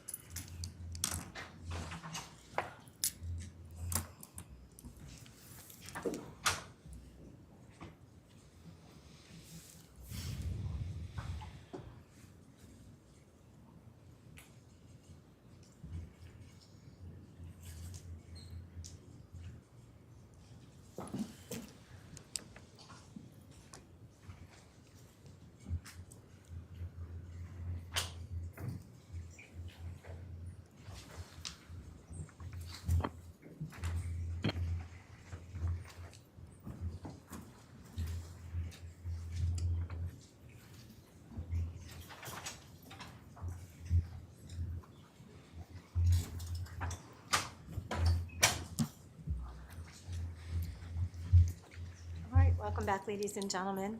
Counsel, please stipulate to the return of our jurors. State will stipulate, Your Honor. Thank you. Defense stipulates, Your Honor. All right, Attorney Smith, you may proceed. Thank you. Thank you. Mr. Fiola, we were just talking about being back in the basement, and you heard somebody say they're back, right? Yes, sir. And how many people were in the basement at that point? Most of the individuals that were there, I don't know an exact number. 25 to 35, as you Yes. estimated before? And you told us that you went back outside to do the right thing, right? Yes. And you told us that when you went back outside, you went in front of the blue truck. I'm trying to find that photograph for you. Do you recall telling us that you went in front of the blue truck? No, I went actually on the driver's side, which is away from where the interaction was going on, and had to maneuver in between the back of the blue truck and the front of the Jeep. You are looking at State's Exhibit 5. Do you see that? Yes, sir. So you were originally in front of the blue truck, and you had to come around on the driver's side and maneuver in between the blue truck and the white and black Jeep, right? Yes, sir. And that's because your path was blocked coming through the way you had gone the first time, right? Wait, what do you mean the first time? But when you first came out, you described that you had come through and gone sort of down where I think you described the Belgian blocks when you come out the first time? No. You mean when we approached the car that was like, so no, I walked out and walked down the middle of the driveway when we approached the car. That's what I told the state's attorney. And when I walked out, after I had gone back in, and then they said they're back, and we walked out. I walked out of the Belco doors. I had glanced through this little, where your finger's hovering, through that little hole, saw that there were the defendant and Tyler Silva basically had just kind of stopped walking, or it looked like they had just gotten onto the yard. I walked on the opposite side of the truck where we could see it, so the driver's side, and squeezed through at the bed of the truck and at the front of the Jeep. Okay. And those cars, as they're parked in that exhibit there, that's the same way they were that night, correct? Yes. And so you walked in between those, and when you emerged, you were by the Belgian block. Is that fair to say? Yes. Okay. Sorry if I got that incorrect before. No worries. And when you emerged, you could see more than just Mr. De Silva and Mr. Valley in the yard, correct? What do you mean? Well, there were other people in the yard, right? Yes. And you could see other people in the yard, correct? Yes. How many people were in the yard? Probably 15, 20. Of those 15 to 20, only 2 were not from the Shelton High party, correct? Correct. Nobody else got out of the vehicle, correct? Well, I didn't see a vehicle at this point. I just saw the 2 individuals. From what I remember, the vehicle actually drove up kind of as the fight was going. but I could be wrong. I just don't remember seeing a vehicle. I just remember seeing the two individuals. But now you're telling us that you recall that the vehicle drove up as the fight was going on? Could have happened. I just didn't really pay attention to the road. I was more so paying attention to the actual, what was going on in the yard. And you described for us what you saw. Mr. Valley and Mr. De Silva were close to one another, correct? From what I can remember, yes. And they were to the left of the red bush? Yes. Like in the more spacious area, yeah. And you recall that Tyler De Silva was speaking to Tyler Rich, correct? Yes. And what do you recall Mr. Valley was doing at that point? I don't recall. I think he was just kind of there backing him up. He might have said a couple words. I don't remember. And you said you heard it get louder as you squeezed through between those cars, right? Right. So when I was walking right about the bed of the truck is when I heard it start to get louder, like right as I got in the middle of the bed. And I'm talking on the driver's side still. So when I was still on the driver's side walking, I heard it get a little louder. And then as I was squeezing through is when I heard the punching sound. You heard someone get punched in the face, right? Yes. You described that as being a hard punch, right? Yes. A loud bang, right? Yes. Not a rock. Not a rock. That's how you described it. It wasn't a rock. Yes. And you said you know what that sounds like as far as a hard punch, right? I mean, I assumed it was a punch from previous either movies or whatever. I mean, I know what a punch sounds like. So you know what a punch sounds like, and you heard that hard punch, and that was somebody getting punched in the face, correct? Correct. And that was Mr. Valley getting punched in the face, wasn't it? I don't recall who it was at all that got punched, but I know there was a punching sound, and that's kind of when it all started. As you emerged from between the two vehicles after this punching sound, did you already have your phone out? I don't think so, no. Okay, so as you emerged, you could see that Tyler Rich and Tyler De Silva were down on the ground, correct? Yes. And you could see that Tyler De Silva was on his knees and he had his shirt sort of pulled up over his head, sort of hockey style, right? Yes. And you said you weren't trying to break him up at that point, you just wanted to see what was going on, right? Yeah. You thought Tyler Rich could handle himself, right? Yes.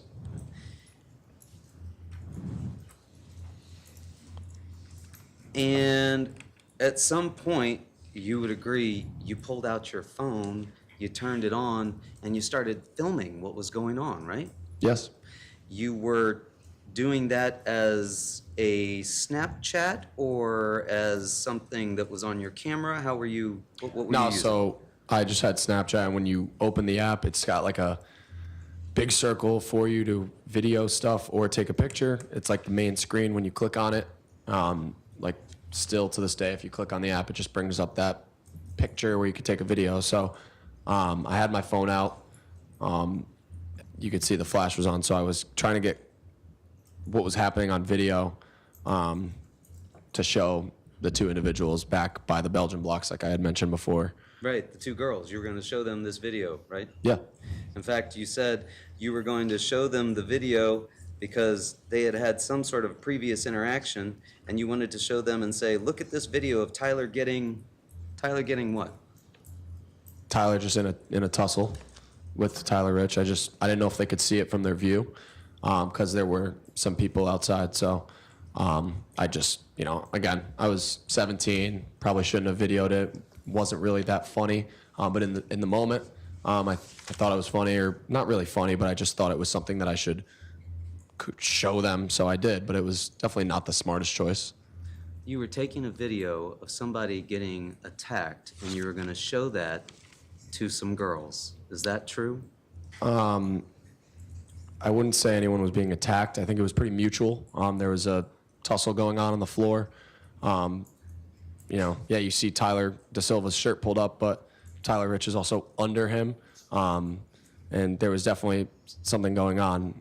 But I wouldn't say it was doing it because I thought it was funny of somebody being attacked. Like you just said, no, that wasn't the reason. Well, you told us you thought it was funny at the time, right? I thought it was something that would be worth showing the girls, yes. I was also 17, so not the same person. I probably would definitely not take a video if I was in that situation again.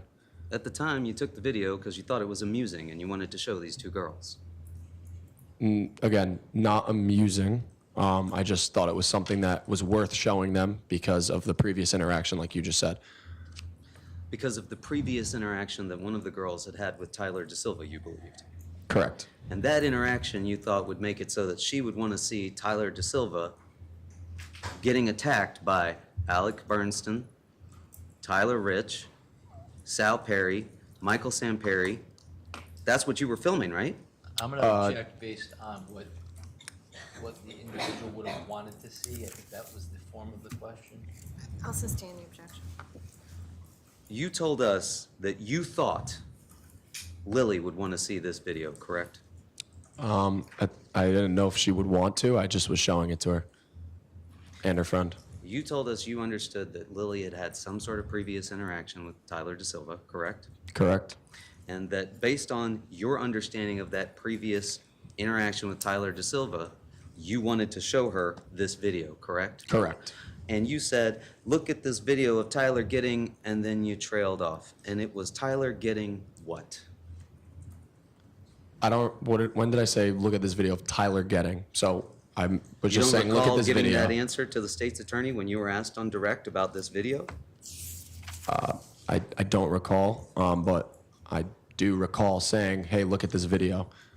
If I said, look at this video of a fight, look at this video of Tyler, look at this video of Tyler and Tyler. I have no idea what I said exactly, but I know that I went and showed them the video, which is what took my attention for a split second off of the fight. Because that video was like a trophy, right? I have plenty of trophies. I don't need any video trophies. I don't know what that even means. Well, you were preserving to share with somebody else what was going on when Tyler was being attacked, right? Not attacked, and I wasn't preserving it because if I really cared to preserve it, I would have instantly saved the video, which you have to do on Snapchat, which it probably would have been more evidence for this case if I had saved it. So I actually think about it quite often. I wish I saved it, but I didn't. You didn't save it, right? No. Because you weren't taking it to save it to show it to the police, were you? No. That wasn't the kind of video that you would want to share with the police, was it? No, I would love to have shared it with them after what had happened, but in the instance, no, I wasn't thinking of the police at all. Well, you were thinking about the police before, you told us, because you didn't want them to come rolling up and everybody get in trouble. Do you remember that? Yeah. And you didn't want to show them this video for the same reasons, correct? This video would show your friends involved in a fight, right? No, because there was nothing too bad in the video, and like I said, the video was deleted. If I had had the video, I would have showed them. But the video was instantly deleted when I heard my friend screaming, he's got a knife. So I put my phone down in my pocket, and on Snapchat, when there's a swiping down motion and the video was never saved, it deletes it for good. And that's what had happened, because an hour later, when I pulled my phone out, there was no video. You were just unable to save the video and you inadvertently deleted it. Is that your testimony? Objection asked and answered. Sustained.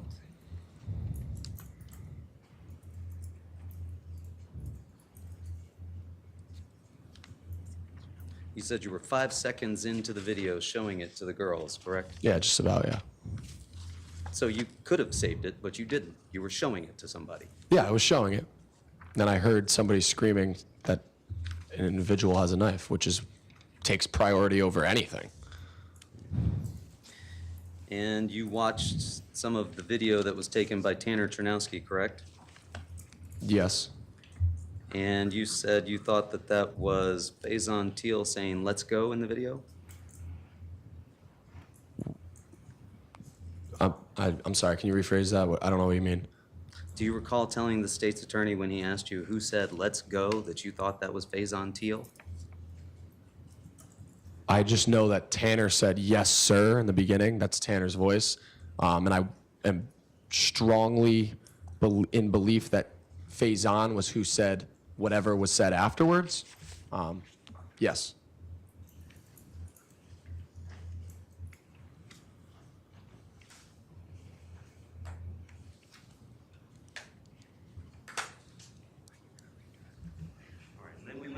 series of still shots from that same video.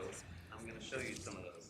This is Exhibit 61. Do you recall seeing that before? Yes, sir. And you identified yourself right here looking at the camera wearing pink shorts and a white shirt with your camera out, correct? Yes, sir. And then, who did you say this person was beside you? Sal Perry, I think. And who's this person in front of Sal? I don't think the state's attorney used this photo to identify whoever that person was because I can't really tell. You can't tell who that person is. No. Can you tell who this person is? No, it looks like a white blur. I can't see anything outside of me and Sal. Okay.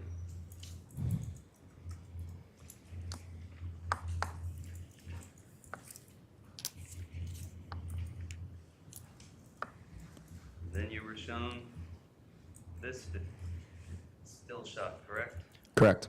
You identified this I'm as sorry, Ryan Attorney Hines. Smith, what exhibit is that? I'm sorry, Your Honor. That's okay. That is Exhibit 63, Thank you. State's Exhibit 63. You identified this person as Ryan Hines, correct? Yes, sir. Who's this person? Sal Perry? Sal Perry is in front of Ryan Hines. Yes. You identified this person in front of Sal Perry as being Alex Bernstein, correct? Yes, sir. You identified this person in the black shirt that's in front of him wearing a red hat as being Michael Sanperi, correct? Yes, sir. Do you see a person in a white shirt over towards the right-hand side of this that I'm pointing to? Yeah, I see. Do you know who that is? I can't make out who that is, sir.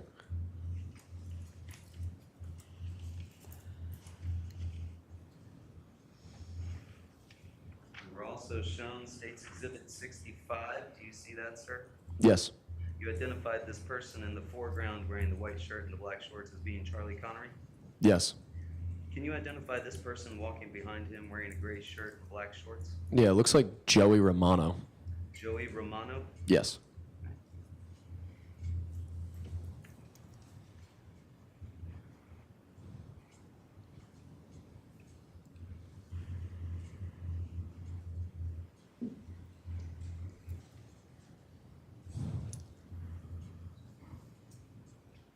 How do you know Joey Romano? He's quite a bit older than me. I want to say 3 grades older than me. So only 2 grades older than Tyler. I know him through other people. I think I played sports with him back in the day when I was in like Little League baseball, but no real serious relationship with him. So he was considerably older than you. Yeah.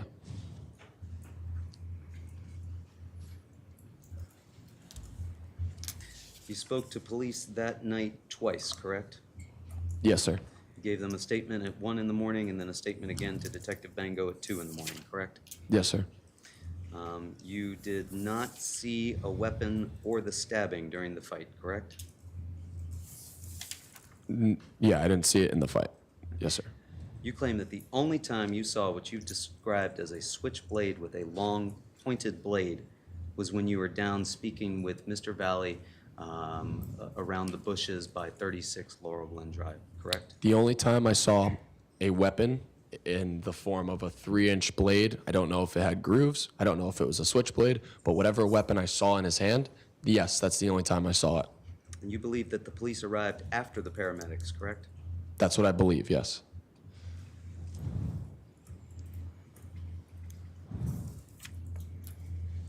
And it's your testimony now that you don't recall telling Detective Bango that you heard people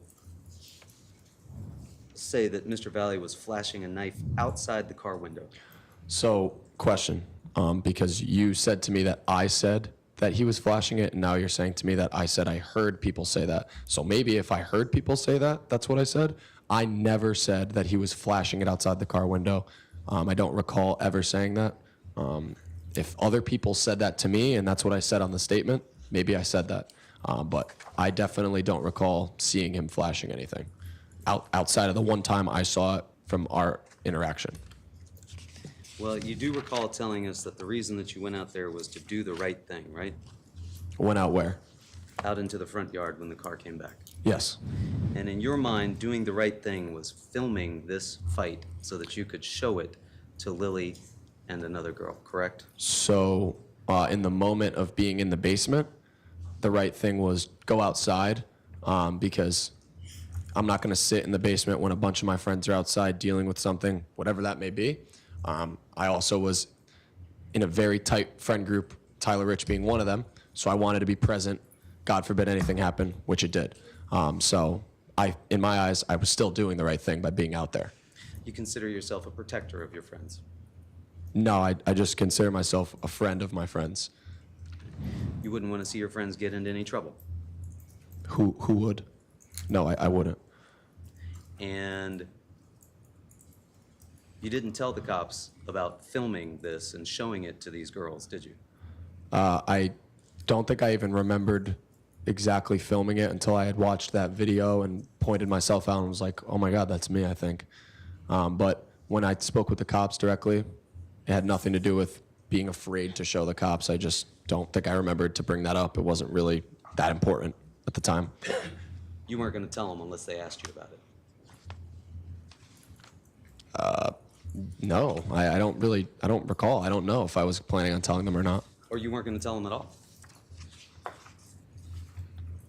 I don't recall.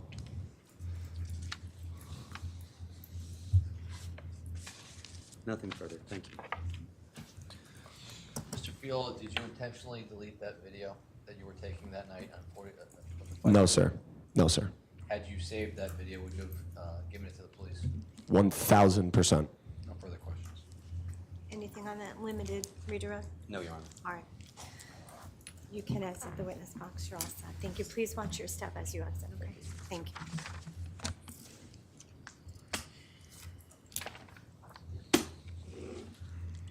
Does the state have any additional witnesses for today? We do, Your Honor. We call Faison Teal. Okay, May we approach? certainly, yes.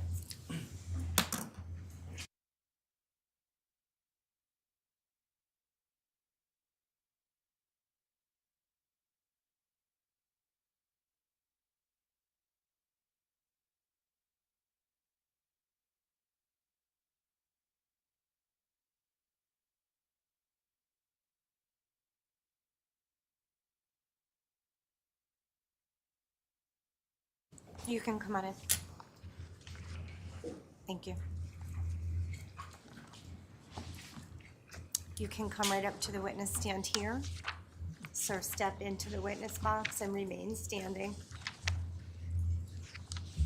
Madam Clerk's going to put you under oath, okay? Thank you. Please raise your right hand. Do you solemnly swear or solemnly and sincerely affirm, as the case may be, that the evidence you shall give concerning this case shall be the truth, the whole truth, and nothing but the truth? So help you God, or upon penalty of perjury? Yes. Thank you. Please state your full name, spelling your last name. Faison Brewington 2, Faison BrewingtonTele.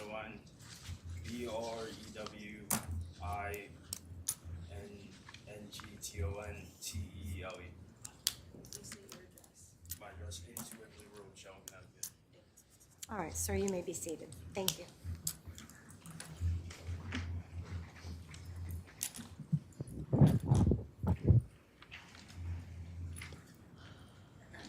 Good afternoon. How you doing? Doing good, man. How are you? Good. You nervous? A little bit. Faison, how old are you? I'm 20 years of age. Do you go to school? Yes, I do. Where do you go to school? I'm a fourth-year student at the University of New Haven. And have we met before today? Yes, we have. And why did we meet? We met regarding the incident that occurred on May 14th, 2022. And how many times have we met? A couple times? A couple times, yeah. I want to direct your attention to May 14th of 2022. How old were you back then? I was 17 years of age. And were you in school? Yeah, I was. Where were you in school? Shelton High School. And did you play any sports? Yes, I did. What sports did you play? I played football. And I want to direct your attention to that day. Yes. Was there an occasion where you went to a house located at 44 Pawtucket Ave? Yes, there was. All right, tell us why you went to that house. So I was at my friend Rodrigo Crespo's house for my friend Antonio Capamola's surprise birthday party. And how long were you there for? I was there for maybe like an hour. And do you recall what time you got there? I got there around 9 p.m. And so you were there from between 9 and 10 p.m.? Yes. And at some point in time, did you leave there? Yes, I did. Why did you leave? I left to go to Tyler Rich's house because Roddy's party was done at the house. And why did you go to Tyler Rich's house? It's a regular thing to do. He texted us to come there. So you went there? Yeah. How did you go over there? I was with my friend Jeremy Oko. He was driving. When you were at 44 Pawtucket Avenue, what kind of party was that other than a surprise party? Were you guys hanging out? Yeah, hanging out, high school party. When you say high school party, did you have any alcohol to drink at this high school party? Yes, I did. And what were you drinking? I was drinking beer. And how many beers would you say you had? I had about like 2. And when you left, when Jeremy Oko brought you to Tyler Rich's house, actually, I'm going to show you this exhibit real quick. Exhibit 5. You know whose house that is? Yes, I do. Whose house is that? That's Tyler Rich's house. And that's the house you went to that night? Yes, sir. And when you went over to Tyler Rich's house on May 14th of 2022, did you bring any alcohol with you? No, I don't believe so. When you got there, at Tyler Rich's house, did you go right in the house when you got there? Yeah, I went right into the house. And was it just you and Jeremy Oko in the car? It was me, Jeremy Oko, Jacob Villalobos, Matthew Moore Sanchez, and Aida Aul. And when you got there, you said, where did you say you walked in the house? No, I walked in like through the backyard. Okay. What side? You're looking at this exhibit? Yeah. To the right. To the right, like kind of, well, not to the right, like straight, and then like around the house to the right. So if I'm pointing to this area here? Yeah. Okay, in front of the blue pickup truck where it's open, you can kind of see like a, you can kind of see a, Yeah, like a little opening. in there? Yeah. Is that where you went in? Yeah, I went around and through the back. All right, and what kind of entrances over there? Over there, it's an entrance to the basement. Okay, and you walked down into the basement? Yeah. Now, when you got to the basement, what kind of things were going on in the basement? People just chilling. All right, when you say chilling, what does that mean? The jury doesn't know. You gotta explain that. Just like hanging out, drinking a little bit, I guess, and stuff like that. Yeah. Okay, and there was alcohol being consumed? Yes. And when you got there, did you have any alcohol yourself? Yes. And what were you drinking? 2 Bud Lights. And outside of the 2 Bud Lights, did you have anything else to drink that night? No, sir. So you had 2 at 44 Pawtucket, 2 at Tyler Rich's house. Yes, sir. And you got there at about 10 p.m. Yeah, like What- around like 10:15. What kind of night was it? Was it dark? Was it pitch black? It was a regular night, like dark a little bit. When you were outside before you got into Tyler Rich's house, could you see inside? Can you see outside and notice? Yeah. Was there anybody outside when you got to Tyler Rich's When I house? got to Tyler Rich's, no. And how do you know Tyler Rich? He's a really good friend of mine. I met him when I first came to Shelton. Always been close with him, played football with him. He really brought me around everyone. Picked me up for school every day. Yeah. Okay.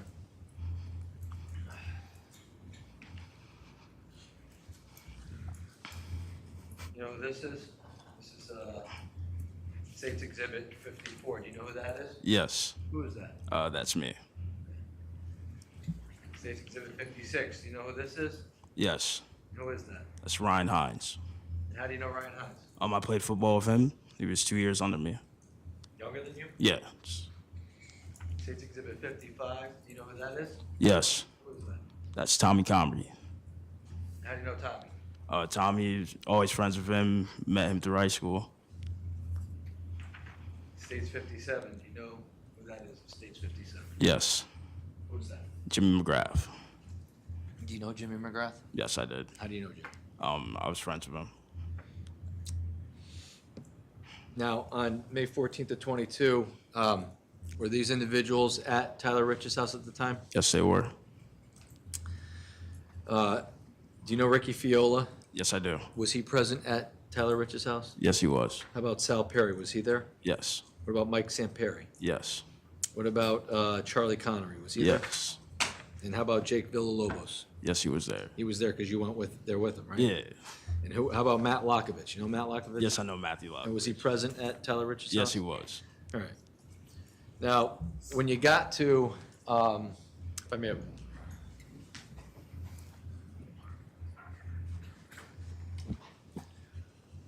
when you got to when you got to 43 Laurel Glen, what were you wearing that night? Do you Me, I recall? was wearing a rubber ducky marble T-shirt.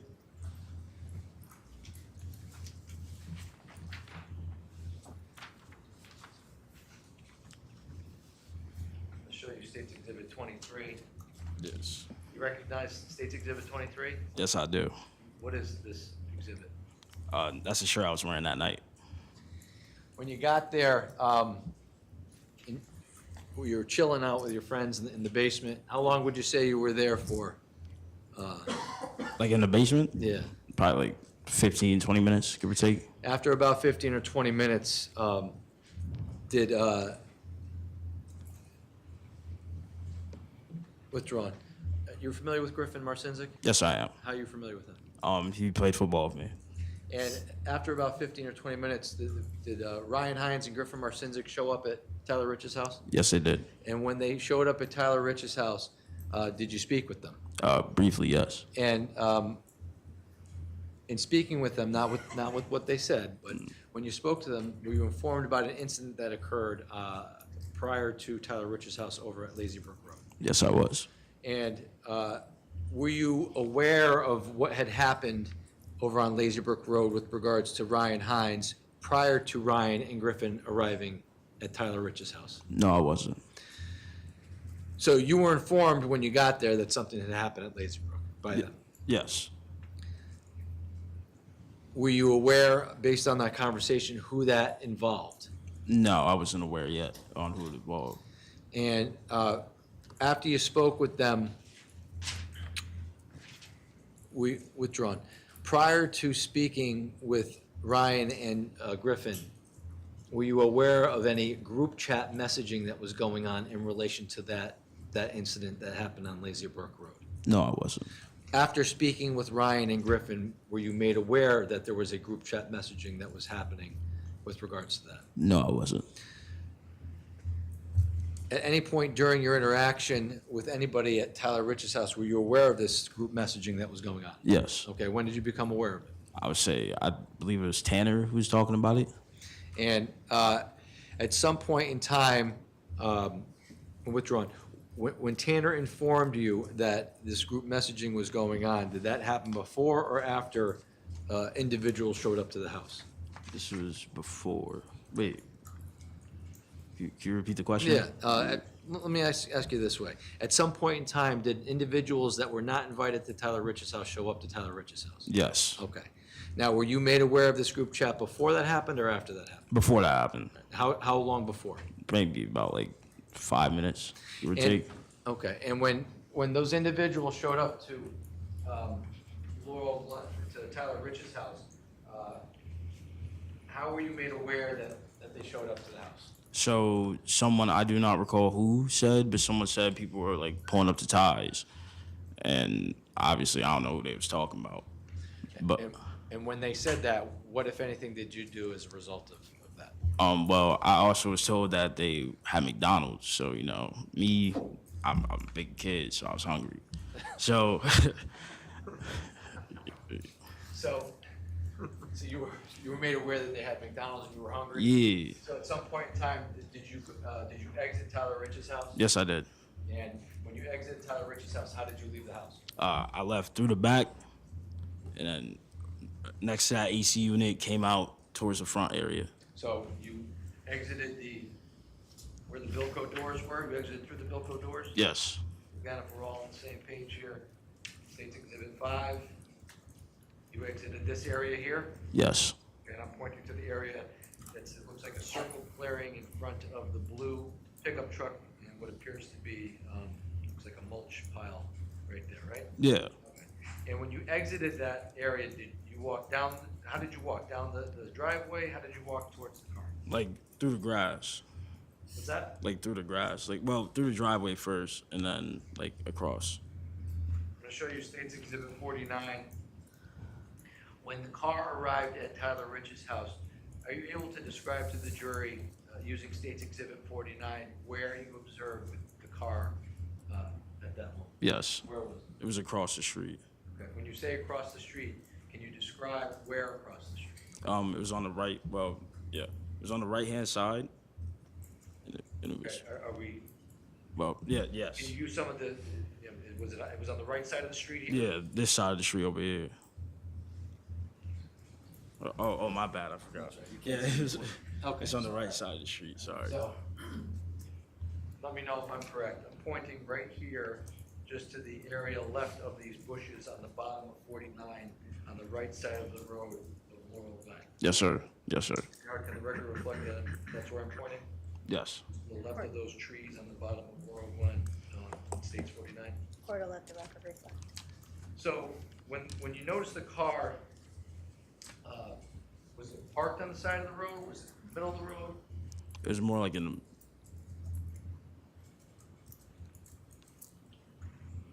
It was like in the road, like near the side. It wasn't like exactly all the way over though. Okay. And so this is a picture of Tyler's house. Are you aware that the road this road right here on the lower left-hand portion of 49, that's Adams Drive? Yes. And do you know this road up here on the other side of Laurel Glen? Yep. I do not recall. Okay. When the car arrived, was the car facing that way? Or in other words, facing, I guess, upward in this picture or facing towards Adams, if you can recall? I do not recall. All right. And when you went out of the house to approach the car, were you with any? Yes, I was. Who were you with? It was me, Tyler Rich. I do not recall who else was with us. How many people would you say were with you at the time? Like around 5 to 7 people Okay. out there. At some point in time, did more people come outside? Yes. Did you approach this vehicle at all? Yes, What yes, kind I of did. car? Do you remember what kind of car it was? It was like a black SUV. Showing you States 30. Does that look like the vehicle that you saw that night? Yes, it does. And when you approached the vehicle, do you remember what side of the car you approached? Yes. What side? Driver's side. And when you approached the driver's side, how close to the car did you get when you went up to the car? Pretty close.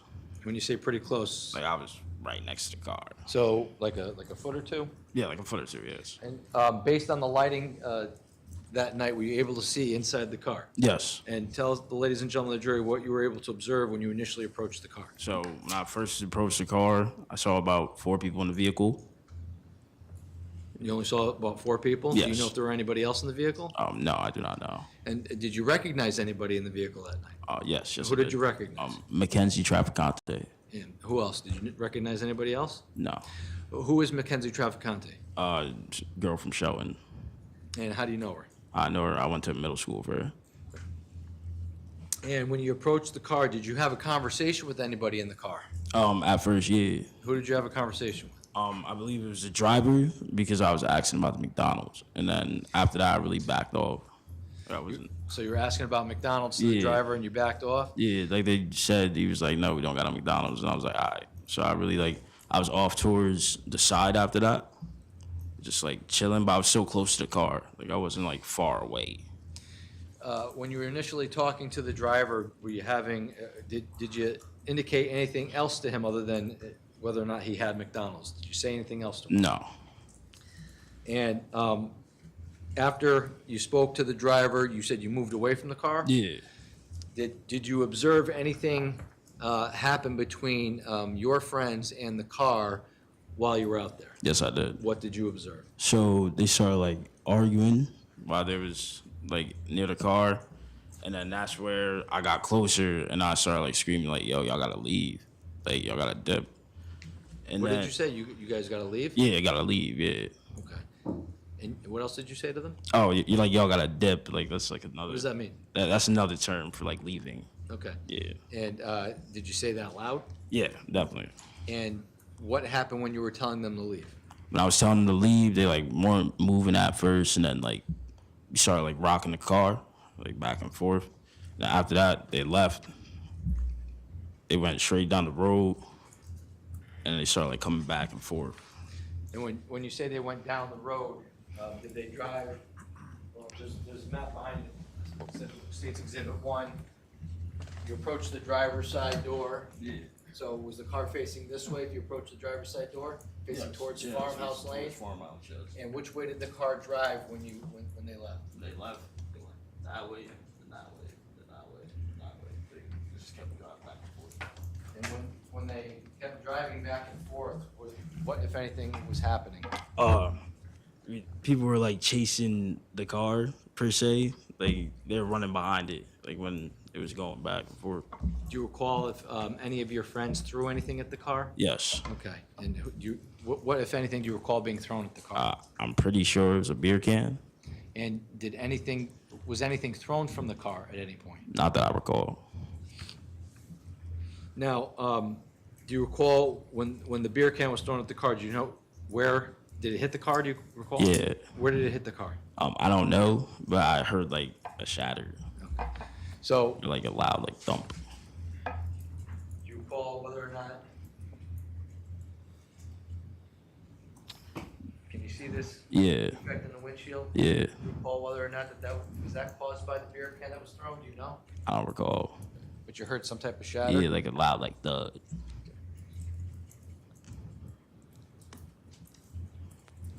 Now, at some point in time, does the car stop driving back and forth? Yeah. Okay, tell me about that. What do you recall about that happening? When it stopped, there's some people over there.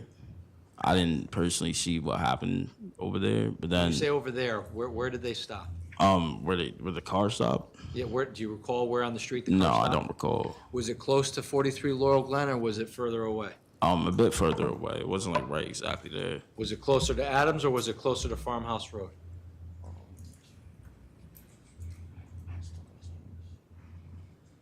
It was definitely closer to farmhouse. Okay, so when the car stopped closer to Farmhouse Road, how did you see that it was stopped? I see it was stopped. Where were you? I was like, near. I was like on the side of the road. You were on the side of the road in front of Tyler Rich's house? Yeah. And how long would you say you were watching what was going on down the road when the car stopped? Like 30 seconds, if that. Like After maybe 30 less. seconds, what did you do? What did I do? Everybody just started coming back to the house. Okay.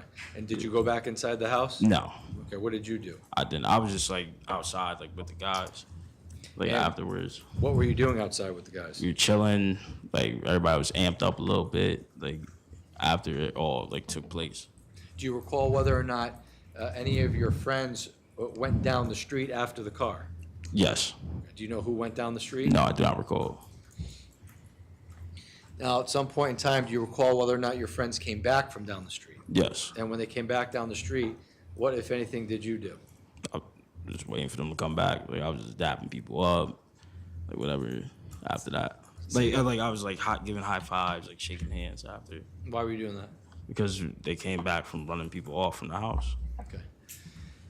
And when they came back and you guys were chilling and you guys met back up, did you go have an occasion to go back inside the house? No, You stayed outside? I stayed outside. And at some point in time, when you were outside, did the car return? Yes, it did. Okay, can you please describe to the ladies and gentlemen of the jury what happened when the car returned? So when the car returned,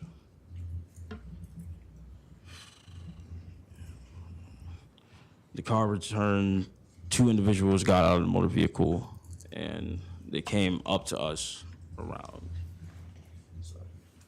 the front of the Rich's house. And when they came up, I'm gonna show you stage 4. yeah, Can you show me on stage 4 where they came up? when they came up, yes. So Just describe it. just describe it. It's towards the grass, like kind of near the red bush. So this red bush, did it come up the street here? Yeah, And at what point when the car was driving up here, did you see the two individuals get out? when they were parked, when the car was stopped. Do you remember where the car parked, or where the car stopped? Yes, Where? it was. It was on the side, like where the grass is.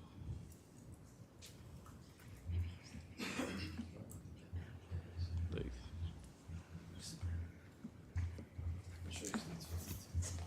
Mr. States 52. Can you show on States 52 where you recall the car stopped? where I recall the car stopped. Okay, so somewhere over here? somewhere over here. Okay. That the record can reflect, it's the bottom, near the mailbox on 52, Your Honor. I'll let the record reflect it's near the mailbox, but it's to the right of the mailbox. Thank you. And when when the car stopped, you said you noticed individuals get out of the car? Yes. And who did you notice get out of the car? Lito, and then Tyler De Silva. And do you know Tyler De Silva? Prior to that, no. And do you recall what Tyler De Silva was wearing that night? Yeah. What was he wearing? He had like a blue baseball jersey on. And you said Lito. Do you know Lito? Yeah, now I do, yes. But prior to Prior that to night, you that, didn't? no. And does Lito have a different name? Raul Raul what? Valley. And is Raul Valley present in the courtroom today? Yes, he is. And what is he wearing? He's wearing a blue suit. And can you please point him out for the record? Your Honor, may the record reflect the witnesses identified the defendant in this case? Court will allow the record to reflect that the witness has identified Mr. Raul Valley. Thank you. Now, did anybody else get out of the car that you recognized at that point? No, It was just those two individuals? just those two individuals. And when they got out of the car, can you please describe to the ladies and gentlemen of the jury how they were, did they approach you and your friends? Yes. And how did they approach you? Not in like, it was in, their demeanor was looking like they were trying to start a problem.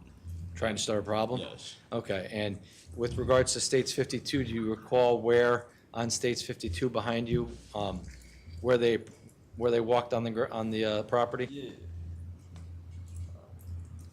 The record can reflect he's motioning to what is the tree that is on States 52. All right, court will allow the record to reflect that. Thank you. How close were the defendant and Mr. De Silva when they were approaching you and your friends on the property? Like, how close were they to me? Yeah. So at first, I wasn't really close to them. And then when they were talking to Tyler Rich, he was at the front. I overheard him say, "Where's Aiden King?" And Aiden King, that's one of my close friends. So that's when I came towards the front because they said they was looking for Aiden. Do you know who was asking for Aiden? No, I do not recall.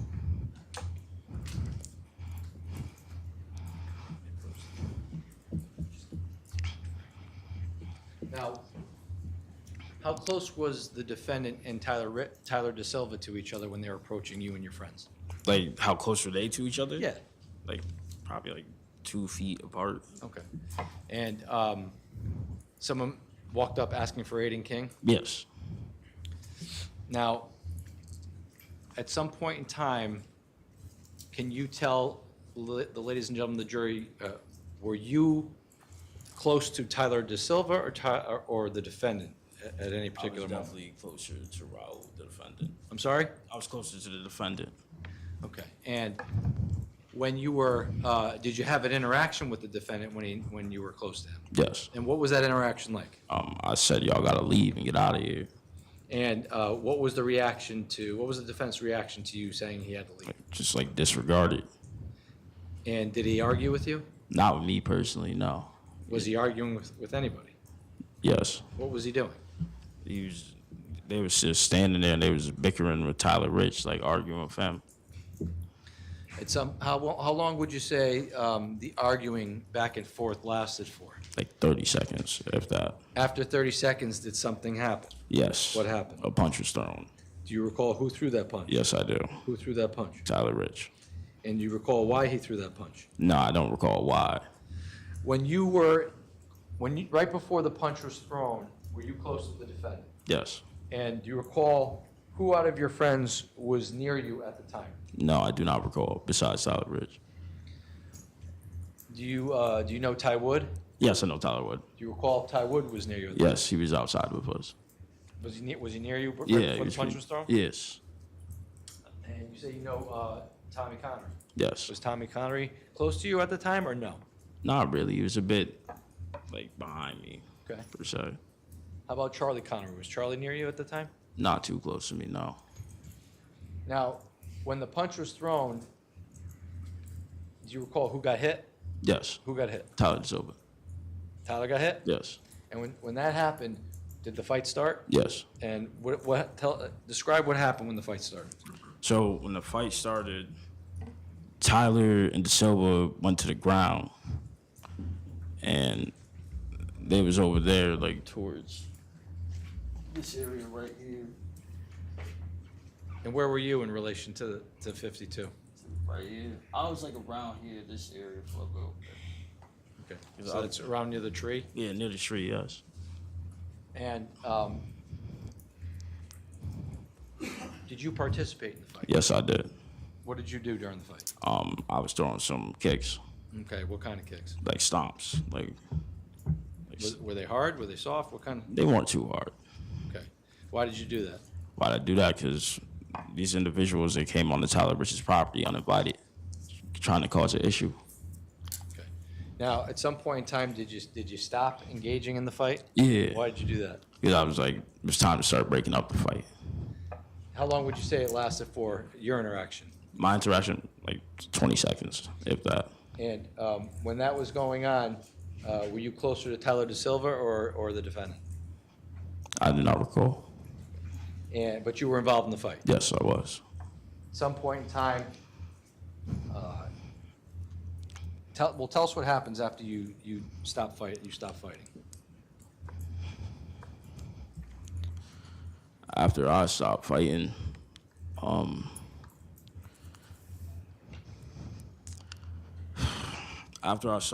stopped fighting, at first I see Tommy Convery on the ground, like with his legs.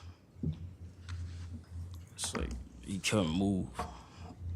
Why couldn't he move? He was stabbed. And What did you observe about Tommy?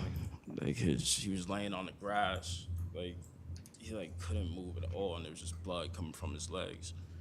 And then I looked over to the right of him, and I seen Jimmy, like just sitting there bleeding out, and Sal and Jacob were like trying to help him. And then after that, someone came up to me with a flashlight, and they was like, "Face on your arm," and all I saw was like a big piece of fat like hanging out of my arm, and just blood like bleeding down the side of me. Do you recall being stabbed that night? No, I do not recall. Do you recall seeing any weapon that night? No. Did you have any weapons on you that night? No. Do you recall whether or not? Do you recall why? Withdrawn. You don't recall being stabbed. Why don't you recall being stabbed? There was so much like adrenaline flowing through my body, and I didn't even have an idea that there was a knife or anything, because I was just like turned around kinda. I didn't really see anything happen at that point, like after breaking up the fight. But then,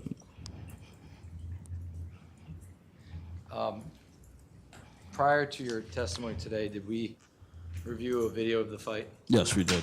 And I want to show you just a still from that movie. This is State's Exhibit 60.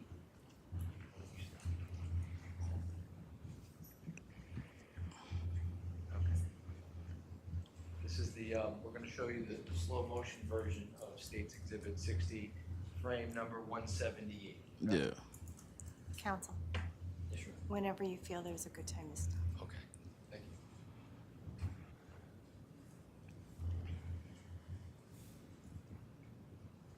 you. Stop it, actually, go back. Right there. At 171, we're going to do frame 171. Can you see that on your screen? Yes, I can. 171. Faison, who is this individual right here? That's me. Okay. You indicated before that you had a Marvel t-shirt on. Yes. Doesn't look like you have a Marvel t-shirt. No, I did not have my shirt on anymore. Why did you not have your shirt on? One, it was hot, and two, I was just shirtless at that point in time. Like I took my shirt off like myself. Your Honor, if this is a good moment to stop. All right. So, ladies and gentlemen, this is a good time to adjourn for the day. Obviously, the state is not done with its direct examination of the witness, so we'll pick back up with that later in the evidentiary portion of this trial. So I am going to remind you of your obligations and tell you that you must abide by the rules of juror conduct. I did describe those rules to you and that conduct that you have to follow in the beginning of the trial. I also have reiterated those rules throughout the course of the trial, so continue to abide by those rules. We will see you tomorrow, same time. Have a good evening. Thank you so much. Court stands adjourned. All rise. Court adjourned.